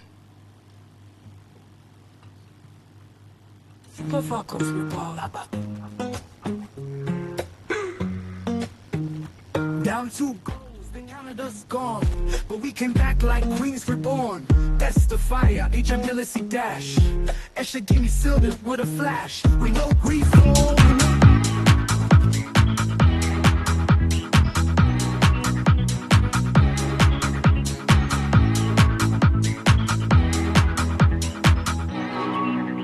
All right, Nigeria's Bayelsa Queens would entertain Police Ladies of Ghana on the 24th of August 2025. That should be next weekend, as they start their quest to see how to qualify from the WAFU B CAF Women's Champions League group before they can go into the CAF Women's Champions League proper. So it's a huge one there for Bayelsa Queens, but they are not new to this. They won the WAFU B Championship that was in 2022, and also went ahead to represent Nigeria in the CAF Women's Champions League. And for last year, it was Edo Queens that did that. And one man was in those two setups at the head of affairs, and that was Moses Aduko. But this time, he's not the one at the helm of affairs for Bayelsa Queens going into this WAFU B Championship. They'll be up against Police Ladies of Ghana. So it's a reenacting of that Jollof Derby. It's always a huge one whenever Nigeria in any capacity comes up against Ghana, and it's the same thing that we are going to be seeing at this point. And the coach of the Police Ladies has already stated a lot. He says that it's going to be a tough one between his team and Bayelsa Queen. In fact, he called that group where Bayelsa Queen is and Police Ladies, they are, as the toughest of all groups in this WAFU B Women's Champions League qualifiers. But what are you seeing? A Bayelsa Queen that have been getting players here and there. They've got new signings like Mbemesien, Kafayat Masisere, Obadeji Samilore, and Sofiat Bankole. Don't forget also that in July they got the services of Go Queen Janet Akekomowe, and here she is right now in Bayelsa Queens from Nasarawa Amazons, meaning it's going to be a full array of players who know how to do the business. These names that have been called are the players that did fly their own flags very high in the Nigerian Women's Football League, that's the NWFL, and here they are right now with Bayelsa Queens. Do you have that faith in Bayelsa Queens going ahead to come out of this WAFU B CAF Champions League qualifiers? Yes, I have solid faith. I have solid hope in these women.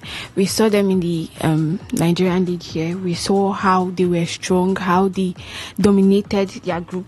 They did not lose a single match. I think they didn't lose a single match. They were solid, their defense, the talented squad, and others.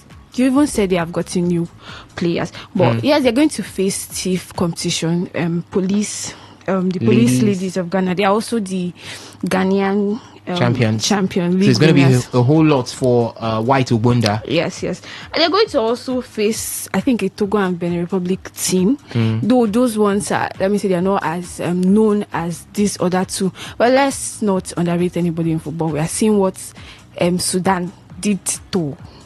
We didn't underrate Sudan. First of all, I think Sudan. Let's not even go that area. I think Sudan has a better league than Nigeria. I did not expect them to. No, because you're having in your head the Super Eagles of Nigeria. Please remove the Super. Call them the Chan Eagles. The issue that what happened against Senegal gave a lot of persons hope, and they didn't take what was happening. What happened against Senegal? It was just we actually competed not as. That coach, please. What did you compete? You were running helter skelter. No, we did better. We tried to call a lot of chances and we limited them to just score only one, which was a defensive blunder. And then you say that is one of them. Against Sudan, I think a lot of persons really underrated what Sudan could do. I was shouting, I was screaming like, see, if they get 1 point, I'll be surprised with what Eric Sekochel has done. But at this point, it's more of. I think let's not dive. Change the discussion. For the ladies, it's two things that is going to be. I think we'll put our trust more of in the Bayelsa Queens because they have been dominating and they have been good enough. The preparation has been impressive. There is no team we can say we can't beat. The Police Ladies of Ghana, they are the champions of Ghana League, but we can beat our chance and say how many Ghanaians have, or the ladies, the teams have actually gone to the semi-finals of the tournament. It's more of the Moroccans and the rest of them. And I talk about, I think it's more of we just believing in the team and the beefing of squad. I think I love what they have been doing. MMXN is a perfect I think Asek Mimosa of Ghana is that Asek Mimosa of Cote d'Ivoire? Okay, that's not Ghana. I think it's Cote d'Ivoire. And then you have MMSN. It's a perfect, like I said, a perfect addition. So you talk about Sofiat, another good addition to the team. And this is more of they are bringing in ladies who did their stuff, did the business at the Just for Cricket and NWFL, and also at preparations at the Super 6. It's a good way to go in. But like I said earlier, you still have your own question mark about what we can produce. Yeah, we have seen how the ladies can be able to do. Prosperity ladies, not the Moses advocates of this one who led them to that team, but it's a different name now. Yeah, White Ogbonda. I can't say how a trust that's such trust on White Ogbonda. Yeah, you say he was part of the Rivers Angels and how they were dominating those days, but it's not Moses Aduku at the dugout. Okay, there's a question mark. All right, it's not Moses Aduku at the dugout for Bayelsa Queens, or call them the Prosperity Girls, but it's White Ogbonda. How much of confidence, or how much of confidence do you have in White Ogbonda taking this team at least to win the WAFU B CAF Women's Champions League qualifiers that will be kicking off on the 23rd of August? The Bayelsa Queens find themselves in Group B alongside Police Ladies of Ghana, who won the Ghanaian Women's Football League, as well as the Association de la Cosa of Togo and Sam Nelly FC of Benin Republic. Most likely is going to be that bout, or call that game between the Police Ladies of Ghana that will determine who goes on top. I believe the double header between both that will determine who goes on top at the end of the day, because for the other two, it's not going to be much of a hard nut to crack for White Ogbonda and his side. Good enough, they've had new signings to that side. How far do you see the Bayelsa Queens going in the WAFU B CAF Women's Champions League qualifiers, and how far do you see them going in the CAF Women's Champions League, that is, if they qualify down there? Do you think they've got what it takes to go all out and win it at the end of the competition? You could let us know your thoughts from the SMS and the WhatsApp portal. It doubles at 070 0701-933-9962. That is 0701-933-9962. As it stands right now, we are moving ahead, and where are we going to? We're going to talk the Super Eagles of Nigeria, but this time the Chan Eagles.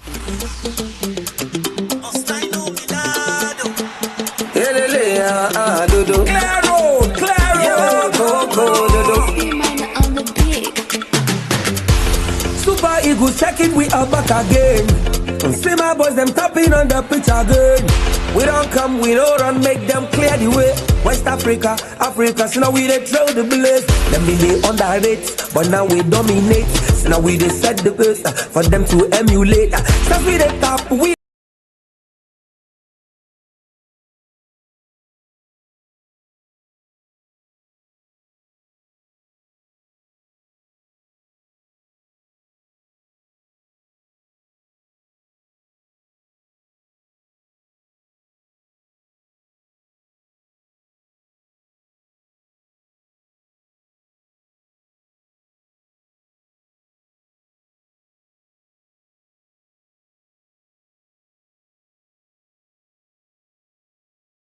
And already a lot of Nigerians have lost faith in that team. There is nothing to be done on that day. Yes, winning that game is just to save pride, but no matter what happens from that center, the Chan Eagles, I don't want to call them the Super Eagles B team, but yeah, they are the Super Eagles B team. They are out of the African Nations Championship after losing the very first two games. First to the defending champion Senegal by a 0-0. The guys in the studio here says that yeah, they did fight very well in that particular one. Maybe it was just a mistake. Yeah, it was a defensive mix-up, and they went behind and couldn't come back, and it ended that way. But the game against Sudan really exposed what rot has been going on in the Nigerian Premier Football League. But for today, we're going to be looking at a lot of things. We're going to critically look at what has happened to the Super Eagles B team. First of all, let me ask the guys in the studio, what are you expecting from Tuesday? It's going to be the last stint in this particular Chan 2024. After that, pack your bags, go back to where you came from. If you had the mind of winning or getting $100,000 and an OON, a house anywhere, forget about it, because you will not get it at this point in time. But as it stands right now, what are you expecting from Eric Chell's Super Eagles B team? What do you expect us to expect from the Super Eagles B team? No, I expect a victory.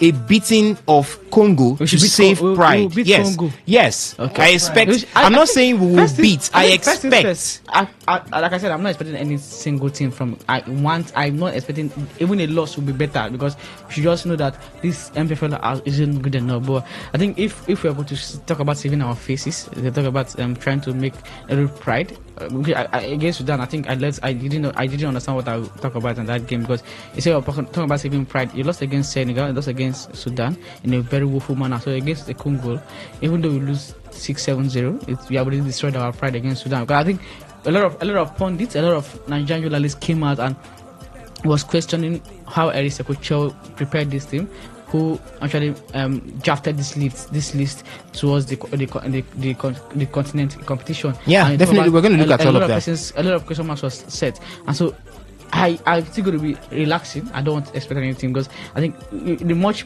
pain, much anger has been felt in the Sudanese game. And so if you think about, are we better than the Congolese? Are we? Do you have any better team? Can these boys come out from that trauma they experienced against Sudan? What has Eric Sekocho done in the last 3-4 days in the training pitch? What has the boys understand? What has the boys understood from the loss? Can they streak 2 or 3 more passes now together? Or as they see that, you see a man open and you try to dash and just run. How defensive? How are they defensively aware at this point in time? Can they hold their own against Congo? You talk about Senegal. The Congolese side seemed better than the Sudanese side in the very first game. The game against Senegal, Sudan took the lead in the very first game, and Congo had to come from behind and almost won that game. If you watch the game against Senegal, you know that Congo are a structured team. it's not about. I think what was actually deceiving us. It was the game we played. Like I said, the game we played against Senegal, and so we were blindfolded of we can't compete. If we did this against Senegal, that means we could compete. Right. And then the Sudanese came and showed us that, see, this is where you guys actually are. And probably, like, I don't rush into the discussion as much as possible. Sekuchel will have some blame. The NFL will have some blame. The players will have some blame. So the expectations against Congo, most Nigerians will say, let them win to save pride. But at this point in time, there's nothing to save again. We have been destroyed, and there's nothing you can say about the game against Congo. The pride has not been. We haven't gotten a good game. So the past 2 games has not been amazing, or not even manageable. All right, it's just bad and downward spiral from there. Okay, all right. We have a reports coming in. A Kenyan journalist covering the ongoing Championship of African Nations CHAN 2024, Ben Ahenda, has heaped all the blames on the Nigerian Professional Football League and their umbrella body for the country's poor showing at the competition, while stressing that Super Eagles coach Eric Sekuchel should be spared all criticisms being hurled at him.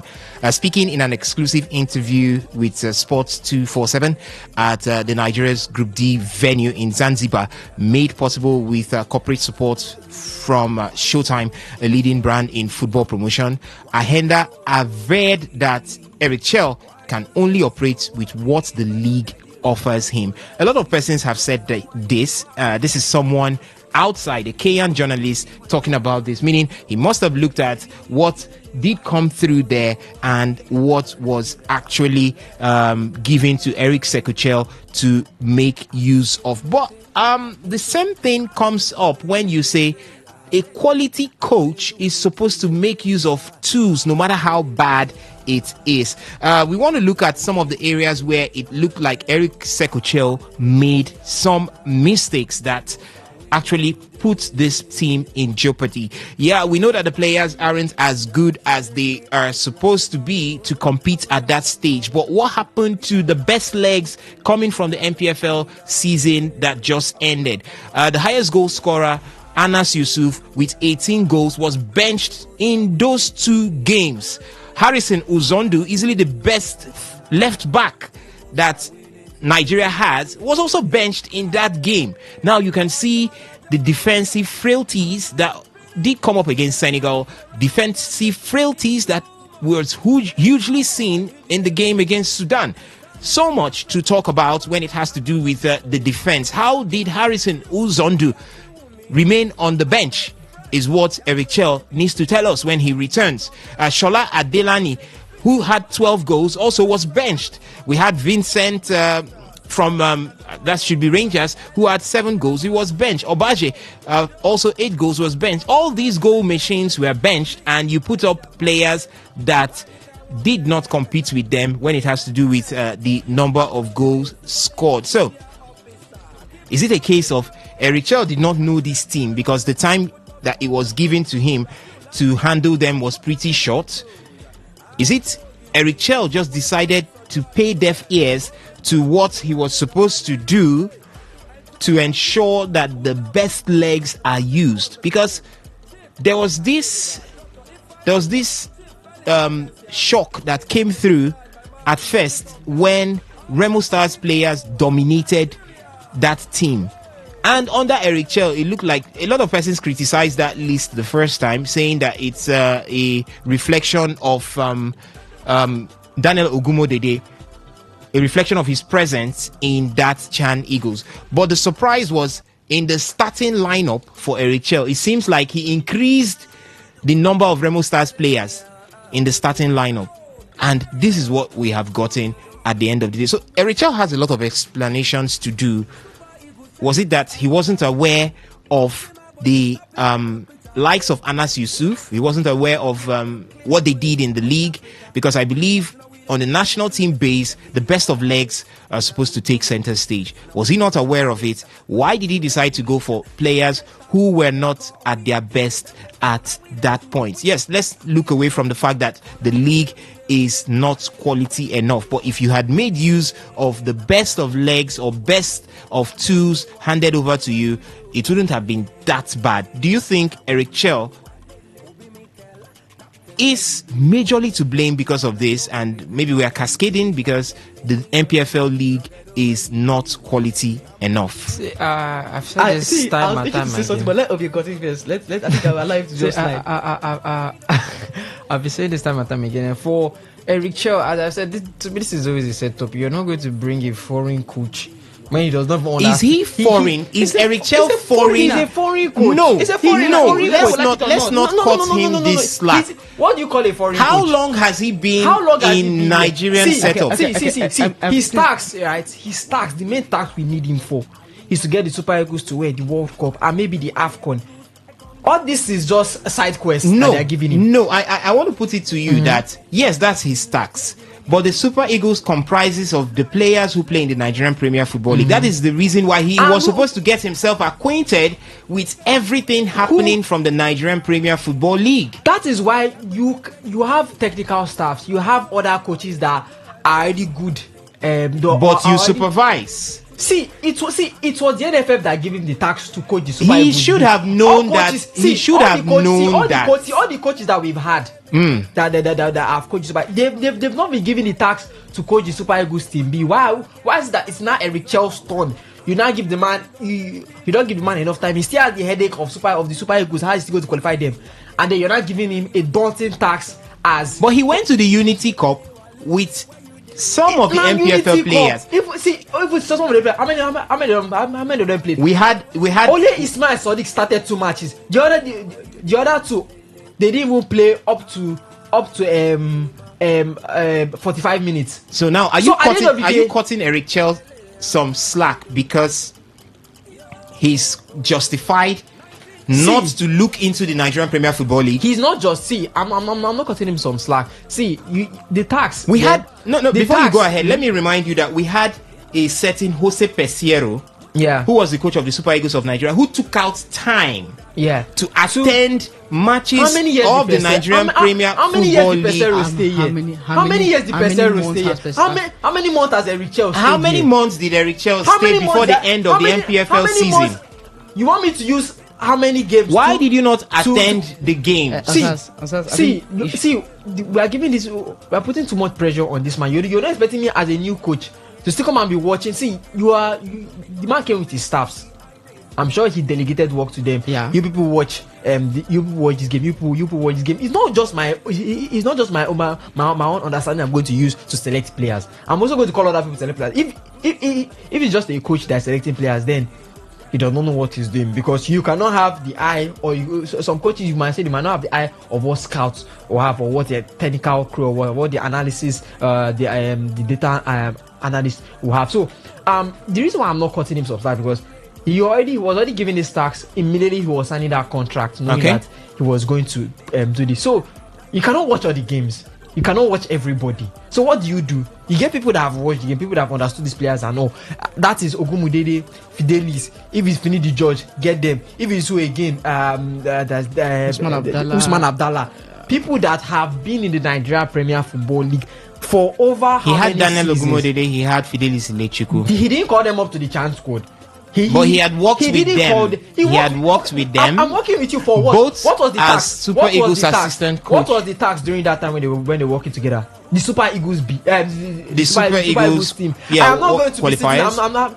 I'm sure him calling up Ismail and those players were because of Ogumudede and Fidelis. Because I'm just coming in, I don't know the players, so I'm going to get their own ideas. And also, why now drop them heading into a tournament that focuses on just our NPFL talent? So why drop them? Why didn't he give them advice and anything? And they haven't even come up to say that, okay, maybe he even gave them a call and said, okay, how is this player doing? How is this doing? Maybe he just thought, okay, Remo Stars are the champions, I can use the bulk of their players. He still called some of the you say people that their stats rank wild in the Nigeria Premier Football League. But at the end of the day, he's not going to use them, because let's say this person is scoring how many goals in the league, but during training he does not work well with my tactics. I'm going to drop him well. So maybe that is what transpired during the training now, and they didn't even have enough time in camp. You see with all the players and also that's the only say I will say that he has you say he somehow has a blame and somehow he somehow doesn't have a blame, because it is his own because he has already given his tax from the beginning that he signed his the contract. So he knows that I need enough time. You're talking about Pesero and the rest. Pesero stayed here for how many years? The man has just stayed here for I don't think it's even almost a year.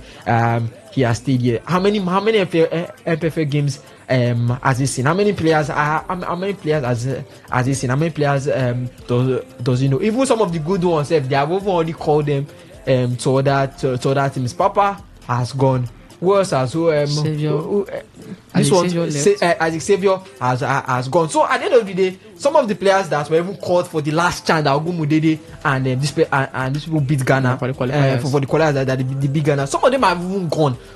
Have gone already. So as I said, the talents are some of the talent have gone. So it's not going to be the same squad that Ogumudede and this 11. But Ogumudede and Fidelis would have still be able to produce something, since he still called 70% of the players. And I'm sure they would have also talked or they have discussed with other Nigerian Premier Football League coaches and the rest. So that is the only side I can give him blame there. Not knowing who to pick, not picking the right person, because at the end of the day, you're the one that's going to pick your backroom staff. We know he came into this country with his own backroom staff. With his own backroom staff. There's nothing wrong with doing that. Amorim came into his own backroom staff. You're going to come with people that you're comfortable with, but you're not going to come into no man's land without getting a native of that land and not asking questions. So you come into another person's territory. You don't understand it. You're not going to just go and start jumping and start doing all that thing. You ask someone questions. Alpha, what is the right thing to do? What is the right thing to do? You don't just come up with your own game plan and think everything is going to work.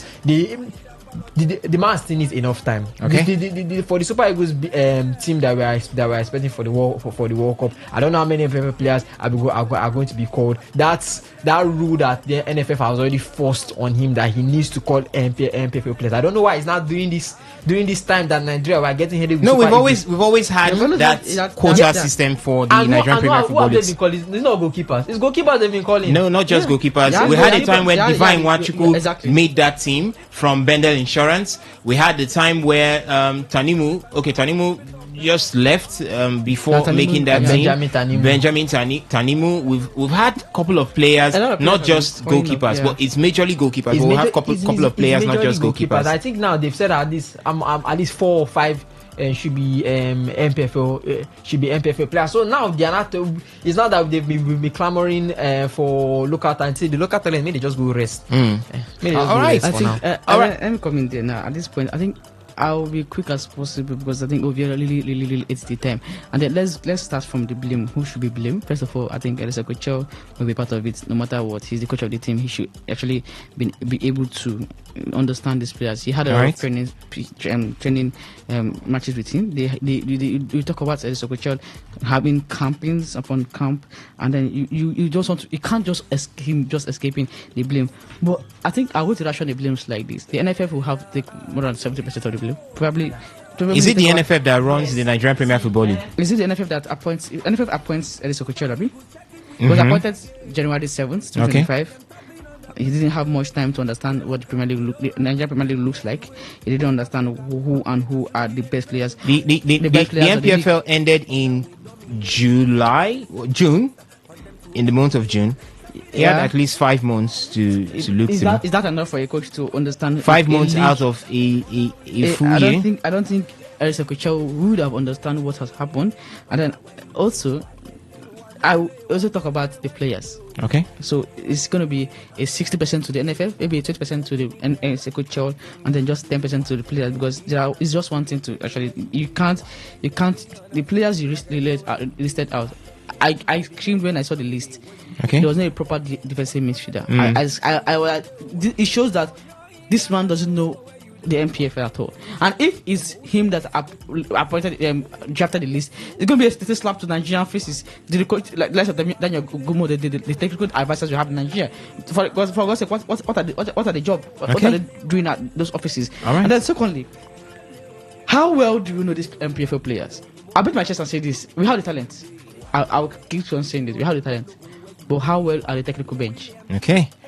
All right, that's the question we are asking right now, and you can get ready to talk to us right here in the studio. So the phone line is currently up and running and open, 0810-9510-951. That's the number to call to talk to us right here in the studio. And we're asking, how much of a blame is it for Eric Chell from what's happening right there with the Chan Eagles at Zanzibar? Do you think that he has got a lot of blame to take in there? I did reel out some of the things that he omitted before the games against Senegal and that against Sudan. Anas Yusuf being the leading goal scorer or the winner of the Golden Boot for last season in the Nigerian Premier Football League has been benched all through. Harrison Uzondo, a very, very formidable left back defender right there in the MPFL through the season, was also benched. Shola Delani was benched. Obaje was also benched. And these are all that everyone has been asking. Why bench your best legs when you have a battle right in front of you? 0810-9510-951. That's the number to call to talk to us right here in the studio.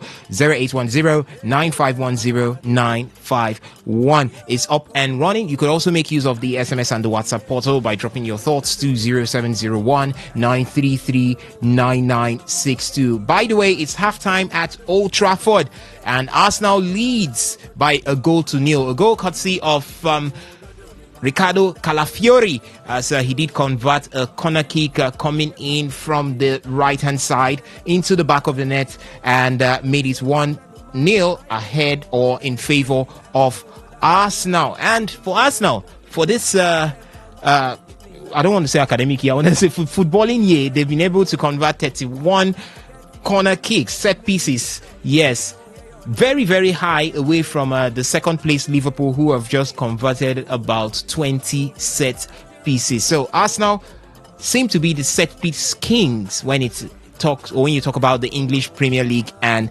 set pieces. They have been able to do it again. It has given them the lead. When would teams start learning how to defend Arsenal when it has to do with set pieces? But they lead at the moment as the game is at halftime right there at Old Trafford. Victor Gyökeres in that mix, but he hasn't gotten the goal. We had Bukayo Saka, also Gabriel Martinelli, three of them up front. There is Martin Zubimendi, Declan Rice, and Martin Odegaard in the midfield. There is Ricardo Calafiori, the goal scorer. There is Gabriel Magalhaes, Saliba, Ben White, and David Raya at the back, as one is the goalkeeper. So 0810-9510-951.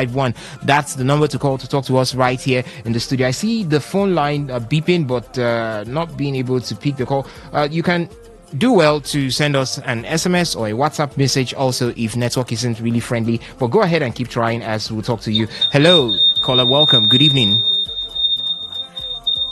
Hello, can you hear us? Hello? Okay, a drop call situation. You can keep the calls coming in 0810-9510-951. Hello, caller. Good evening to you. Welcome to the show. Can you hear us? Hello? Yeah, good evening. Welcome. I'm calling you from Obibo. My name is Paul. Paul, welcome to the show. Go ahead with your thoughts. Please, the problem, and I've been watching Nigerian football, Nigerian league since 1980. So I've known all the problems that have. What is the cause? The problem is Nigerian Football Federation will be blamed, because why are they going to put Eric Chell to be the head there? The Raymond Star coach and Rangers coach, they are the one that qualified this team. But do you think? I'm coming. Okay. Two of them know this players well, more than him. Okay. And there's no way he is the head. There's no way that they will give him instruction that he will take. He will take instruction because he is the head there. So Nigerian Football Federation make a very big mistake by appointing him to be the head. No, he should be at the side. Okay. To watch him at the side. Ogumodeda and Ilejuku should be supposed to take these people. If I thought two of them take them, these people will not fail. I'm telling you the truth. Okay. These are the problem. All right. Not that the points don't go. These people now, they went there without no defensive midfielder because the Odisha don't know Nigerian game. These two coach know our game more than him. That's Okay. the only thing I want to say. All right. Thank you so much for expressing yourself and letting us know what you want to say via the phone line. The phone line is still open 0810-9510-951. Hello, caller. Welcome to the show. Good evening to you. Good evening. Welcome. Yes. I want to say that Nigerian Football Federation, NFF, and Eritrea, they are the cause of Nigerian Aspa Okay. for this tournament. The African Nations Championship. Yes. Yes. NFF and Eritrea, Okay. they are the cause of this Nigerian Aspa. Okay. Thank you. All right. Thank you so much for dropping by to let us know what you. But he said Eric Shell is the cause. What exactly did this man do? So many persons say he should be cut the slack. He shouldn't be blamed because he didn't have time. But is it actually an excuse to say Eric Shell should not know the Nigerian Premier Football League? As a coach, you're a national team coach. It's most important that you know the league That is why of your national team. Enough time. That's why he needs to be given enough time. You're not going to expect me to come in 5 months and know every Nigeria Premier Football League player when I still need to select from a wide pool of Super Eagles players at the same time. Okay. Yes, work is going to be delegated, but the problem is that when it now came for him to use his brains and know that I can't do this work by myself. Okay. I can't do this work with the team I've brought. Let me go and bring help from the people that have been in the league for God knows how long. When it came time to bring them in to ask for their advice, I don't know what came over him and decided to just put them in the shadows or what, or maybe he reached out to them and they said they are busy or what. But I don't think they are going to turn down a job from the Super Eagles, from coaching the Super Eagles or being part of the technical staff or technical crew for the Super Eagles. So it's his job to know it, but he needs to be given enough time to know it. So the other coaches that have been here, you're talking about Gunetro that has been here, are not the man was given enough time to come watch their match. Yes, he came. We all know he started watching match. We saw when he visited Remo Star Stadium. I know that is just for appearance wise. That is just for media wise. I know. But since then, how many matches has he seen? I'm sure if I can remember, he has just been to like 4 or 5 matches for that Nigeria Premier Football League season. Then when he came to the Unity Cup, he selected some players. And even those players that he selected, only Ismail Sadiq he used, and even Ismail Sadiq during that match, we saw lapses that you could say we won't give him a start when he came to the Super Eagles team. So it's his job to know it. Okay. But for this time that he does not know it, he needs to get people that know it. It's an example. If you are in an exam or you don't know the answer, you ask the person who knows the answer. I don't understand. I don't understand. Ovie, I don't understand. please, you didn't say this on air. No. I'll put off your mic. Please, Chukwusite, can you correct what he has? Maybe he wasn't on really. A different, I think that I understand the point is coming from, but not like on that. Please, let's not what to say. Thompson has been quiet all through, and Ovie has just sparked. Please, we are not encouraging that, but I understand what's coming from. See, this is Eliseko Chiwa. We will all agree that this is one thing. He doesn't know the MPFL that much. And there's one thing I've been asking. Actually, after that loss against Sudan, there was a lot of questions I popped on my head. Is this the best you can offer in the MPFL? Are these the best players? All right. Obviously, no. Number 2, who drafted this team? I haven't gotten answers to that question yet. What was the NFL thinking when they appointed Eliseko Chiwa? I'm a big critic of Eliseko Chiwa. I'm not going to hide it. I don't trust him even till tomorrow. Even if he wins the AFCON. Even if he wins the AFCON, I don't think I would still trust him because there's something that keep your trust issues to yourself. But at this point, it's just so obvious that the MPFL is not as good as we think. Okay. Yeah, we have, like I said, we have talent, but at the same time, you have to trust in what the coach can offer. And at this point, the talent, the coaches, the technical bench of the MPFL and NFF all have to be part of this blame. All right. Me, I would not blame Eric Shaw. He's a new person to the whole business of NPFL, Nigerian football. So I feel like the other coaches, the indigenous coaches, would have been the best option to take these boys out. Okay. Now we have lost. Nigerians are crying. Please let the boys just come back home. They will come back home, but they will first have to face Congo. They should just, if I had my way, they should just leave the match. They should leave the match. Just come back home. You see, it's probably going to be the best option because at this point, they're not playing for the match. I would say Sekochel looks like a No. You have I to. saw the faces of Sekochel after the game. You could see his reactions. You You could see every part of his body is said, "Let's pack our bag and leave." No, he actually said after that game that if they do not improve, they will still collect from Congo. Exactly. So it means that the man is even tired of the team. He is. He should be. All right, so maybe a deceptive judgment for Eric Chell. We're going to judge Eric Chell properly when it is time for the 2026 FIFA World Cup qualifiers with the Super Eagles of Nigeria. If he can do the unthinkable, if he can do a miracle, then Please, it's going to we be would players. know Let's leave that this Sekochel. we would now know that the man knows his onions. By the way, back on our screens is the game between Arsenal and Manchester United. 1-0 it still is in favor of Arsenal as Arsenal continue to search for a goal that would act as a cushion, while Manchester United continue to search for that goal that will mean that they start on at least a good note and not with a loss. Let me bring you up to speed with all the results coming from the different matches played today across the top 5 leagues, as well as maybe their cup competitions. Also in the Premier League, earlier on it was Chelsea who played out a goalless draw with Crystal Palace. Nottingham Forest pummeled or defeated Brentford by 3-1. Currently Manchester United up against Arsenal, and Arsenal lead by 1-0. In the Spanish La Liga, Celta Vigo are losing to Getafe at home by 2-0. Athletic Club de Bilbao will be up against Sevilla by 6:30. 8:30 is going to be Espanyol up against Atletico Madrid. In the French Ligue 1, Brest, that's Stade Brestois 29, played out a 3 draw with Lille, and Angers are currently leading Paris FC. Then Auxerre are leading Lorient by 1-0. For Angers, they lead Paris FC by 1-0. 65 minutes of play.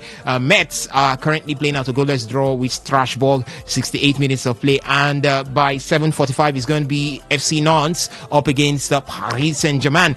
And in the DFB Cup, that is the German Cup, we have FV Angers up against Eintracht Frankfurt, and Frankfurt pummeled them by 5-0. That did come earlier on. Victoria Cologne lost to Paderborn by 1-3. It was Bâle Lyon who lost to Greuther Fürth by 2-0 at home. Demshort lost to Borussia Mönchengladbach by 3-2. Jan Rosenborg lost to FC Cologne by 1-2. Lokomotiv Leipzig lost to Schalke 04 by 1-0. It was RSV Eintracht 1949 who were pummeled by Kassel-Losten by 7-0.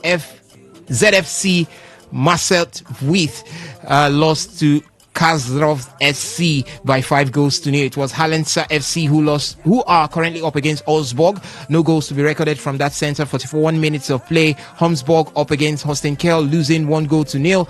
That is 1-0 in favor of Holstein Kiel, and it is SSV OMS 1846 who are playing out a goalless draw with Elfsberg.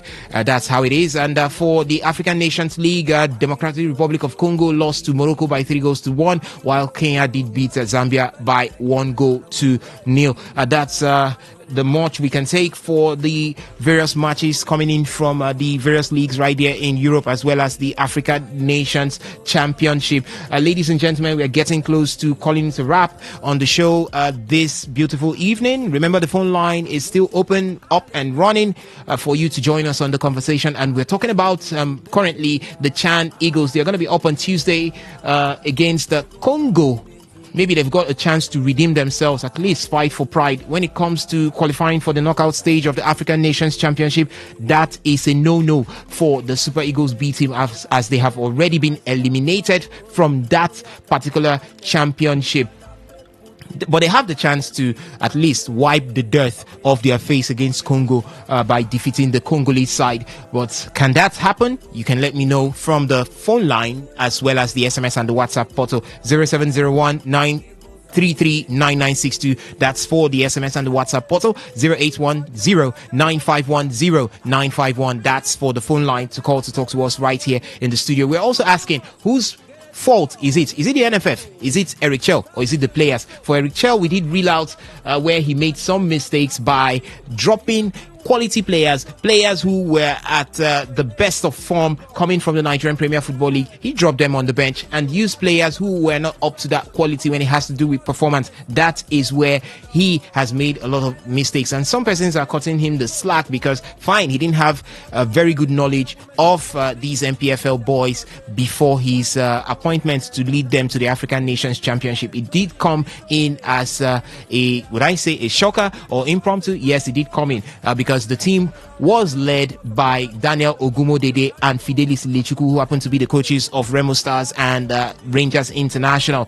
They did take them through the qualifiers and qualified them for this particular African Nations Championship, College Chan 2024. But at the end of it all, it was Eric Chell that took the team there, and this is the abysmal performance which we are criticizing at this point. Quality of the MPFL, what can you say about it? Also, quality of the manager, Eric Chell, what can you say about it? Do you think we just hold our peace and let the 2026 FIFA World Cup qualifiers do the talking for Eric Chell? Maybe after that we will be able to beat our chest and say he is a good manager for the side, or he should be let go. A lot of Nigerians did say after that loss to Sudan that Eric Chell should be shown the door, but do you think it is also wise to show Eric Chell the door now that we are just a fortnight, or call that a few weeks away from going into the 2026 FIFA World Cup qualifiers? And it is so crucial at this point because the Super Eagles of Nigeria cannot, I repeat, the Super Eagles of Nigeria cannot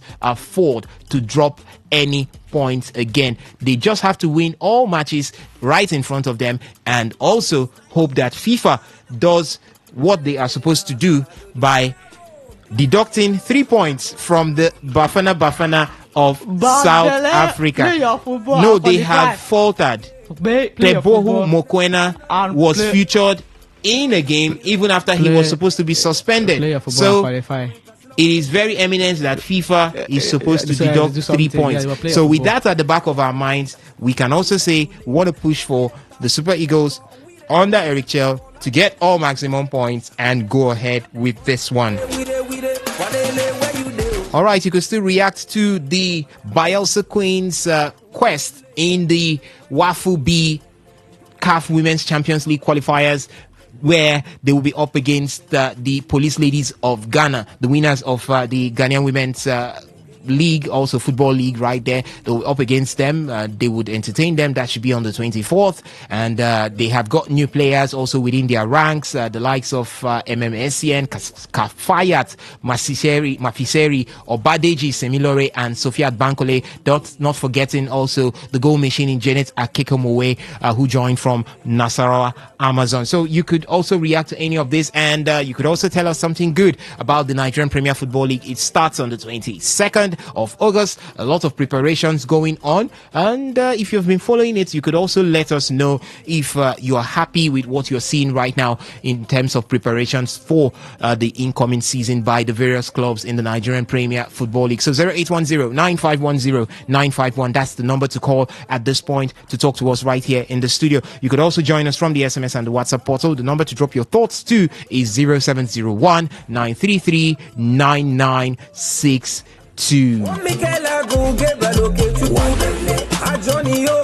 All right, ladies and gentlemen, let me bring you up to speed with some of the transfers making the rounds when it has to do with Nigerian players. For our striker, or call that a midfielder, Chuba Akpom, he has sealed a deal for Ipswich Town after a loan drama. Chuba Akpom has sealed a move to Sky Bet Championship side Ipswich Town on a season-long loan from Ajax. The 29-year-old forward, who spent the latter half of last season at Leo, scoring 3 goals and registering 1 assist in 14 league appearances, joined Ipswich as their 6th signing of the summer. This is one man that we have always asked, why is Chuba Akpom not being called to the Super Eagles of Nigeria? At least he would have given the likes of Alex Iwobi a bit of a run for their money. He would have contributed his own bit to the Super Eagles of Nigeria, but I'm yet to understand what has made Chuba Akpom to be excluded from the Super Eagles of Nigeria. But maybe that's too late right now to ponder upon.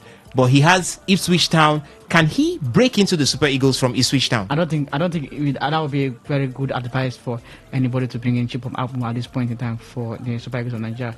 I think the attacking lineup is actually flooded with a lot of talents for the Super Eagles of Nigeria. But at this point, what we need is a creative midfielder and a defender. So let's forget about Chibom Abumo. All right, forget about Chuba Akwam, the words of Chukwuzite right there. But moving ahead, Brighton and Nottingham Forest, that's Brighton and Hove Albion and Nottingham Forest are among the Premier League clubs keeping tabs on Super Eagles winger Nathan Tella. Nathan Tella plays for Bayer Leverkusen and he starred in their preseason opening friendly against Chelsea. So scouts of Brighton, Nottingham Forest, Leeds United, Burnley and Brentford are present at Stamford Bridge. We're present at Stamford Bridge at that preseason opener. They just came in there to look at how possibilities of getting Nathan Tella. Nathan Tella has just 2 years removed from his move to the Bundesliga giant. So the contract he has signed, he's got just 2 years out of it.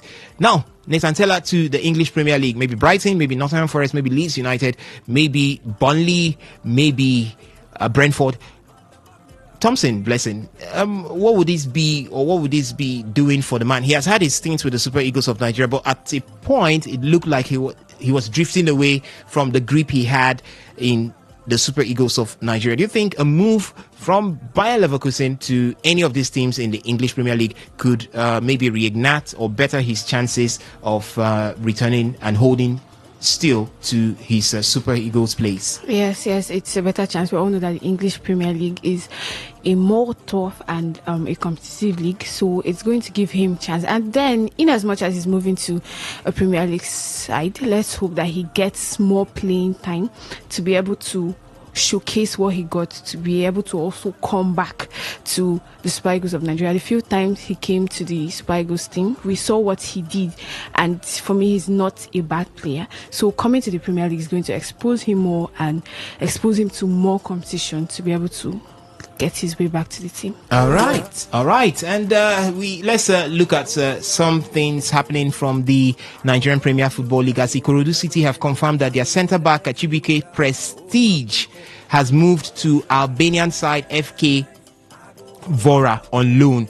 The MPFL club revealed this on their X handle as the centre-back joined Albanian side FK Vora, and they added that Chibike signs a 1-year loan deal with option to sign permanently. And when you hear centre-backs moving from the MPFL out, we always want to celebrate because we have centre-back frailties in the Super Eagles of Nigeria. And we also have the ex-Flying Eagles defender Marvin Ekpiteta has joined MK Dons permanently. So after just 1 year with Hibernian, that's in the Scottish Premiership, former Nigeria under-20 international Marvin Ekpiteta has made a permanent transfer to English League 2 side MK Dons. The 29-year-old departed the Scottish Premiership club 2 years before his contract was set to expire.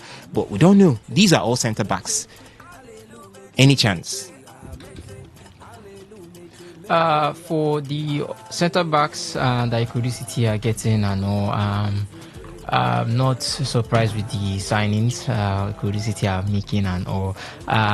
They just moved one centre back on loan. Private institutions and how they have been able to build up teams. Remo Stars number 1. We talk about Sporting Lagos number 2. We talk about maybe they were Benton Insurance with Benjamin Tanimu of to crowd it down because it's one of those names you mentioned. And then I think it's impressive. Like I said, the Super Eagles of Nigeria has a good attacking lineup, and they talk about the midfield partnership. We have an issue with attacking creative partnership, and then the defensively priorities. They are having old legs now at this point in time. Ekong's almost close to his. I think it should be around 33. 32. Semi Ajayi is close to his 30s. We talk about maybe the name we're going to have is just a Calvin Bassey, and then Rebel or Shaw hasn't participated in his shirt. And we talk about what's the other name from I think it didn't escape my memory right now. He plays at Angers. I think he went from on loan to the French club. Is that Adam? I think that should be Adam. I'm trying to remember. He went to Adam Ako Adams. Yeah, Ako Adams. He went to Sevilla. Sevilla. So these are the names that we have to say we need these defenders. with all due respect, we are crazy about foreigners. We are crazy about foreign-based players and how we can we like, let's say, poach them. We don't like growing, and we're not going to blame any of the Spygos coaches. When you look at the pool of talents in the MPFL, how are they rebrand? Are they refined? You say the answer is big no.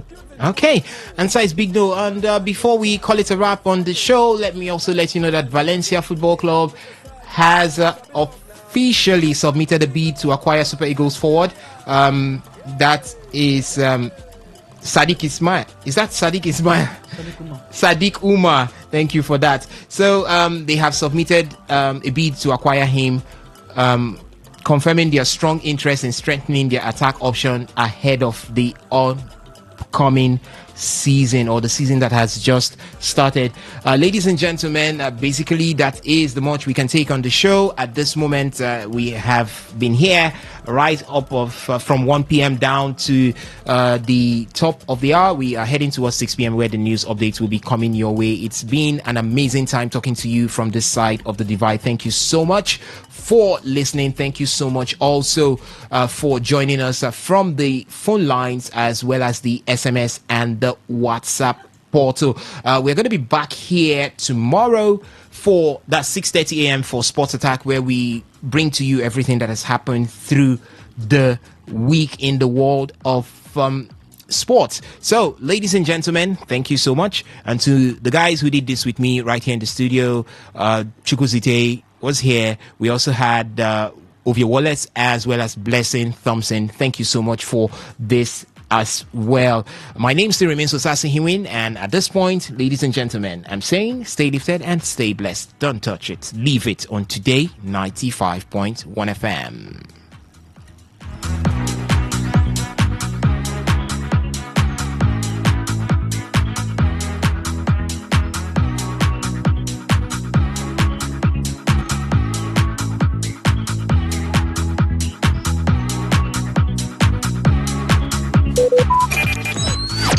Talk radio. I listen to a lot of talk radio.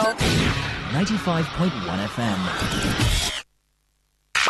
Unleash the power of the airwaves with the ultimate radio experience.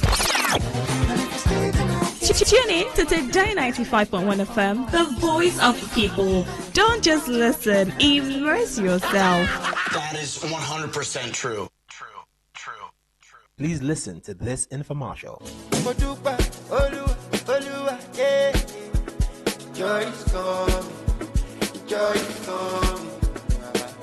Ewo, become a smart and luxury home owner with Swizaco Estate for Kajad locations. Honey, which one be become a smart home owner with Swizaco Estate?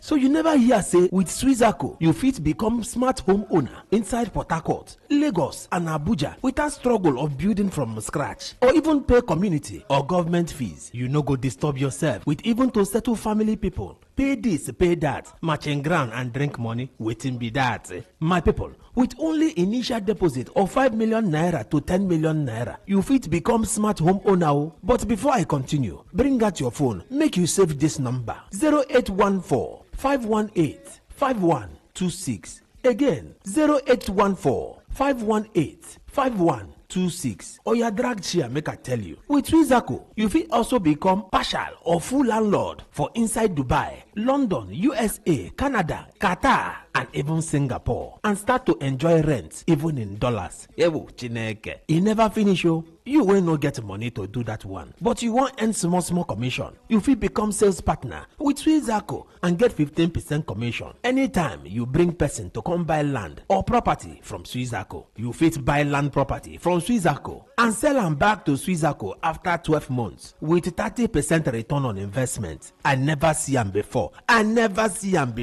Call us for our number for 0814 518 5126. Again, for 0814 518 5126. Swizaco, now member of Real Estate Development Association of Nigeria. Hurry now to Swizaco office today at Styles Plaza beside Chicken Republic for inside the Ropo for site inspection before price increase by 50%. My people, for more information, visit our website for www.swizacoestate.com or you call us for our number for 0814 518 5126. 5126. Again, for 0814-518-5126. For those people wey just dey come, wey miss this information wey I dey give una, make I do wetin oyibo dey call recap. So you never hear say with Swizaco, you fit become smart home owner inside Port Harcourt, Lagos and Abuja without struggle of building from scratch or even pay community or government fees. You no go disturb yourself with even to settle family people. Pay this, pay that, matching ground and drink money, waiting be that. My people, with only initial deposit of 5 million naira to 10 million naira, you fit become smart home owner. But before I continue, bring out your phone, make you save this number 0814-518-5126. Again, 0814-518-5126. Oya drag chair make I tell you. With Swizaco, you fit also become partial or full landlord for inside Dubai, London, USA, Canada, Qatar, and even Singapore, and start to enjoy rent even in dollars. Ewo Chineke. E never finish o. You will not get money to do that one, but you want earn small commission. You fit become sales partner with Swizaco and get 15% commission anytime you bring person to come buy land or property from Swizaco. You fit buy land property from Swizaco and sell them back to Swizaco after 12 months with 30% return on investment. I never see them before.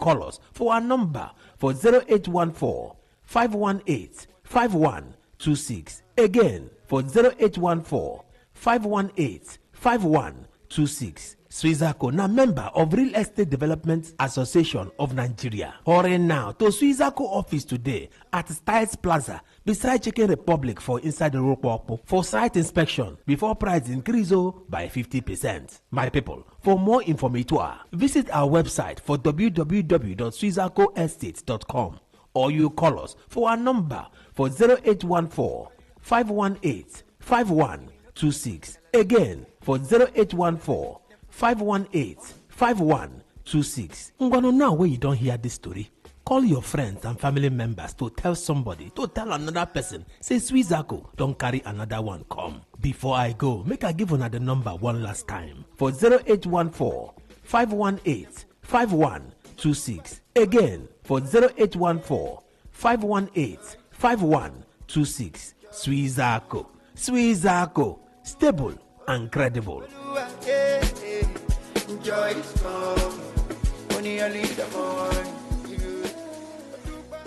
And that ends this infomercial.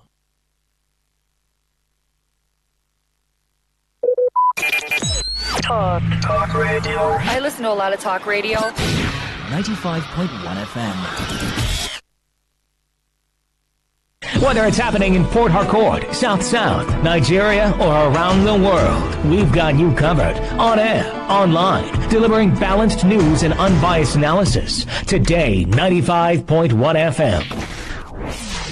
Today, 95.1 FM. Port Harcourt.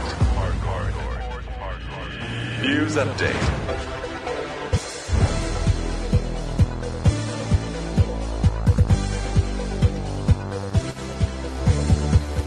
Good evening, here is the news update on Today 95.1 FM. I am Queen Chima.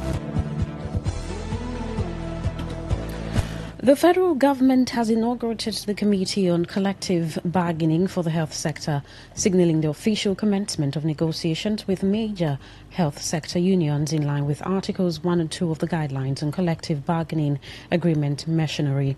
The Coordinating Minister of Health and Social Welfare, Ali Pate, who led the inauguration, stated that the effort of the government was aimed at building a fair and sustainable framework for the health sector's workforce.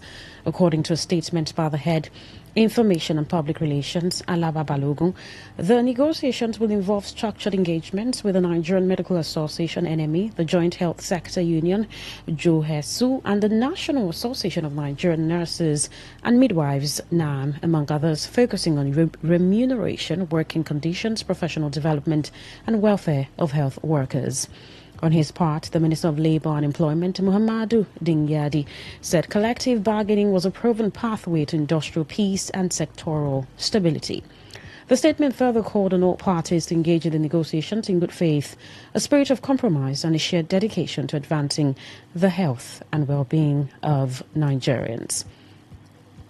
Meanwhile, the Federal Ministry of Housing and Urban Development has warned the public against falling for the antics of fraudsters with regard to the 753 housing units seized by the Economic and Financial Crimes Commission, EFCC, which were forfeited to the federal government. The EFCC handed over the housing units to the ministry in May 2025. While taking possession of the estate from the anti-graft agency, the Minister of Housing, Ahmed Dangiwa, announced plans by the federal government to sell the houses to interested members of the public through a transparent and competitive process in line with the Renewed Hope agenda. However, in a statement by the Director, Press and Public Relations of the Ministry, Bademasi Haiba, the Ministry said it had not engaged any individual or corporate entity to sell the units. He said the disclaimer became necessary following a claim by a company that it had been appointed as the official auctioneers for the sale of the estate units. Haiba explained that the ministry had learned that the company had written proposals and introduction letters to unsuspecting Nigerians and agencies asking them to purchase an expression of interest form to buy the houses. He further advised the public to direct all inquiries to the ministry through the Department of Public Building and Housing Development and Press and Public Relations for clarification before committing their resources to purchase such property. Well, following denial by the Nigerian military that its personnel engaged in extrajudicial killings in the southeast, Amnesty International, AI, says it has concrete evidence, including names and addresses of individuals allegedly killed by security forces in the region. The human rights group claimed that many of the victims were targeted during military and police operations in areas suspected of harboring members of the Indigenous People of Biafra, IPOB, or its armed affiliate, the Eastern Security Network, ESN. The Director of Defense Media Operations, Major General Marcus Kangia, had dismissed Amnesty's claims, asserting that security forces do not engage in extrajudicial killings and that operations in the southeast had reduced the capacity of criminal groups. He also accused the rights group of consistently targeting the military with biased reports.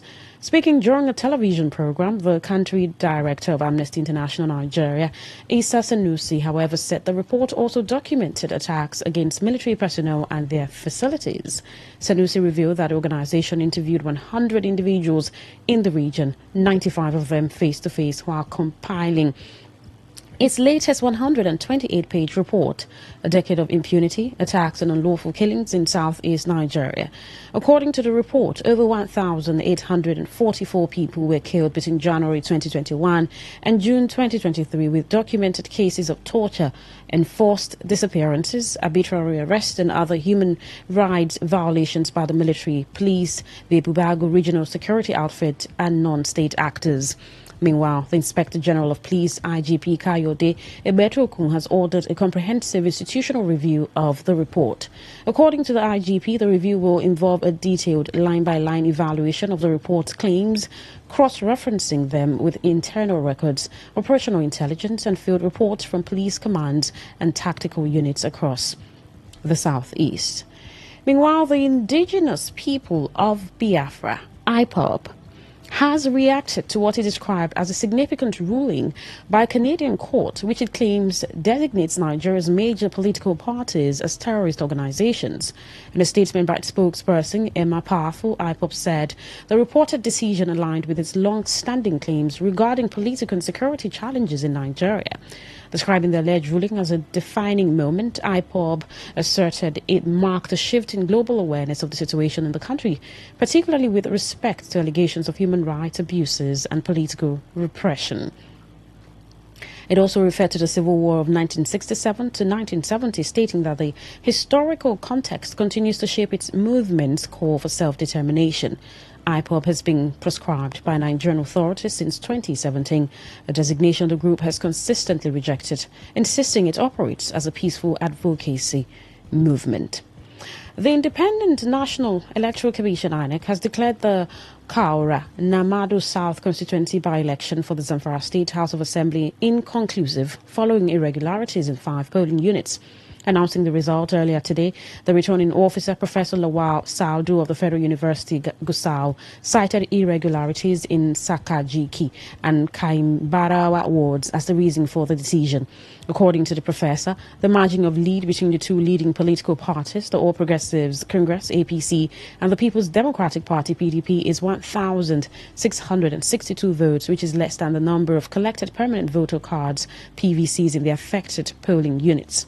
Citing relevant provisions of the Electoral Act 2022, Professor Saudu said the Commission had no choice but to declare the election inconclusive. INEC stated that a new date for the rerun election in the affected polling units would be announced in due course. And on the foreign scene, Israel has announced preparations to forcibly evacuate Palestinians from combat zones to southern Gaza days after it announced a new offensive to seize control of Gaza City, the enclave's largest urban center. The Army's Arabic language spokesperson Avika Adre said residents would be provided with tents and other shelter equipment transported through the Karim Abu Salam or Karim Shalom crossing by the United Nations and international relief organizations. The UN has not commented on the plan or its alleged role in providing humanitarian assistance.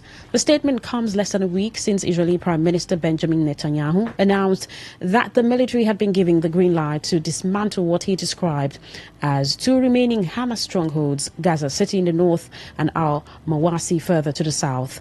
The army has not specified whether the shelter equipment was intended for Gaza City's population, estimated at around 1 million people presently, and whether the sites to which they will be relocated